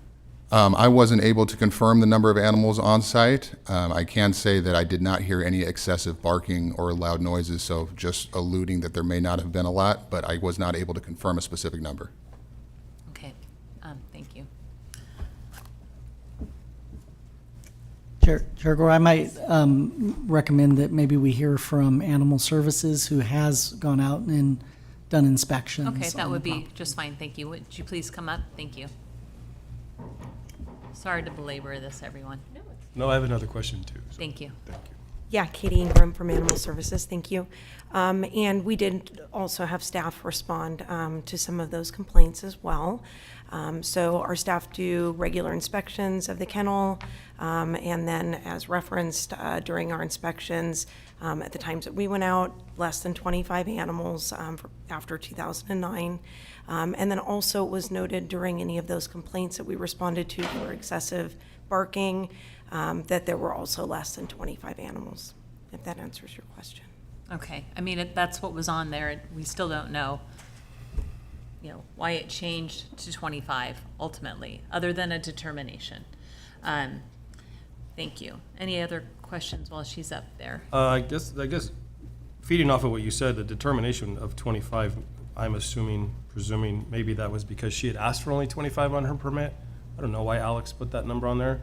But I have another question regarding some other county code sections of 17.56050, animal raising and keeping, along with 1756.120, home occupations. Are any of those in those code sections limit the number of animals that could be kept or raised on a piece of property, considering acreages? Is there anywhere in that number that gives you a limitation in those code sections? There are going to be some limitations based on the, I'd have to go back through and look at the, Would look any at of the them code be enforced with this particular, and permit that he would be asking for? If you were to request a minor use permit for the, roughly 70, 2 dogs. 72 dogs, that is something that could be considered through a minor use permit. And we've previously provided that information to Mr. Bowman, and it's also included in the planning director's determination. Okay. If I could follow that up too, I did look at section 17.56.050. For this zone property, it does require for over 15 that a minor use permit is required. So there is a maximum with a requirement of a minor use permit. Of over 15? For over 15. But there's no, so then we could justify the maximum then, I guess, right? It would come to us for, if he asked for 70, if an applicant asked for 72 above the 15, obviously, we can grant that under MU? It's a discretionary permit, so it would be up to the zoning administrator first, and then if appealed, it eventually could come to the board. But yes, it would be county's discretion whether the site could fit that and whether there were any reasons why that amount could not be met. Okay. Thank you for that, Clayton. Appreciate it. Supervisor Gustafson, you can have a seat. Thank you, Katie. Thank you. So I thought it was pretty clear that in all those animal services inspections and the business license, they've been operating with the 25 for quite some time. It does seem like it was an arbitrary permit application for the business license, but nonetheless, that's how it's been operating, and our language is pretty clear. Now, I know I'm kind of used to more stringent with TRPA rules, that if you vacate the use or if you don't use it, you lose it. And so I'm familiar with that. In this case, there is a path forward. It may be more costly, it may take more requirements to protect both the dogs and the neighbors in those situations, but unless I'm missing something, it's pretty clear they've had a reduced use for a long time, so. Thank you. And I'm going to close the public comment, or a public hearing. Yeah, no, that's fine, thank you. And I think, I appreciate that, and I think one of the things that is a concern for me, right, having lots of complaints from a neighbor in that area, was just that there were complaints. Now, it was just one person. And I hear staff's recommendation or your determination, and I actually went and talked to a neighbor across the street, and she said, well, I would just at least want to be able to have the opportunity to give input on what's going to go across the street, if they're going to expand the use. Because it had been historically at 25, it sounds like, for a good period, a number of years. That's what typically has been at that property for 15 to 16 years. So that's what they've been used to. They haven't had any problems. She was fine with having a kennel across the street. It's been there since she grew up. But I am concerned as you have growth in people, that residents have an opportunity to have an input on a local business. And that's where I'm a little bit challenged, because I feel like if there's a minor use permit gone after, then the local neighbors get to find out, because they didn't know we were going to have this hearing today. So they're used to it being 25. But if we went back to 72, the residents don't have an opportunity to have any input there. And I think that's the thing that concerns me. I want residents to have an opportunity to have some input. If it's a more intense use than it has been for 15 years. Any other conversation?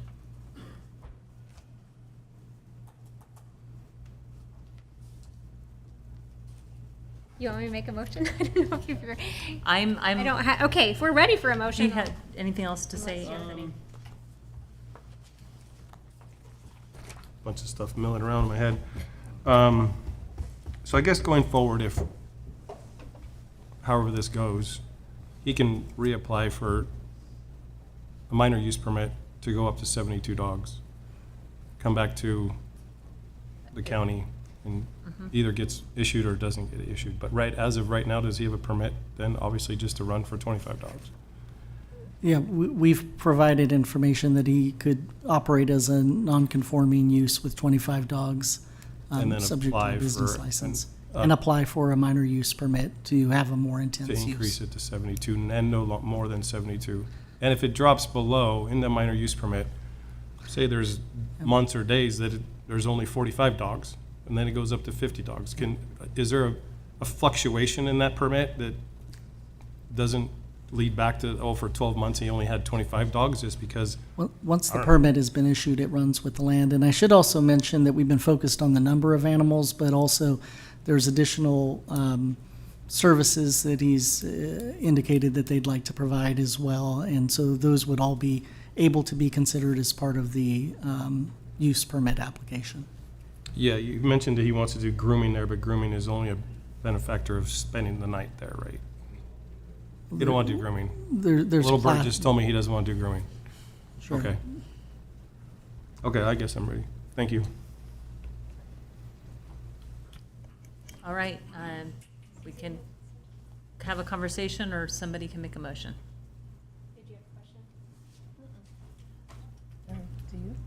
Yeah, actually, I do. So we're saying that it has been operated with less than 25 dogs for the past, but the woman who just said, who owned it previously said that she had more than 25 at some point in time. So I don't know. What would we have to do if we were to do this over again and allow the community an opportunity That to would chime in? That would be the minor use It's the minor permit, use permit. going with staff's recommendation, and then they would go through the minor use permit and the process to increase the number from 25. Okay. Yeah.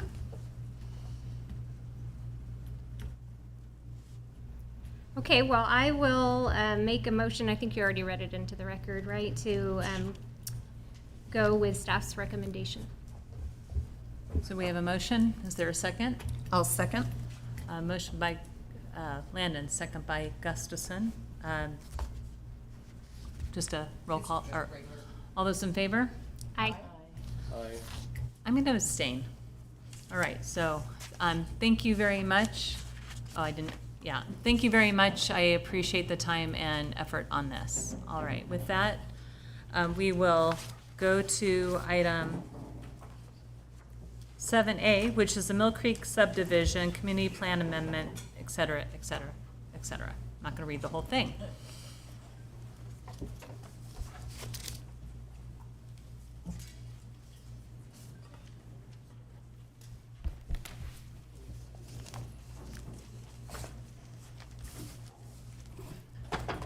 Good afternoon, Kara. Good afternoon, Supervisors. Kara Conklin with the Planning Services Division. The item before you this afternoon is the Mill Creek subdivision project. It is a community plan amendment, rezone, vesting large lot tentative subdivision map, vesting phase small lot tentative subdivision map, and a variance, 2 variance requests.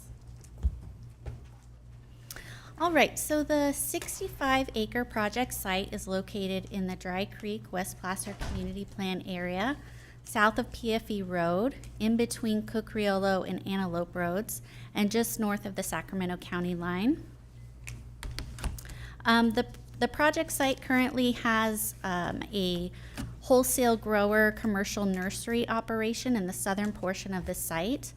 There is also an abandoned old almond orchard on the site as well, and then some brome grasslands that include a wetland swale that has been the result of runoff from the nursery.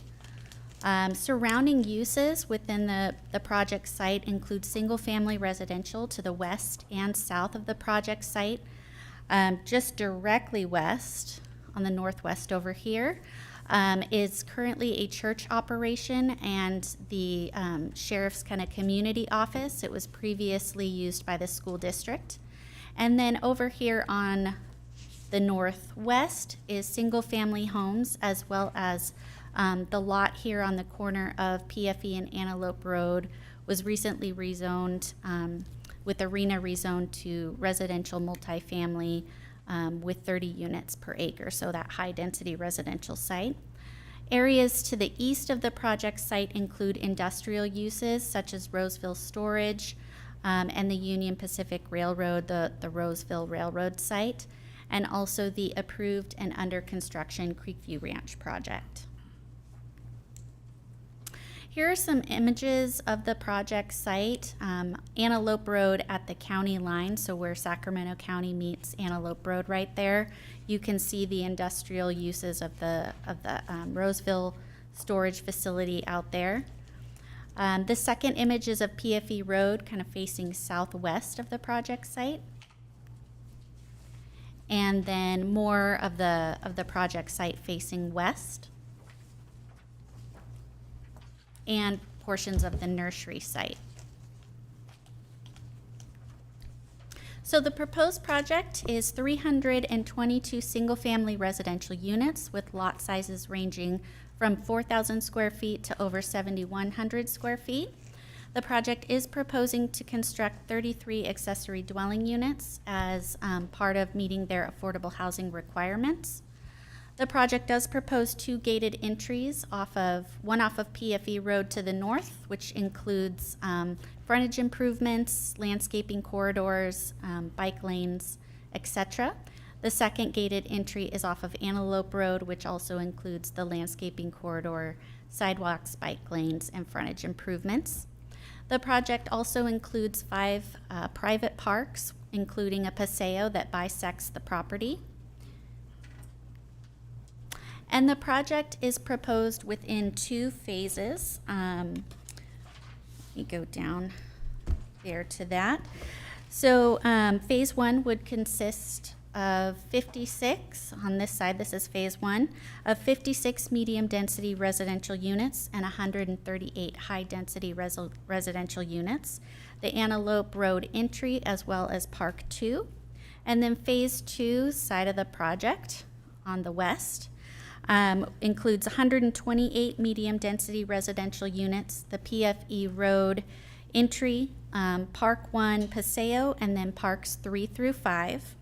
I do just want to note, within the community plan area, medium-density residential is 2 to 4 dwelling units per acre, and then high-density residential is 4 to 7 dwelling units per acre. So also just to keep in mind here, this corner parcel is now rezoned to have up to 30 units per acre. So the project entitlements, they are asking for a Dry Creek West Placer Community Plan land use diagram amendment to change the site's land use designations from low-density residential, which is 1 to 2 dwelling units per acre, and industrial, to medium-density residential and high-density residential. The applicants are also requesting a rezone from the project site from its current zoning of residential single-family, combining agriculture, combining a minimum building site of 20,000 square feet, and industrial park, combining designed scenic corridor, to residential single-family, combining a minimum building site of 4,000 square feet, RSB4, and residential single-family, combining a minimum building site of 3,000 square feet, RSB3. For the purposes of going through this presentation a little quicker, I am just going to refer to the zoning as RSB3 and RSB4 and kind of remove all those other words in there. They're also requesting an approval of a vesting large lot tentative subdivision map, a vesting phased small lot tentative subdivision map, a variance to exceed the 10-foot height limit for walls and or fence and retaining wall combinations, and a variance to the development standards for the RSB3 and RSB4 zone districts to reduce the side setbacks. On the left here are exhibits showing the land use. So the existing land use, as is shown here, is low-density residential, and then the eastern portion of the project site is currently zoned as industrial. On the right is showing what is proposed to change. So the project is proposing to change to medium density and then high density residential in that southeastern corner.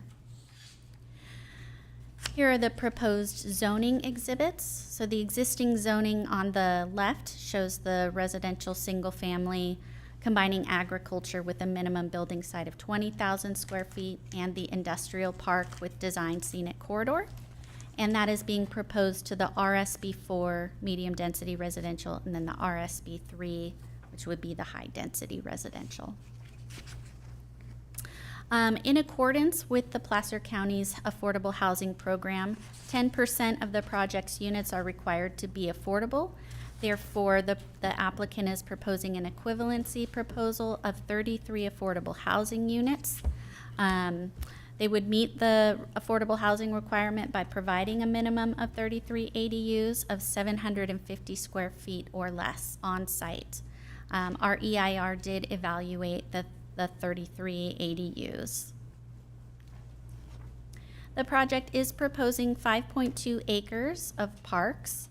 As previously mentioned, we've got Park 1, which is that paseo that kind of bisects the project site and goes down into Park 3. Parks 2 and 3 are the largest parks and accommodate your usual park amenities such as benches, peripheral trails, shade structures, play structures, and then either of these two parks will also be able to accommodate soccer fields. We have two other parks on the southwest portion of the site. We've got a park here and then a smaller 2.2 acre park, which is proposed to be a dog park in that area. The project will install landscaping within all common areas. The project entries PFE Road and Antelope Road landscape corridors and the parks. Project landscaping is required to comply with Placer County Landscape Design Guidelines, the Dry Creek West Placer Community Plan Guidelines, which include native and drought-tolerant plants.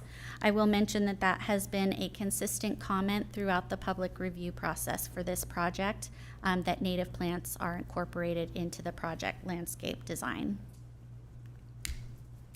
The project does propose a gated entry. The Dry Creek West Placer Community Plan doesn't prohibit gated subdivisions, but they do suggest that entryways should allow for pedestrian access.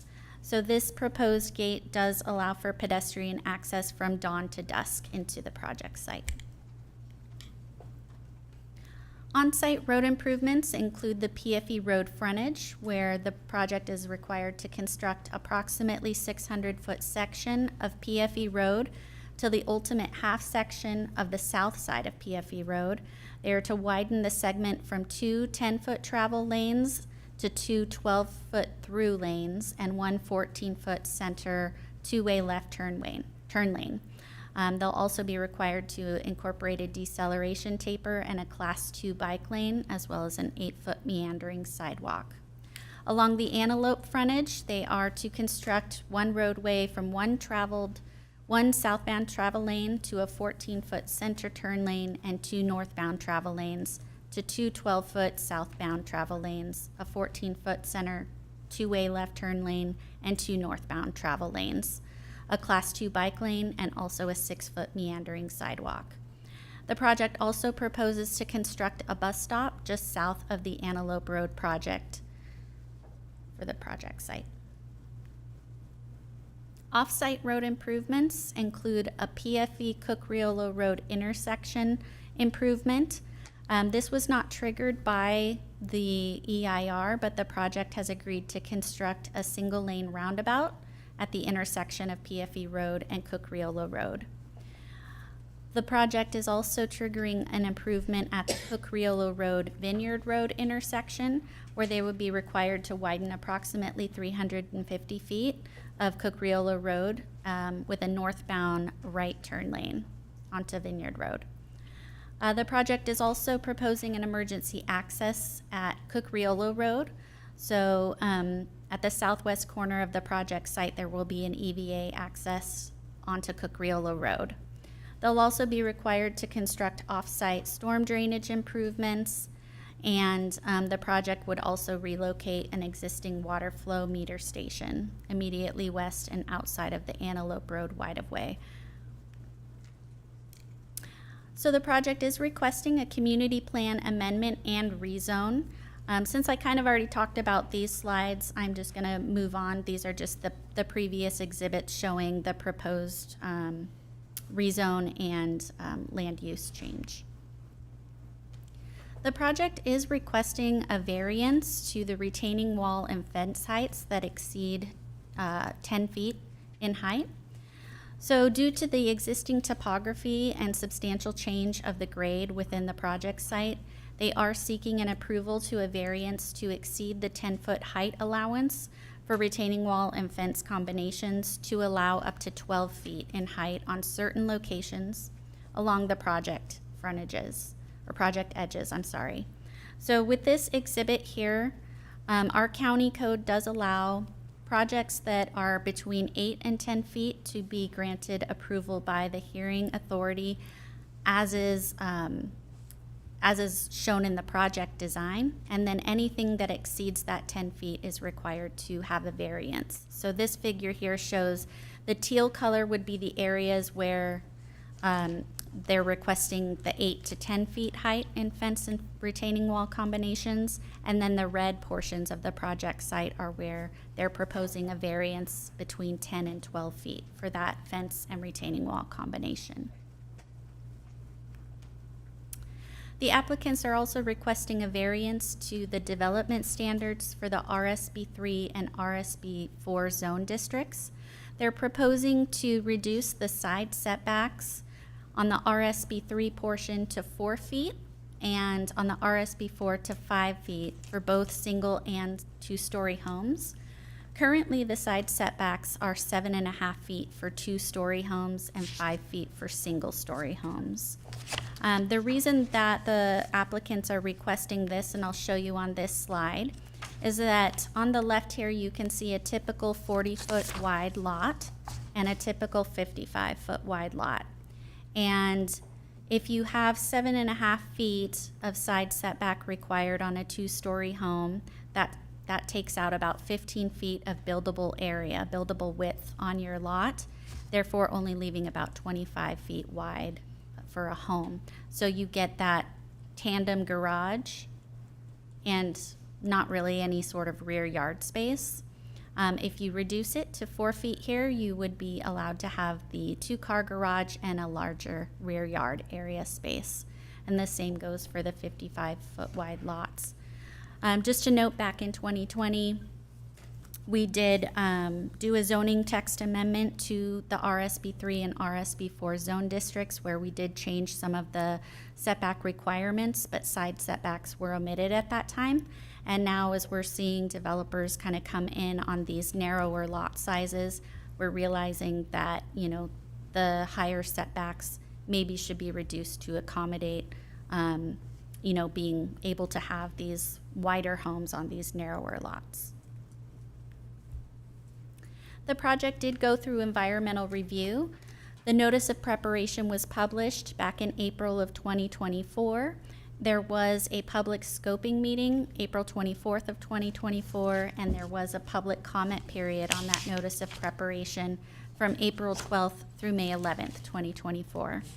The recirculated draft EIR was released on February 20th of this year for public review and comment, and that comment period went from February 20th to April 7th of this year. The final recirculated EIR was released on August 8th.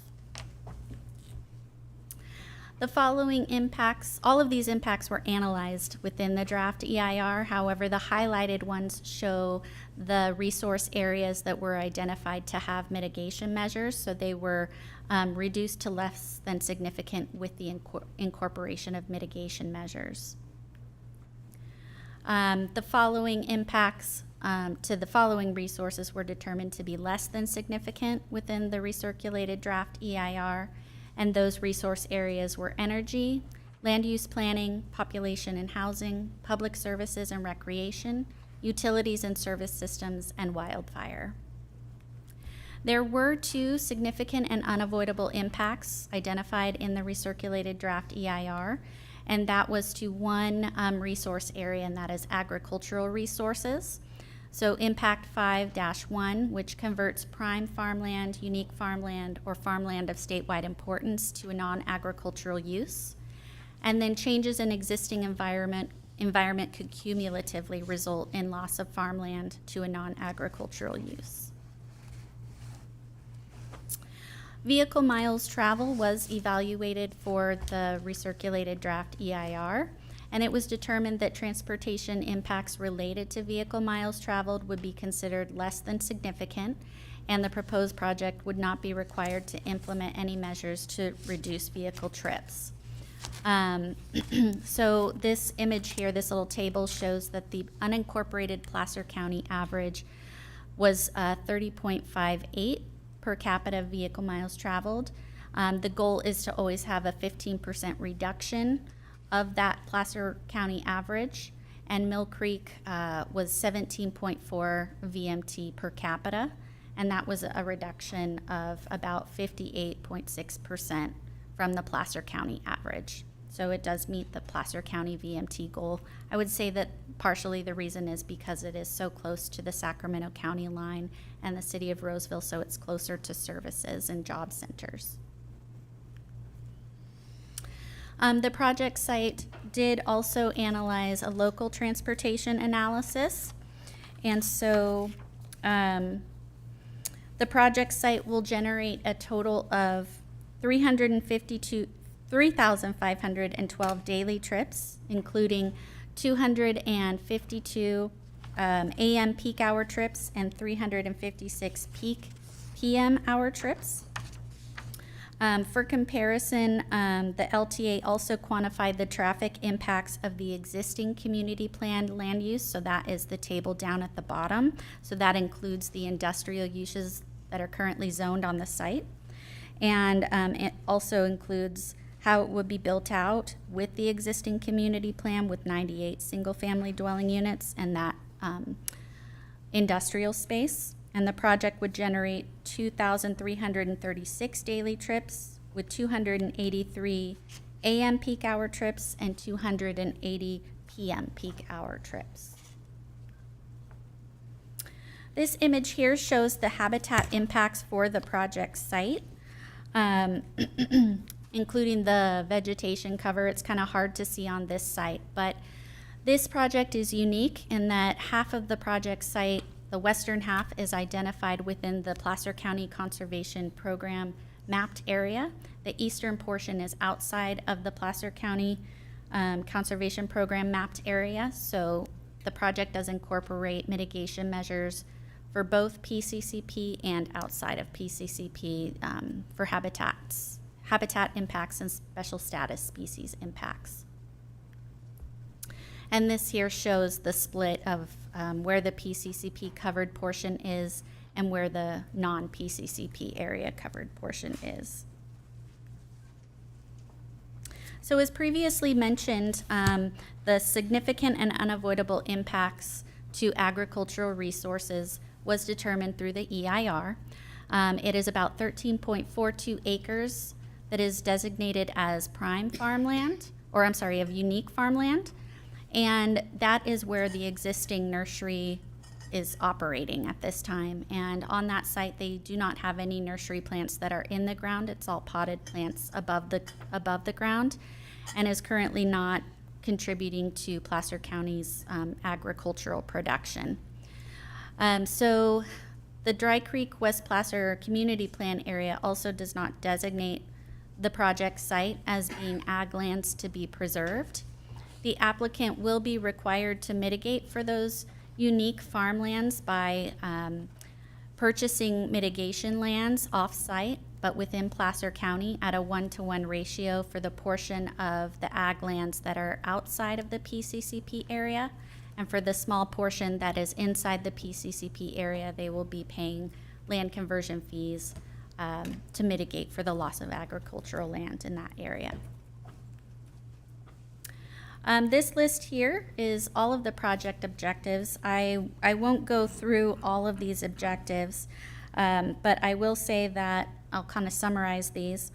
The objectives of the project are to provide a well-designed residential community in close proximity to jobs and services within Placer and Sacramento counties, develop a high-quality neighborhood environment with a mix of residential and recreational land uses, provide for medium and high-density residential densities in an area of the county that is planned for urban growth and development, and provide a mix of smaller residential lot sizes to help facilitate more affordable priced housing to meet the region's housing needs.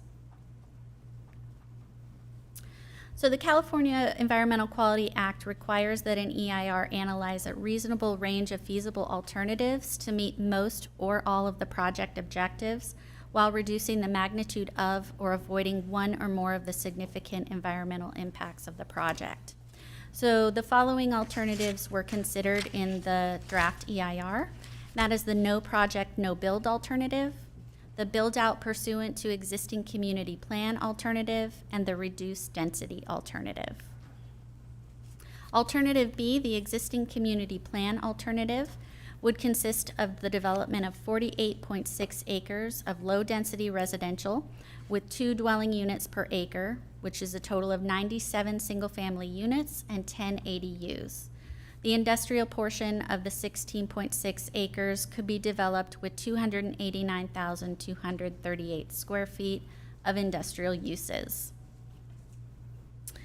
The build-out pursuant to the existing community plan alternative would result in 8 similar impacts as the proposed project and 3 greater impacts than the proposed project.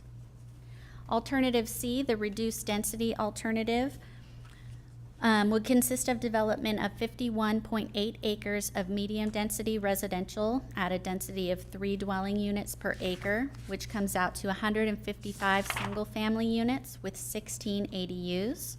The 20% of acreage is reduced to include on-site streets and the required 100-foot open space buffer that is adjacent to the industrial use across the way. The reduced density alternative would result in 9 similar impacts as the proposed project and 2 fewer impacts than the proposed project. However, this alternative would only partially meet the project objectives due to fewer residential units being constructed and only provide for medium density residential units. So here is the alternative comparison analysis that was provided in the EIR. And so as you can see here, each column is the different alternative, and down at the bottom shows the total fewer impacts, total similar impacts, and total greater impacts. So the no project, no build would be considered the environmentally superior alternative. However, that would not provide or meet any of the project objectives. The build-out pursuant to existing community plan alternative results in 3 greater impacts of the proposed project and also does not meet many of the project objectives. The reduced density alternative has been determined to be the environmentally superior alternatives because it would result in 2 fewer impacts and no greater impacts than the proposed project. Those 2 fewer impacts include impacts towards aesthetics because it would be less residences on the property, therefore a reduction in light and glare, and then also a reduction in the hydrology and water quality impacts because they would be on larger lots, which therefore has less impervious surface and could reduce impacts to drainage, with drainage on site. Community plan consistency. So the proposed project is consistent with the community plan as it uses green belts and landscaped areas along the roadways as a design feature within the project in order to mitigate noise impacts and provide valuable open space for the residents. It is located near the city of Roseville and Sacramento County, Antelope area, where there are existing services and facilities to accommodate development. The project is a logical expansion of the area that's developing an infill area close to existing developed areas rather than in an outlying area. It does not expand public services into areas with significant value as rural open space, and development activities are proposed in the areas of least environmental sensitivity. This image here kind of shows the progression of projects within the Dry Creek area, and it is showing that recently approved projects within the Dry Creek West Placer Community Plan area have trended towards smaller lot sizes. For example, up in the northeast with the Brady Vineyard subdivision, which has a 5,000 square foot minimum lot size. The ranch, which is just south of Vineyard Road, has a 6,000 square foot minimum lot size. Creekview Ranch, just south of the ranch, was approved at a minimum lot size of 3,400 square feet. We also have the recently rezoned RM30 parcel just south of Creekview and north of the proposed Mill Creek project site. There are additional project sites to the west with larger lot sizes, such as the 9,500 square foot minimum for Riolo Greens, and then Willow Park with a 10,000 square foot minimum lot size. The project was presented at the West Placer MAC twice, once in June 2004 and the second time in June of this year. Similar comments were expressed at both MAC meetings, concerns about the recent traffic, increased density, and consistency with the Dry Creek West Placer Community Plan. Additional comments made at the most recent MAC included concerns about the proposed variance to reduce the side setbacks, which could potentially increase fire hazards, access to the private parks, public safety, especially for children who may be walking across PFE to Creekview Ranch School, and then, of course, the emphasis and incorporation of native plants within the landscape within the project site. The project was most recently presented at the August 21st Planning Commission meeting. And we did receive 8 public comment letters prior to the Planning Commission. 4 of those letters were from neighboring property owners that provided their support of the Mill Creek project, and 4 other letters were provided. One letter was also submitted during public comment expressing concerns about additional traffic, the cost to maintain roads in the Dry Creek area, affordability of housing with HOA fees, concerns about the MAC process and the timing of the presentation at the West Placer MAC. We received a letter from the California Native Plant Society inquiring about using native plants and incorporating that into the project site. We also received a letter from a member of the public with their concerns about the proximity of the proposed project to the Roseville rail yards and the public health concerns raised from the emissions from that project site. At the meeting, 3 persons provided public comment, including one of the letters that was submitted at the hearing was also a public comment. The Planning Commission did vote to recommend all requested actions to the board for approval at that hearing. And with that, staff has a recommendation to your board to approve the following. A, adopt a resolution certifying the Mill Creek Final Recirculated Environmental Impact Report, State Clearinghouse number 2017-05-2042, prepared pursuant to the California Environmental Quality Act, the findings of fact and statement of overriding considerations, and the mitigation monitoring and reporting program. B, adopt a resolution amending the Dry Creek West Placer Community Plan land use diagram to change the land use designations of the project site from 48.6 acres of low-density residential and 16.6 acres of industrial to 46.4 acres of medium-density residential and 18.8 acres of high-density residential. C, adopt an ordinance rezoning the Mill Creek project site from 48.6 acres of residential single-family, combining agriculture, combining a minimum building site of 20,000 square feet, and 16.6 acres of industrial park, combining design scenic corridor to 46.4 acres of residential single-family, combining a minimum building site of 4,000 square feet, and 18.8 acres of residential single-family, combining a minimum building site of 3,000 square feet. D, approve the vesting large lot tentative subdivision map to create 2 large lots with no development rights on 65.2 acres of land to allow for phased development of the proposed subdivision subject to the recommended conditions of approval. Approve a vesting phased small lot tentative subdivision map subject to the recommended conditions of approval. Approve the variance to allow wall, and fence wall combinations of up to 12 feet in height, where a height limit of 10 feet is normally allowed with approval, subject to the recommended conditions of approval. And G, approve the variance to the development standards for reduced side setbacks within the RSB 3 and RSB 4 combining zone districts for 1- and 2-story residences, subject to the recommended conditions of approval. With that, I would also like to say I'm available for questions, and we also have county staff. Phil Vashon from DPW is here for any traffic-related questions. We also have Michael Wilson with engineering and surveying for any improvements or drainage questions. And then we also have our EIR consultant, Nick Papani, with Rainey Planning and Management, who can also answer any questions. And thank you for your time. Thank you, Kara. Appreciate that presentation. Questions?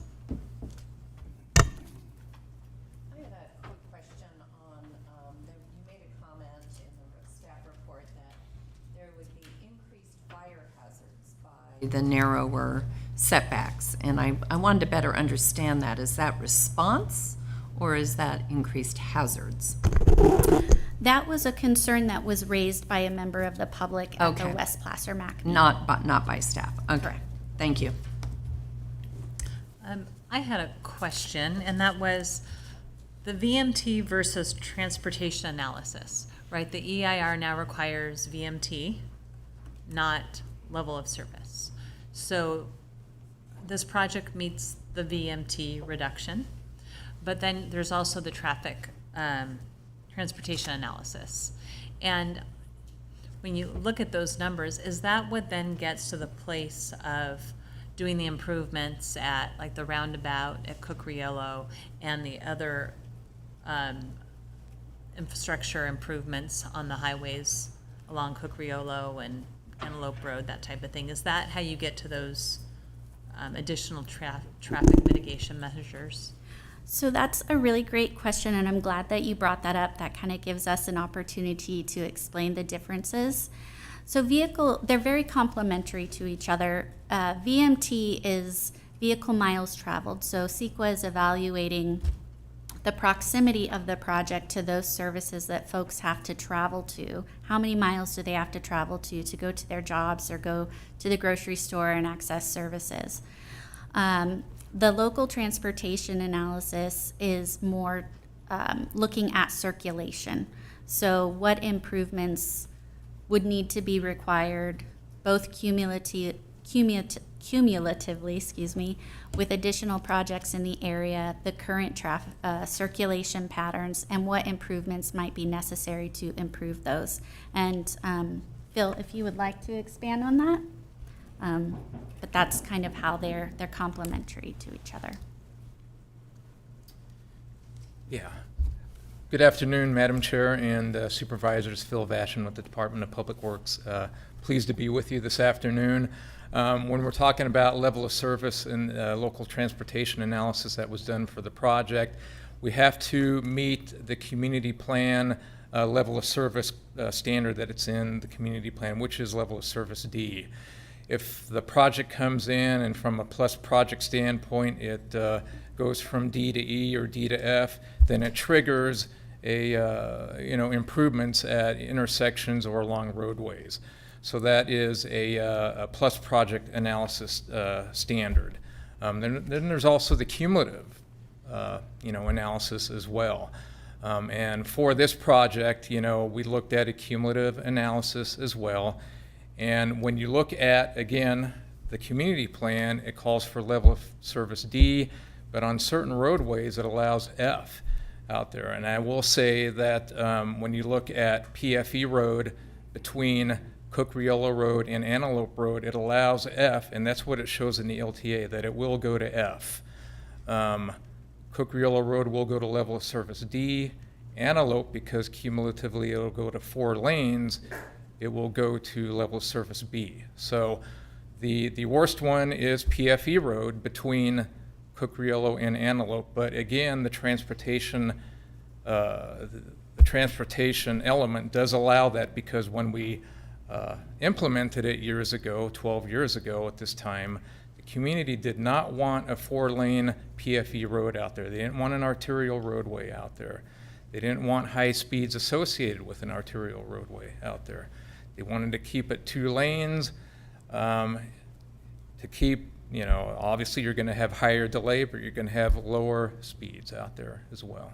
So that's the crux of the matter. I will say that between this project and Creekview Ranch and the ranch, those two projects that were approved not too long ago, that when you look at the trip generation between this project and those other two projects, between the trip generation and the community plan, there's going to be a net decrease of about 2,200 trips. And that is because Creekview Ranch, when you look at the trip generation that it did versus what's in the community plan, it's all residential, but in the community plan it's residential, commercial, and industrial. So there is much less trip generation associated with that project, and hence about 2,200 less trips when you look at these projects, these three projects as a whole. So that's kind of what I wanted to illustrate to the board today as well, on this roadway network out in that area. So, Thank you, Phil. Appreciate that. you're welcome. And then I had another question in regards to just the air quality, and I meant to look it up in the EIR, but the air quality with the railroad nearby. Can you just address that, whether that's Kara or Nick? Bonnie? Thank you. Thank you. Good afternoon, Chair, Supervisors.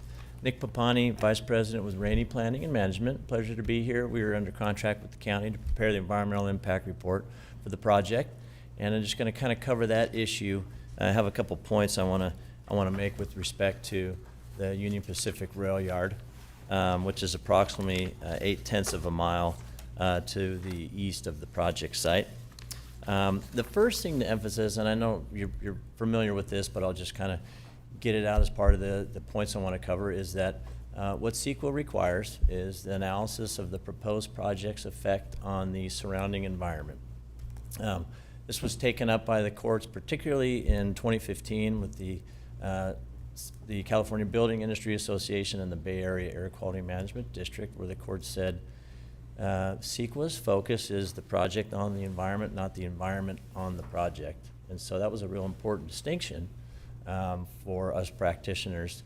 The courts did say if your project has a potential to exacerbate an existing health risk, then that should be evaluated in CEQA. But I think it's clear a project such as this, there's really no potential for it to exacerbate diesel particulate matter emissions. That might be something more akin to a truck, facility where you have a lot of heavy-duty trucks traveling to and fro. So while we included a summary of the existing kind of setting with respect to this issue in the EIR, we're not required to do an analysis. With that said, in 2004, the Air Resources Board, in concert with Placer County Air Pollution Control District, did a health risk assessment to assess the potential cancer risk from the rail yard onto the surrounding area. At the time, the risks that were estimated exceeded 10 in a million, which is kind of the local district's threshold for a concern related to cancer risk. There was a variety of areas around the rail yard that exceeded that 10 in a million threshold, which is a reason why the Air District entered into an agreement with the railroad to make improvements and basically identify mitigation measures to address this cancer risk concern to the surrounding community. As part of that agreement, which was in 2004, a variety of mitigation measures were identified, including reducing unnecessary idling. I think about 50% of the diesel particulate emissions from those locomotives was just due to idling. And so it was, let's crack down on unnecessary idling. That's a huge concern. So that was a requirement that was identified. Introducing low sulfur diesel fuel for locomotives, which also reduces diesel particulate matter. And then addressing switcher locomotive fleets, the switching units that they use out there. They targeted their emissions as well. As a result of that, the Placer County Air Pollution Control District looked at how that would reduce diesel particulate emissions across kind of the whole facility. And there was about a 23% reduction in diesel particulate emissions from those improvements that were identified in that mitigation agreement. There was also an agreement with CARB, the California Air Resource Board, around that similar timeframe in 04-05 with Union Pacific and Burlington Northern to reduce emissions at rail facilities across the state. And so since then, while there hasn't been an updated health risk assessment to kind of pin down the current cancer risk out there, the Placer County Air Pollution Control District, they do release an annual report every year associated with the hotspot toxic program that is tied to Assembly Bill 2588. The latest annual report was released in 2024. And what that report does is it ranks different facilities throughout the district in terms of health risk, and they come up with a prioritization score. If you're from about, there's a train there. If you're, yeah. If you're within 1 to below 10 on the prioritization score, the Air District has said this is something that we don't think needs to have further health risk assessment. The rail yard in Roseville has a score of 9.37 in the latest annual report from the Air Pollution Control District. And so that's, I think, an indication of, while there hasn't been a formal health risk assessment, an indication of what they believe to be the case as a result of the different mitigation agreements, both between the Air District and at the state level as well. So I hope that provides a little bit of background and kind of summary of what we know up to date. Thank you. That was very helpful, Nick. I appreciate it. Sure. Thank you. All right. Oh, and just one last question for Kara. The fences. I know a couple of the property owners have had conversations with the adjacent property owners where the fences are, where they're going to be variances, have been spoken to. Have all the property owners had conversations? All the adjacent property owners had conversations with the applicant about where those variances are, and I'm thinking in particular Mr. Long's property and the other properties. So just south of. Are you talking about those two? Yeah, those two. ones? Yeah. Are they aware of those variances that have been asked for those fence heights? I'm just curious. I know one's, the Sacramento County line, and I know that property owner has had conversations, but I'm just curious if people are aware that that's what's happening right near their property. The applicant will probably be able to better answer that question. I will say that they have attempted to reach all of the neighbors surrounding the Mill Creek property. Some have engaged, some have not. Okay, thank you. All right, let's see. So no more questions? I have one question. Oh, yeah, go ahead. Thanks, Kara, for that. I just had a question on the sequence vehicle miles traveled. Great, it's closer to amenities. But if we're going to go from low to medium density to high density, now we're putting 20 to 30% more cars on the road. Now we're just adding 20 to 30% more vehicle miles traveled because we have more vehicles traveling to the same place. Is that even considered in a traffic study or in a vehicle miles traveled for that?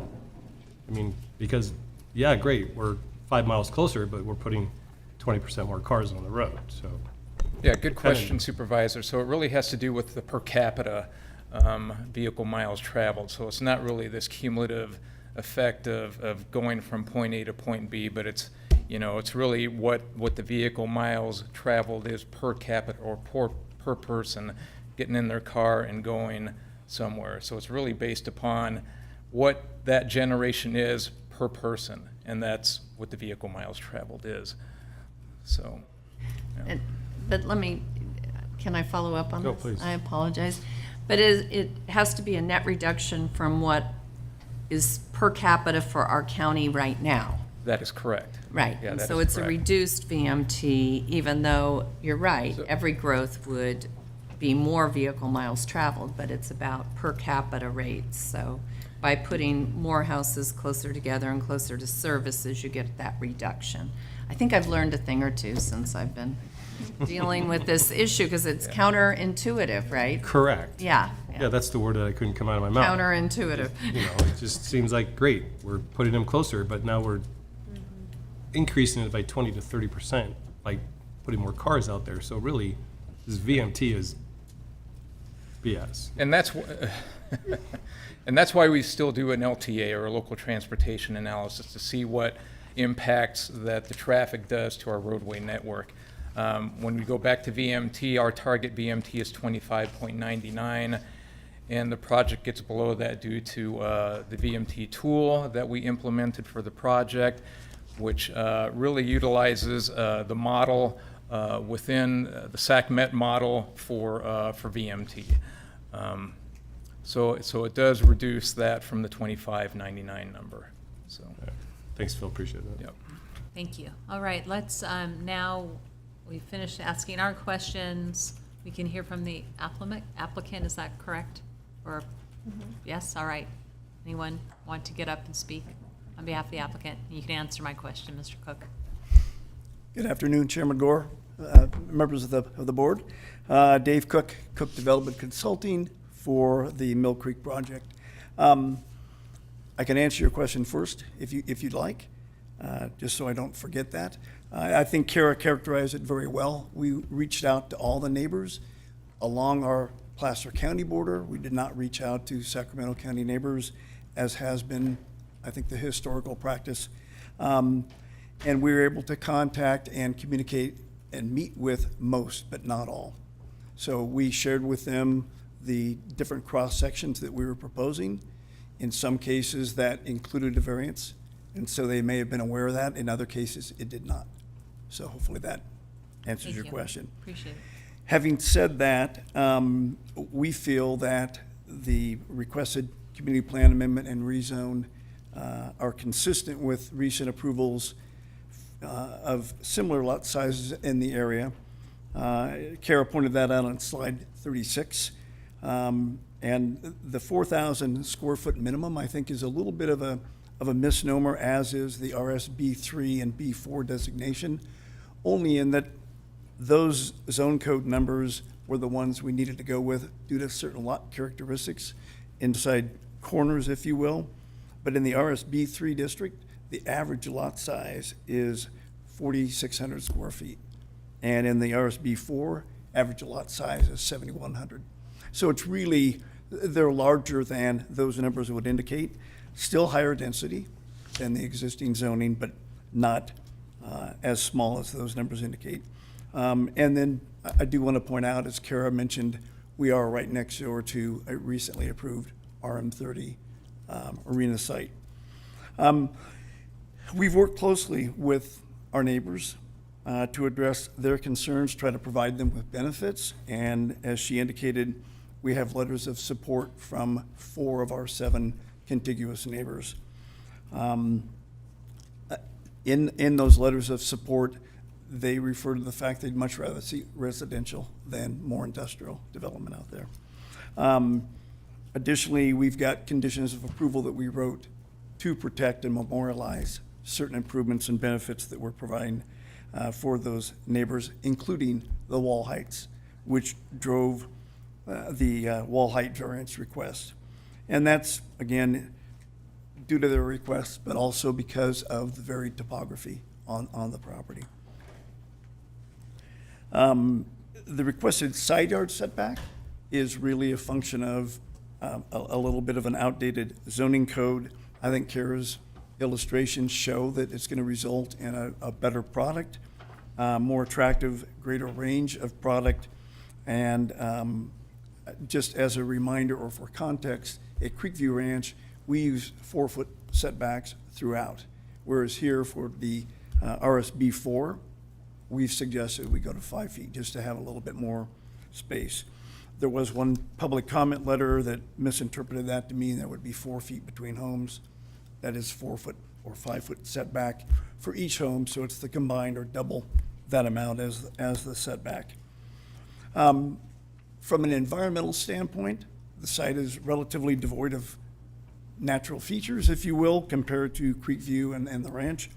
And as such, The most significant impact is the unique farmlands, which we do find a little ironic given the fact that they're not growing plants in the ground, but it did show up on a map, so nevertheless, that was an impact. So with that, only two significant and unavoidable impacts.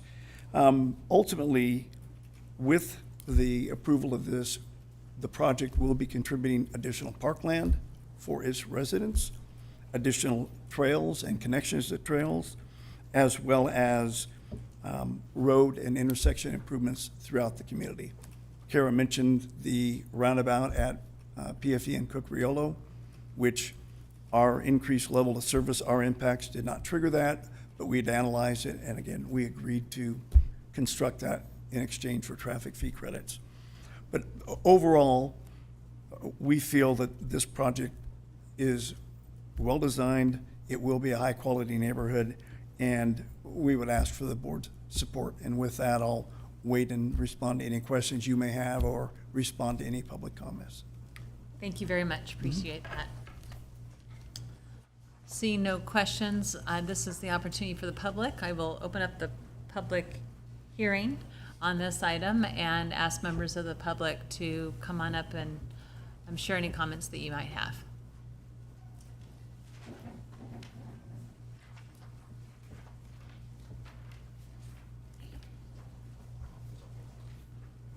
Thank you. Again, Laura Bullard, longtime resident. I sent comments to the clerk of the board yesterday, but I wish to highlight some problems proposed by the proposal by Dave Cook, which negatively impact Placer County and specifically the Dry Creek area. This proposal significantly violates the plan, the community plan, which had planned development which attempted to avoid traffic congestion as well as keeping a sense of community by keeping students in the local area and maintaining our peaceful way of life. Unfortunately, the Planning Commission has ignored the fact that the Planning Department ignored the fact that the alternative Plan C actually has fewer negative impacts while still allowing for the development. It is a mystery as to why the planning department automatically goes with the proposal by the developer, okay, rather than going with the alternative plan, which actually has fewer negative consequences. In addition, he had previously proposed a plan that was more in keeping with our community plan with fewer houses, and now he chooses to desecrate the community plan. If it worked before, why doesn't it work now? And that's his normal MO, in that he submits one plan and then goes back and asks for more, which he did with the SS Ranch or whatever, which was clearly presented as 1 acre parcels and now is half-acre parcels. How did that happen? Dave Cook is asking that you provide an entitlement to allow these houses to be placed closer together so that he can cram in more houses. I'm sure that this is not so that he can offer those houses at significantly cheaper prices, and is certainly not going to make it so that people want to rush to buy their forever home here, okay? And it's going to lead to the degradation of the area as this becomes transitional homes rather than being inhabited by people who plan to stay in our community.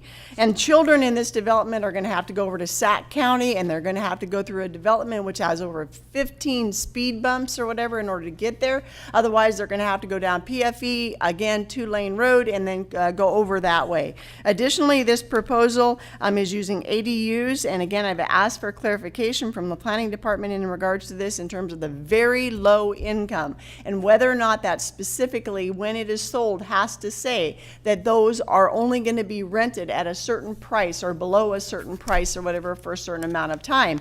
If that's the case, then that needs to be specifically put into any proposal which allows him to go forward. And the other thing is that the MAC actually, if you were to actually look at an actual vote, actually voted other than one person against this particular plan. So the MAC was in opposition to this. Okay, for these reasons and so many more, I implore that you vote no on this proposal at this time and send it back to fix the issues before you give it the green light. Thank you. Thank you, Laura. Mr. Garabedian, did you want to make a comment? Well, I mean, this is public comment, so I'm inviting people up, and I figured you were going to make a public comment. I mean, you don't have to. Oh, you figured right. Okay. The trouble is, there's far too much to say. I mean, thinking about your last agenda item, which was about animal welfare very much, you're skipping human welfare here. You're skipping human health. You know, what basically is going on here, from my point of view, is that the staff and the developers keeping the record clear, the legal record clear, so there's not stuff in there that will hurt their case.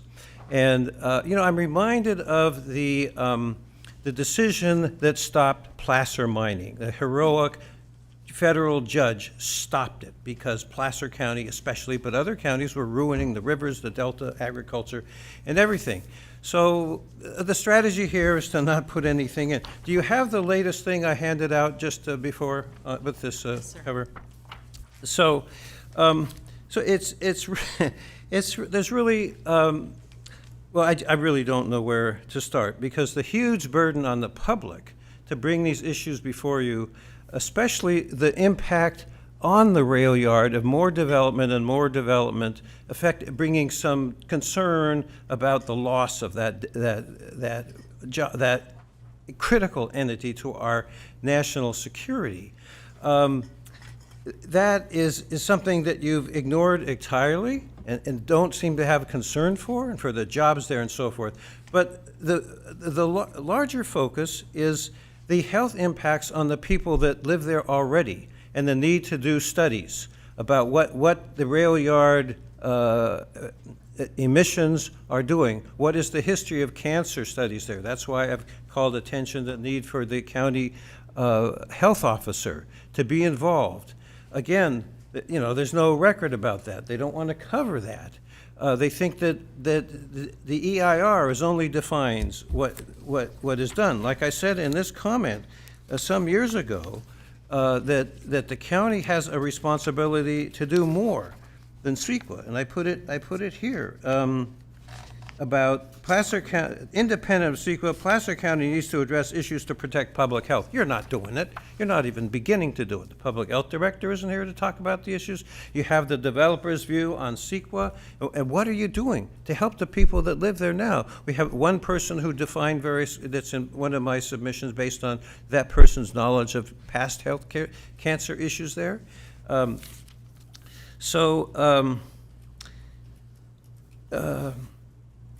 This is the burden you're putting on someone like me to do all the research for you, to find out, not just have an inadequate summary of what the regional air board has done, Placer County. You know, it's my job, it's a public's job to go out there and find this data, get all these reports that have been done on the pollution and on the medical effects, find out what they are. You're not doing your job either by letting them off the hook, by not covering the things that I've raised and other people raised. You're limiting it to certain planning issues that are important.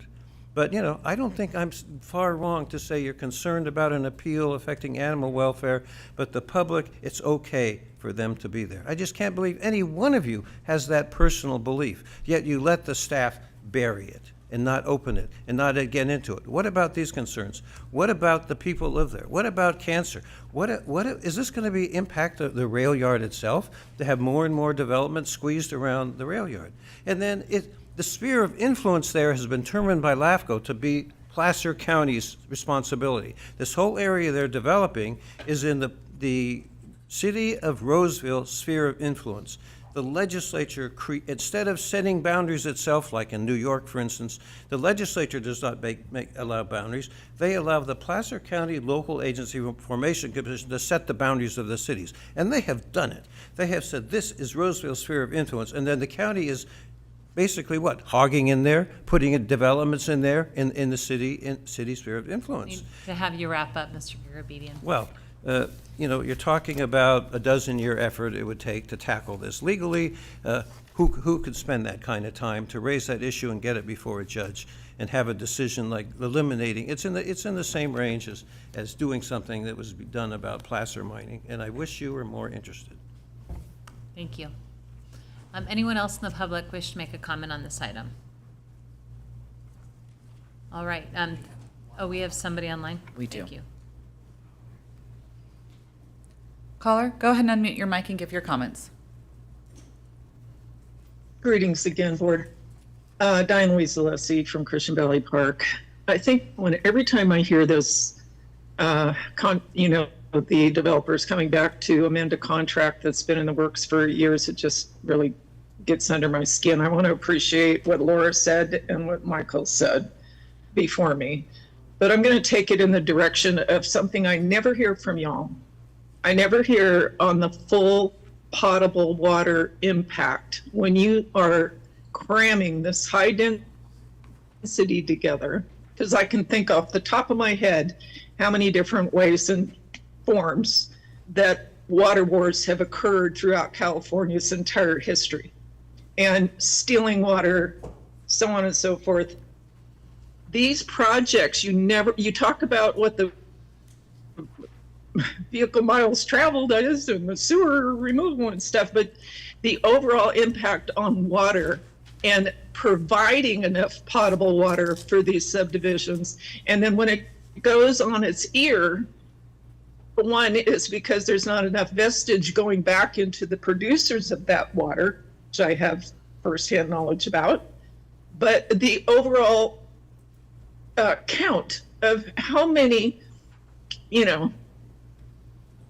cubic feet of water is this subdivision going to use on a daily basis, and then if we hit a drought, or in terms of fire suppression and so on and so forth. And what happens is that downstream always pays the price. Farmers down in the valley are going to pay the price because they did it in Idaho. They over allocated to subdivisions, and they shut farmers' pivots down so that it could recharge the water aquifer. I want to know, on these subdivisions, what is the cumulative between all of these different developments of how much water demand is there, and is it available? And what's being done to secure that? We went without Spalding for 2 years and just barely squeaked by. Nobody talks about this stuff, and it drives me absolutely bonkers, because without water, you're dead, flat out, and you can't put a fire out. So roads and traveling and so on and so forth, and impacts and noise and smell and all that. The ranchers and the farmers always take it in the shorts on this deal, always. And so this board needs to be stewards of water. And that's what I want on the record. I want to have numbers from y'all in these EIRs and impacts of how much water that average subdivision and the cumulative is on our water supply. So with that, I yield. Thank you. Any other public comments? None. All right, we will close public comment, bring it back to staff. I think there's a couple questions, probably answer. I think Chair Gore, Chris Pahuli again, Planning Director. I'll get started. Just wanted to provide 2 quick responses and then hand it over to Kara and perhaps Nick Papani to address the water supply question that was just raised, as well as the alternatives analysis question that was raised. But just very quickly, I did want to point out that in the small lot conditions of approval, condition 120 is an affordable housing condition. Question that came up was about the very low income requirement. Just as a reminder to the board, the condition stipulates that the applicant will bring forward an affordable housing agreement prior to the small lot map recordation. And that affordable housing agreement would address the mix of income levels and any additional deed restrictions related to the affordable housing requirement. So I wanted to point that out, as well as there was a comment made about the property being located within the City of Roseville's sphere of influence. County staff works very closely with City of Roseville staff. They were routed the application. We've been working with City of Roseville. They're aware of this request, and I just wanted to point that out as well. With that, I'll hand it over to Kara to address the other 2 issues that were brought up. All right, I'll kick it off with Lee to discuss a little bit about the alternatives from a CEQA standpoint, and then I'll kind of answer about the alternatives from an evaluation standpoint. Okay, so I just wanted to give a brief alternatives analysis discussion. Really, the primary intent of the alternatives evaluation in the EIR is, this is straight from the statute, to describe a range of reasonable alternatives to the project or to the location of the project which would feasibly obtain most of the basic objectives of the project, but lessen any of the significant effects of the project. So while CEQA's goal is to inform the public and ultimately the decision makers about the environmental consequences of the project, the statute does not mandate that the governing body select the least environmentally damaging alternative or the environmentally superior alternative. So in the case of Mill Creek, none of the identified alternatives qualify as both feasible and environmentally superior. And the feasible, in the context of CEQA, feasible has a really important definition. It's defined as capable of being accomplished in a successful manner within a reasonable period of time, taking into account economic, environmental, legal, social, and technological factors. So there are a lot of considerations for the governing body beyond just the environmental effect of the project. Relative to feasibility, case law has further established that part of the feasibility equation is whether the project achieves those underlying project objectives. So, none of the EIR alternatives that are able to avoid the significant and unavoidable impacts related to farmland. So in this case, the feasibility of the alternatives is really what the focus of the EIR was on. Thank you. Thank you, Lee, for that. So that's kind of the CEQA point of alternatives, but as you know, we also have to evaluate the project itself outside of CEQA and take into account, economic decisions, the area, the location, all of those factors, the consistency with the general plan, the community plans, et cetera. And so, we're not, planning is not sitting there and saying, okay, well, we're just gonna take the developer's proposed project. We go through numerous reviews and iterations of the proposed projects, making suggestions for ways to meet the community plan guidelines, for ways that they need to meet the general plan guidelines. And so based off of the proposed, the reduced density alternative, as Lee mentioned, it would still have the significant and unavoidable impact of impacting those agricultural resources regardless. But it also does not meet the project objectives. And when we go to project objectives, we bring those before the public at the notice of preparation for the environmental impact report, where the public is invited to provide their input on what needs to be evaluated within the EIR, what needs to be evaluated within the project, as well as kind of shaping those project objectives. So the reduced density alternative, although it did have two lesser impacts than the proposed project, it also is providing about 48% less housing than the proposed project. And so we're looking at housing supply here and the benefits of having those additional property taxes to help support Placer County services. So that is why we are, that's kind of the things that we look for when we're making recommendations. Thank you. If that And helps. one last question, water, since it was brought up. I think we're going to go to our EIR consultant, Nick Papani, for that one. Thank you. Good afternoon again, Chair, Supervisors. Nick Papani. So the project area is within California American Waters, West Placer service area. For this service area, CalAm, I'll use CalAm abbreviation, purchases water from Placer County Water Agency. For projects, one of the things that's required is to look at the size of the project.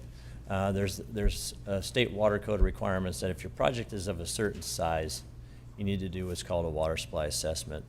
And that looks at normal water years, single dry water years, multi-dry water years, and whether the agency can adequately serve both its existing customers and also projected development into the 20-year horizon into the future. This project, Mill Creek, is below that threshold. It's 500 units is what was required to prepare a water supply assessment pursuant to the water code. However, this issue has been studied extensively, and there was a water supply assessment that was prepared and adopted by CalAm for Creekview Ranch. And that analysis determines that there is sufficient water, surface water, because I want to just emphasize that for this area, PCWA uses surface water as its supply. There's really no anticipation that PCWA is going to be using groundwater. There's really only actually 2 wells that PCWA has in the Sunset Industrial area. PCWA does not have any wells in this area, so PCWA has a whole variety of different surface water supply sources. And that's anything from some PG&E sources, Central Valley Project, Middle Fork American River Project, along with transfers from City of Roseville, San Juan Water District, a variety of surface water supplies that when the projections were put together for development within the West Placer service area, the agency determined that there's sufficient surface water supplies, and that's what we basically incorporated into the utilities chapter of the EIR. To summarize, it's quite a bit of information, but it's all summarized there in the utilities chapter. Thank you very much. Appreciate that, Nick. Thank you. All right. Let's bring it back to the board for any additional questions or conversation. Supervisor Jones. Yes, thank you for that. There was a mention by, I think, a public comment that about a vote by the MAC, but on your presentation, you talk about the Western Placer MAC, but there, other than concerns that they expressed, was there a vote by the MAC? No, there was not a vote by the MAC, and I'm sorry, I did not expand upon the outcome there. So they did not vote, but I can't remember if there were 5 or 6 MAC members there, but one MAC member did express that they thought that the project was a very well thought out project, and the other MAC members all were not in support of the project, but there was no vote taken. So it wasn't presented to them as an action item, just informational? Correct. It was not presented as an action item. Right, consistent with the recent changes that have been made, the project was presented as a review and comment item for the West Placer MAC. You're not taking away our ability to have it on the MAC agenda as an action item with a vote by the MAC members, are we? You may recall during your governance workshop back in January, the board decided that projects would still go to the max, but there would not be a formal vote. This was perfectly consistent with the board's direction back in January. Very good. Did they give us any cons? Because what we asked for is Max to give us pros and cons or input. Was there any other input provided, other than they were opposed? Who was listed in the staff report? On Okay. 37, they do give some. Okay. Sorry, I didn't concerns. have that in front of me. Okay. Yeah, I mean, they I'll did- look at hers. Yeah. Thank you. And then, I'm sorry. No, go ahead. You're right, yeah. No, it's just that it doesn't make much sense if there's comments by them. If there are comments by the MAC, but they're not taken into consideration in any form. I mean, if we can our MAC members can no longer make a vote or a recommendation to the planning commission before they act on it. Well, that's a separate Yeah. item, and it was heard before the MAC, and staff did hear the concerns and questions, and there was a discussion about it. Right, And then they gave their yes. input. Supervisor DiMattei? Yeah, thank you, Chair. A question came up about schools. What school district is this located in? I keep wanting to shut it off, but it just needs to be on. So this project would, for the K through 8, they would be going to the Dry Creek School, and then 9 through 12, I believe it is, sorry, I have it on here. Would it be Central Unified? No. No. It's not. Yeah, Roseville Joint. Laura, please, let me hear it from staff. Thank you. Yes, so it would be served by 2 school districts, Dry Creek Joint Elementary School District for K through 8 and Roseville Joint Union High School for 9th through 12. Okay, thanks for that. Also, going back to the rail yards and Mr. Garabedian's concerns, I lived probably 3 miles from the railroad for 14 years, and I don't think I have any health issues, and it's been around since 1906. Has there been any residential reported incidents of unhealthy lungs, cancer, anything that has come or related to the rail yard in Roseville, to the best of our knowledge? I think we're probably going to have Nick Papani speak to that question. Thank you, Supervisor. I'm not aware of that data being reported and accessible, so I'm not certain. Just, we were focused on the health risk and the information provided with respect to the reduction, and we know that there's been a substantial reduction in diesel particulate, but in terms of actual reported cases. Prior to the last 50 years, when it wasn't reduced, nothing reported. Okay, thank you for that. No, Mr. Garabedian, you can talk to him offline, but I'm sorry. And I close. He is not, and nor are you. So we don't have that expert in the room, but it's really not pertinent to this conversation. So, Mr. Garabedian, sorry. Did you have any other comments? Nope, sorry. No. All right. Supervisor Gustafson? Nope. No. Supervisor Jones? Yeah, I just was curious if do we ever involve the Air Pollution Control District officer on anything like this when it comes to things regarding the railroad or emissions or anything like that? I will say that Placer County Air Pollution Control District did review this project and they did not provide any comments. Great, thank you. Good question.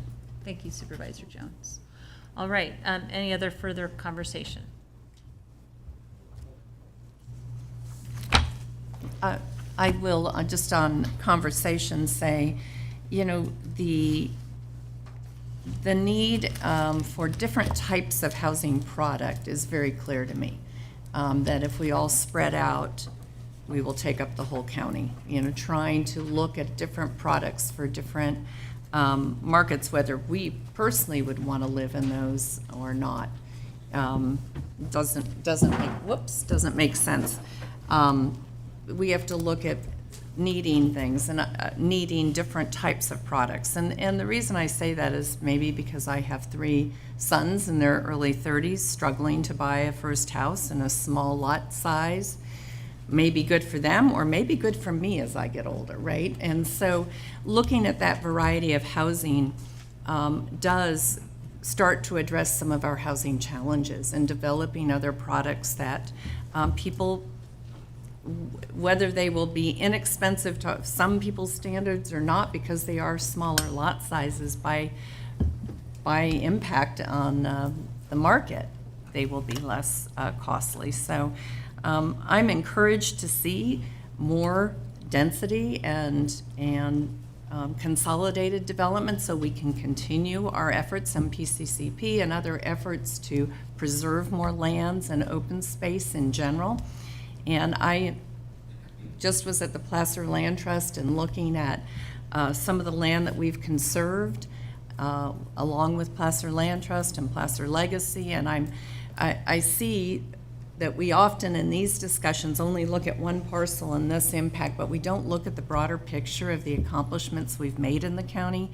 And I am pleased to be part of a county that had that long-term vision, that we have areas that we need to develop or should develop and other areas that we need to conserve. And so I really support this kind of a project. And it makes all the sense in the world to me to have that diversity of housing in our county. Supervisor Yeah, DeMattei? one other comment, thanks, and just kind of leading off of Supervisor Gustafson, is that, yeah, we do, there is a need to have higher density homes. I'm probably not the biggest fan of it, coming from an ag background, and I get a lot of comments that, hey, there's nowhere where our kids can have 2 acres, 3 acres to go raise farm animals. This is not a farm. This is not agricultural land. I know there's part of it that says it is, but you can't grow anything out there. There's a reason my family never grew anything out there, because it's good for houses and horses and cows. So we do have a need. Maybe not a big fan of all these projects becoming very high density subdivisions. It doesn't even back up to what Sacramento County has. It seems like there's more houses per lot line there than they have in Sac County, so it seems like we're starting to stack them up like we did in the Bay Area. Hate to see us go all the way out there and do that in the rural community of Placer County. But again, to her point, and to all our people who work here, people who work in our fire department or schools, do need a first starter home, and these are probably good first starter homes, but I hate to see this be a trend and continue to go on throughout Western Placer County. So those are just my thoughts. Thank you. Any other conversation? All right. We need to take individual votes. I'm going to ask Kara to put up the recommended actions. Kara's already read these in the record, so if you prefer, Madam Chair, you could take motions based on, for example, 1A, 1B, then you're going to have to read them again. I think that would be a whole lot easier than reading them all. So then, without further conversation, we have item 1A, which is to adopt the resolution, ... Do I have a motion? Can you put those on our screen? Yeah, they're, No, here, oh, if Jeremy could do that. Yeah, give us 1 second. or Shifting now. if not, I can hand you my No, copy. we're good, thank you. Okay. All right, so item 1A, is there a motion? I'll move approval. All right, so we have a motion and a second. All those in favor? Aye. Opposed? Motion carries. Item 1B. Move approval. Second. Motion and a second. All those in favor? Aye. Aye. Opposed? Motion carries. Item 1C. Move approval. Second. All those in favor? Aye. Opposed? Motion carries. Item 1D. Move approval. Second. And if they can change that up on the screen, that'd be great. All those in favor? Aye. Aye. Motion carries. Item 1E. Move approval. Second. All those in favor? Aye. Opposed? Motion carries. Item 1F. Move approval. Second. All those in favor? Aye. Opposed? Motion carries. And item 1G. Move approval. Second. All those in favor? Aye. Opposed? Motion carries. Thank you very much. Thank you, Kara and team, for the work on the project. All right, we have our 320 timed item, which is 8A. It's a fiscal year 2024-25 public facilities impact fee, and we'll let the room clear as staff moves up, and we'll just give it a moment, Gina. Thank you.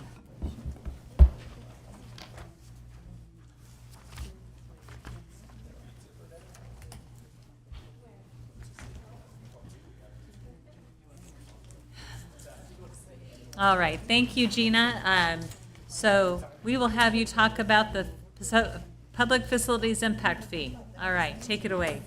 All right, try to make this quick so you guys can get out of here. Good afternoon, Chair Gore, members of the board. I'm Gina Olivares, an analyst in the CEO's office. And this afternoon, I'm bringing the annual public facilities impact fee, fiscal report, and inflationary update. So specifically, the action requested is 1, to conduct a public hearing, 2, A, adopt a resolution approving the fiscal year 2024-25 public facilities impact fee annual fiscal report, making findings as required by Government Code 66,000 et sec, and making an annual adjustment of 3% to the fee. B, determine the proposed action is exempt from environmental review pursuant to California Environmental Quality Act, CEQA, Guideline Section 15273, and alternatively is not a project pursuant to the CEQA Guidelines Section 15378. So this annual reporting item is required by the California Government Code 66,000 to identify the amount of the fees collected and used for capital projects needed to serve new development, and includes findings required by said government code. The total amount of fees collected for fiscal year 2024 and 25 was $10,392,835, including interest.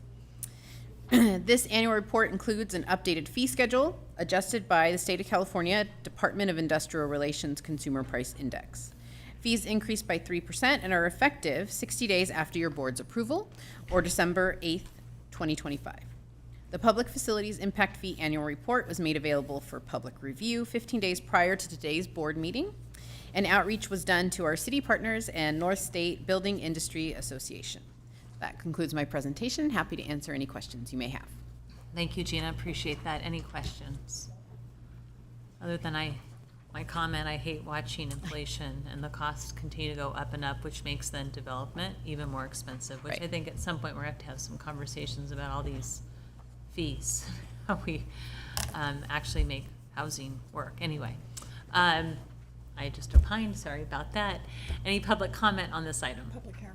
I'm going to open up the public hearing on this item. Any public comment on this item? All right, we will close the public hearing, bring it back to our board for any further conversation or action. I'll move approval. All right, motion by Landon, second by Gustafson. I closed the public hearing. All those in favor? Aye. Opposed, motion carries. Thank you, Gina. All right, look at that. Only an hour off, not too bad. All right. Next is our item 9A, which is California Proposition 50, congressional redistricting issue, and we're here to receive a presentation. So good afternoon, Joel.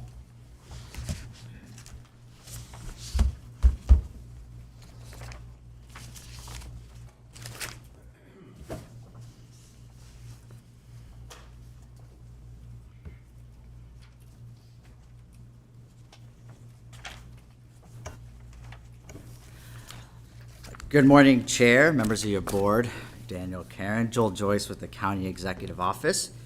Here to provide your board with a presentation on California Proposition 50, the use of legislative congressional redistricting map amendments. And before I get started in the presentation, I do want to go over kind of a brief history on where we are currently and how we got to this place. Your board may be well aware the voters of California in 2008 originally passed Proposition 11, which created the Independent Redistricting Commission to create maps for the California State Senate and the California State Assembly. Subsequent to that, following that, 2010, the voters then added congressional maps to the roles of the Citizens Independent Redistricting Commission. So that brings us to 2020. The current maps were adopted by the commission for both the state senate, state assembly, and congressional districts.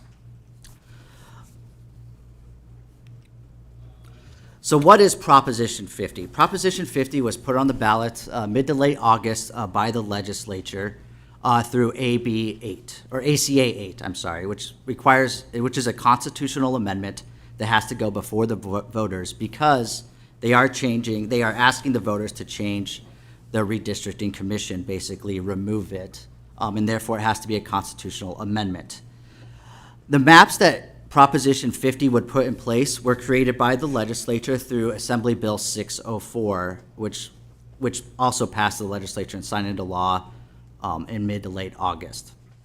So what AB 604 and what Proposition does is it would create temporary maps for the 2026, 2028, and 2030 congressional elections. Then, starting with the 2030 census, the 2032 congressional election would then revert back, or the maps for 2032 for Congress would revert back to the Independent Redistricting Commission.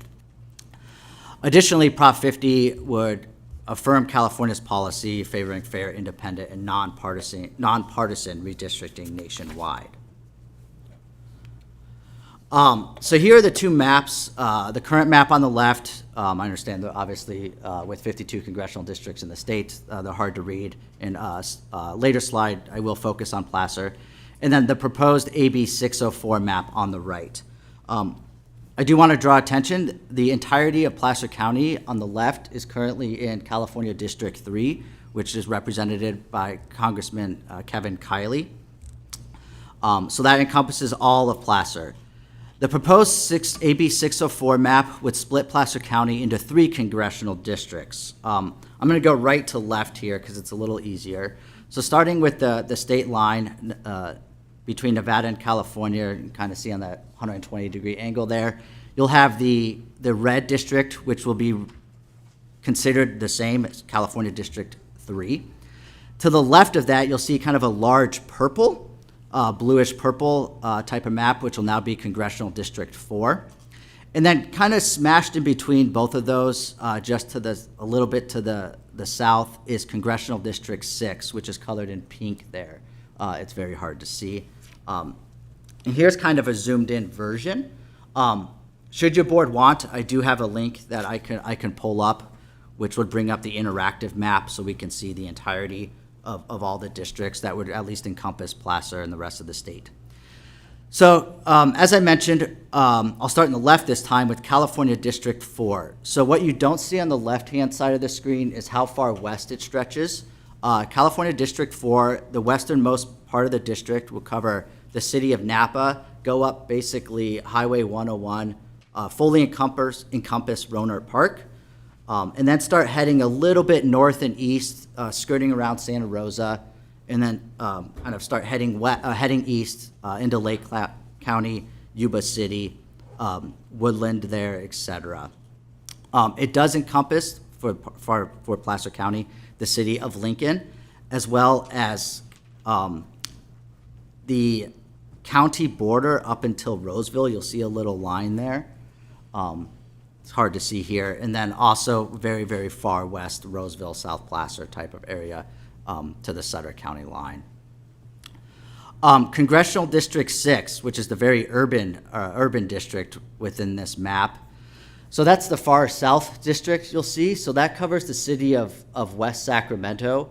It skirts over Midtown and downtown Sacramento, but then curves back around down through East Sacramento, up through Citrus Heights, Orangeville, Arden Arcade, I'm sorry, not Arden Arcade, but then goes up through Citrus Heights into Roseville and encompasses both the cities of Roseville and Rockland.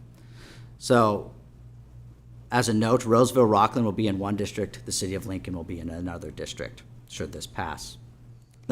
The final district within Placer will be CA03, and that obviously covers much of our foothills area, but then goes down into Granite Bay, Arden Arcade, Fair Oaks area, and the city of Folsom within Sacramento. I'm going to stop there. If anyone wants me to go to the interactive map, please let me know. If you want to kind of go around and look through things. If not, I will continue on. So with any proposition or special election that was called, there are certain impacts, county staff, operations, things like that. So as your board here, I believe last board meeting, we do expect this special election to cost Placer County roughly around $3 million. The state is required to reimburse the county up to reasonable costs. Should this pass, there will be additional costs on our election staff and our clerk recording staff, updating maps, things like that. And obviously, as the board heard this morning, Ryan Ronco has 28 days to get an election. So with that, that's basically Prop 50 in a nutshell, very simply. Happy to take any questions, or if you need me to go back and explain anything further again. Thank you, Joel. I do have a question on who represents the other congressional districts currently. So Kylie has CA3. 3. Omni Barra has CA6. I believe Mike Thompson has CA4. Okay, thank you. Supervisor Jones, question? So you said the state is required to reimburse the counties for? Up to reasonable cost. The state had, through another piece of legislation, had budgeted around $250 million to run this election. For the entire state? For the entire state. Back of the envelope map, Placer County typically costs about 1% of the entirety of the state.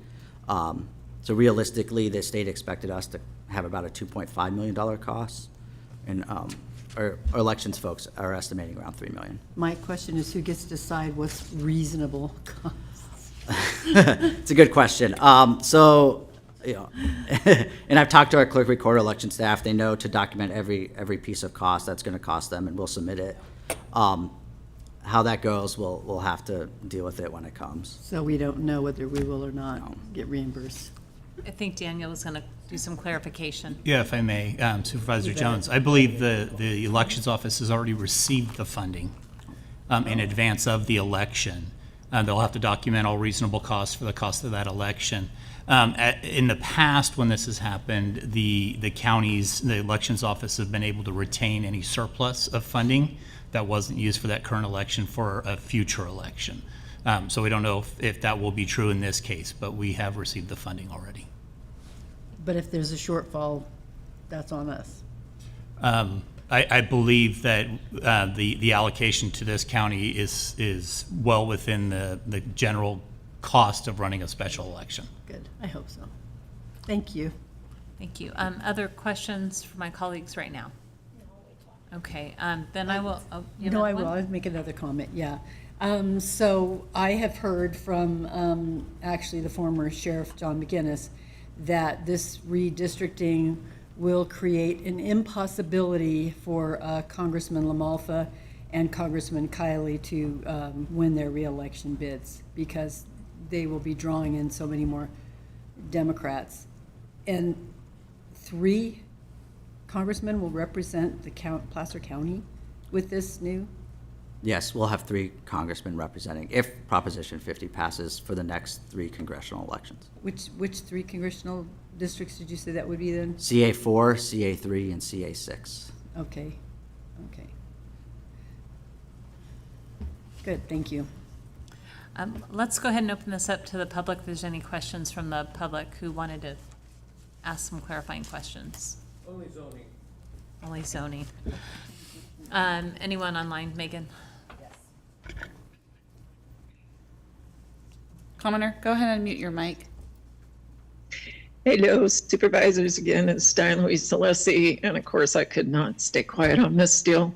I'm absolutely and vehemently asking for y'all to say no with a huge megaphone to this boondoggle of this insane governor that we have. And what kills me all, you're parsing between what the state is going to give you to run this election. The state is us. We're paying for it on both ends. We pay for it on the local and we pay for it statewide. So what difference? It's coming out of my pocket, flat out. Anything that the legislature is doing down there, it's coming out of my pocket. Whether it's in my jurisdiction of this particular county or not is irrelevant. Over $300 million is poof that could have gone somewhere else. And we all know this is gerrymandering, flat out. This is totally taking a more conservative, rural ag-minded sector of California and trying to turn it blue by just the numbers of blue. I mean, you just have to look at it and know it's a complete gerrymandering, rigged system. So be loud and proud to say no, and stop trying to parse out the fact, the state's going to give us the money back. Well, they're giving us our own money back. Hello. I just have to yield on that point. Thank you, Diane. Appreciate it. Gary, you going to opine? All right. Come on up. I will. Feel free. Come on up. I'll let you make a comment. This is mainly curiosity because it's something I've never experienced in all my life. But maybe you can kind of,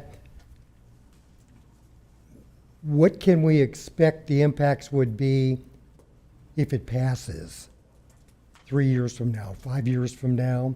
I mean, right now, if it doesn't pass, there's nothing, except we just invested some money in an election. But if it does pass, what can the county expect to have to deal with going forward? And then, any other questions, and then I'll have you sit down and Joel can answer. Yeah, okay, thank you, Gary, appreciate that. Any other public comment? Okay, thank you. Joel, if you want to give it a shot? Yes, so, and obviously it increases representation for Placer. We're going from one congressman, 2 senators, to three congressmen or women, and 2 senators. All I can speak about it is what the proposition says. It reverts back, starting with the 2030 census. This would only be for 3 congressional elections, 26, 28, and 30. In terms of workload or impact to projects within Placer, the only change would be it's a lot easier when you just know who your representative is. In terms of projects, things like that, if we're chasing federal dollars, you're going to have to go to the specific representative for that project area. Some projects may encompass 2, but that's in terms of real operational impacts. That's the only thing I can see right now. And then, thank you, Joel. And then I can just opine that challenge is that right now we have a local representative that has been elected by our local folks. And now with 3, if we had 3 representatives, the challenge of actually having somebody get elected from our area is a little bit higher based on the gerrymandering, which means we don't necessarily have a local voice. Because likely Congressman Barra in South Sacramento, who doesn't have the same type of ways of looking at life as we do in Placer County, would represent part of us. Same with Mr. Thompson. And so that's, I think, some of the challenge. And then it really is just taking away local voters' rights. So it'll affect us. Operational more work because you're having to work with a number of Congress people as we're trying to advocate for things. And when they're not from our area, they don't value the same things we value. And we've seen that very clearly just at the state legislature when we don't have representatives who represent the ag areas. They're all from Los Angeles, right? So they don't look at the needs of a rural area. They're more looking at what's needed for cities like Los Angeles. So that's the challenge, is they don't understand our unique needs in our community. I'm going to ask County Council to explain why this is an educational item and not us taking a vote. Because I have very strong opinions and I will express my opinions. And we very much wanted to take a vote on this item, at least I did, and Supervisor Landon did as well. But very quickly on, I came out very loud and vocal against this. Supervisor Landon has done the same thing, and we were cautioned by County Council about the Brown Act. So I'm going to have her explain why we're not taking a vote on this item. So the mantra when it comes to propositions on ballots is educate, don't advocate. In terms of a body such as the Board of Supervisors taking a position on a ballot measure, what came to our attention is advocacy by individual board members, particularly on Facebook, that resulted in a Brown Act violation. And in the abundance of caution, it was my recommendation that this come forward just as an educational item versus attempting a resolution that may fail in the end if somebody was to raise that issue. Thank you. I wrote an op-ed. Others have said things. So that is why, but this is an opportunity if any of my colleagues would like to opine on the measure. So with that, who would like to start? Supervisor DiMattei. Sure, why not? I think to answer your question on some of the impacts that could happen is that we do have Kevin Kiley here representing us, and one of the impacts that he has helped us with is the funding for Highway 65, where we couldn't get a measure passed to adopt a sales tax, where he went out and got us $22.5 million. If we're divided up by 3 different representatives, the likelihood of something like that happening again in the future is probably going to be 0 to 0, because they're not, like my colleagues have said, they're going to represent a bigger district. they're not going to worry really about Placer County because they're not from Placer County. So I think that's one of the burdens that we'll have to endure if that happens, is our funding could get cut off. We're not going to have somebody to represent us to go get another $22.5 million to fix our impacted freeways. So that's just my comment on that. Thank you. Supervisor Landon? Thank you. As Supervisor Gore noted, I've been pretty vocal about my stance on Prop 50, but did want to point out that this proposition is generating a lot of noise, and I think that we need to focus on what's right and wrong. And people have different opinions on what is right and wrong, and most people agree gerrymandering in any form is not right. And I was very hopeful for Congressman Kiley's bill, I think it's HR 4889, that was to make it so that across the country, things like this could not happen. Unfortunately, that stalled in Congress, so I don't know that we're going to see a vote on that. But I think at the end of the day, for me, this is about more than just Placer County. Yes, we will have impacts, and I do think we're going to see negative impacts if we have to split into 3 districts. But it's really about rural counties across our state. And many of those rural voices have been drowned out by urban centers. And if Prop 50 passes, it's going to further silence those communities, including farmers and ranchers who depend on a very fragile voice in Sacramento. And rural communities are already facing systemic underrepresentation when it comes to their voices on water, agricultural sustainability, and rural infrastructure. And sadly, the politicizing of Prop 50 has really left local communities like us caught in the crossfire of this kind of partisan power struggle that we're seeing. If Prop 50 passes, Placer County is going to be fragmented, as Joel mentioned. Lincoln is going to be carved into a separate district from Roseville and Rockland and lumped in with Bay Area cities that are more than 2 hours away. A new representative that's tied to urban population centers is unlikely to prioritize our needs, as Supervisor Gore mentioned. And I did want to note that organizations like the Farm Bureau, the Hispanic Chambers of Commerce, California Senior Alliance, and many more have chimed in to say that the risks on this proposition far outweigh the benefits. And so I'll just end by saying my plea for the public is to just talk to farmers and residents in other counties and get their perspective on how Prop 50 is going to impact their livelihoods. Because in a time where we're super divisive, especially in politics, we really have to protect the rural voices of our sister counties. And passing Prop 50 is going to risk devastating those local areas. And I think we can do better by listening to everyone who it's going to impact and try and remove the politics from it. So those are my thoughts. Thank you. Supervisor Jones? Yes, I was going to agree. We will lose Kevin Kiley, and he was instrumental. He's on the Transportation Committee, and he's also a local. He lives here. His chief of staff had to drive on Highway 65 to attend an event out there, which was the best evidence we had for the need to have changes made to Highway 65. So when he goes away, all that assistance that we have for him helping out the district that he grew up in and is familiar with the issues and the problems that we have, that goes away. The same with Doug LaMalfa. He will not win re-election either, and he's been a huge proponent of all of his farms and ranches and everything all up in his area, and will be represented by congressmen who have no idea what any of our rural areas are, what our agriculture produces and everything else like that.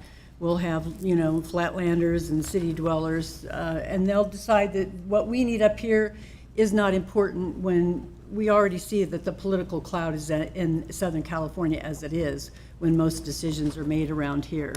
And the fact of the matter is that now, if we have to wait until redistricting in 2030, it could be 2031 or 32 before the next election. That's up to 7 years that our representatives will have to sit out. It's unlikely they're going to sit around for 7 years and wait for that new redistricting to run again for office. And we'll be back to the drawing board, just like the beginning of time. We won't know who's going to be good at what. And I have seen where some counties have made resolutions and taken a stance on Prop 50, and I don't know whether it's appropriate for them to do that or not. you know, but they've done it, you know. Let me just interrupt here. Yes, and we have taken a resolution on a prior proposition. I think what I'm telling you is that because of the advocacy that occurred, it's really hard to do a resolution when you don't know if you have a majority that can even vote on it. Correct. And that's the reason we went this route versus the Yeah. resolution, because some of us have been very vocal already. Okay, well, since we're at a board meeting and I can say that I already have my no on Prop 50 yard sign in my yard displayed for weeks now, so everybody knows where I stand on that. And my neighbors typically tell me that they always look to see what signs are in my yard so they know which way to vote. Thank you. Just saying. And I really appreciate, did you want to say something, Supervisor Gustafson? Yes. Sure. I think my colleagues have said, have outlined all the reasons. I'm always hopeful that no matter what redistricting may or may not occur, that the good work of Congressman Kiley and Congressman LaMalfa will be recognized. And maybe we shouldn't take it for granted that they'll lose, but I understand the reasoning for that. But I just urge everybody to vote and be out there and have their voice heard. So, thank you. Thank you. And I appreciate the comments, Supervisor Landon, about gerrymandering. And I think that's the one thing that really gets me, is that voters voted to make sure that we had independent districts, right? That they were set up independently so we all had a voice. And I understand people's response to Texas, but we don't change our constitution or our process just because another state operates differently. At the end of the day, it's about our voters having the appropriate representation. And what's very troubling is that we have a governor who wouldn't fund Prop 36 and the need to put people behind bars, in jail, and address crime issues, but he's willing to spend $300 million on a ballot initiative that really penalizes people of a different party. So that's pure politics, which makes me really angry. And at the end of the day, I want to stick with what the independent commission said, right? Because we will lose 6 to 8 years of local representation. Our voice will be diluted. We'll have 3 different congressional seats, and our voice will be diluted. And to the point of losing the representation of our rural votes, it's really important that people throughout the state are heard. And this is politics by the governor and members of his party in the legislature. And I urge folks to vote no, because it's about representation and not gerrymandering. So our voters are heard. So with that, I appreciate you educating us, and I appreciate people educating themselves and looking at more than just the ads on TV, but do some research and read about it so that we can vote intelligently. All right, enough of that. Thank you, everyone, for a long board meeting. I appreciate the work we've done and the good dialogue, and we will call this meeting adjourned. Thank you.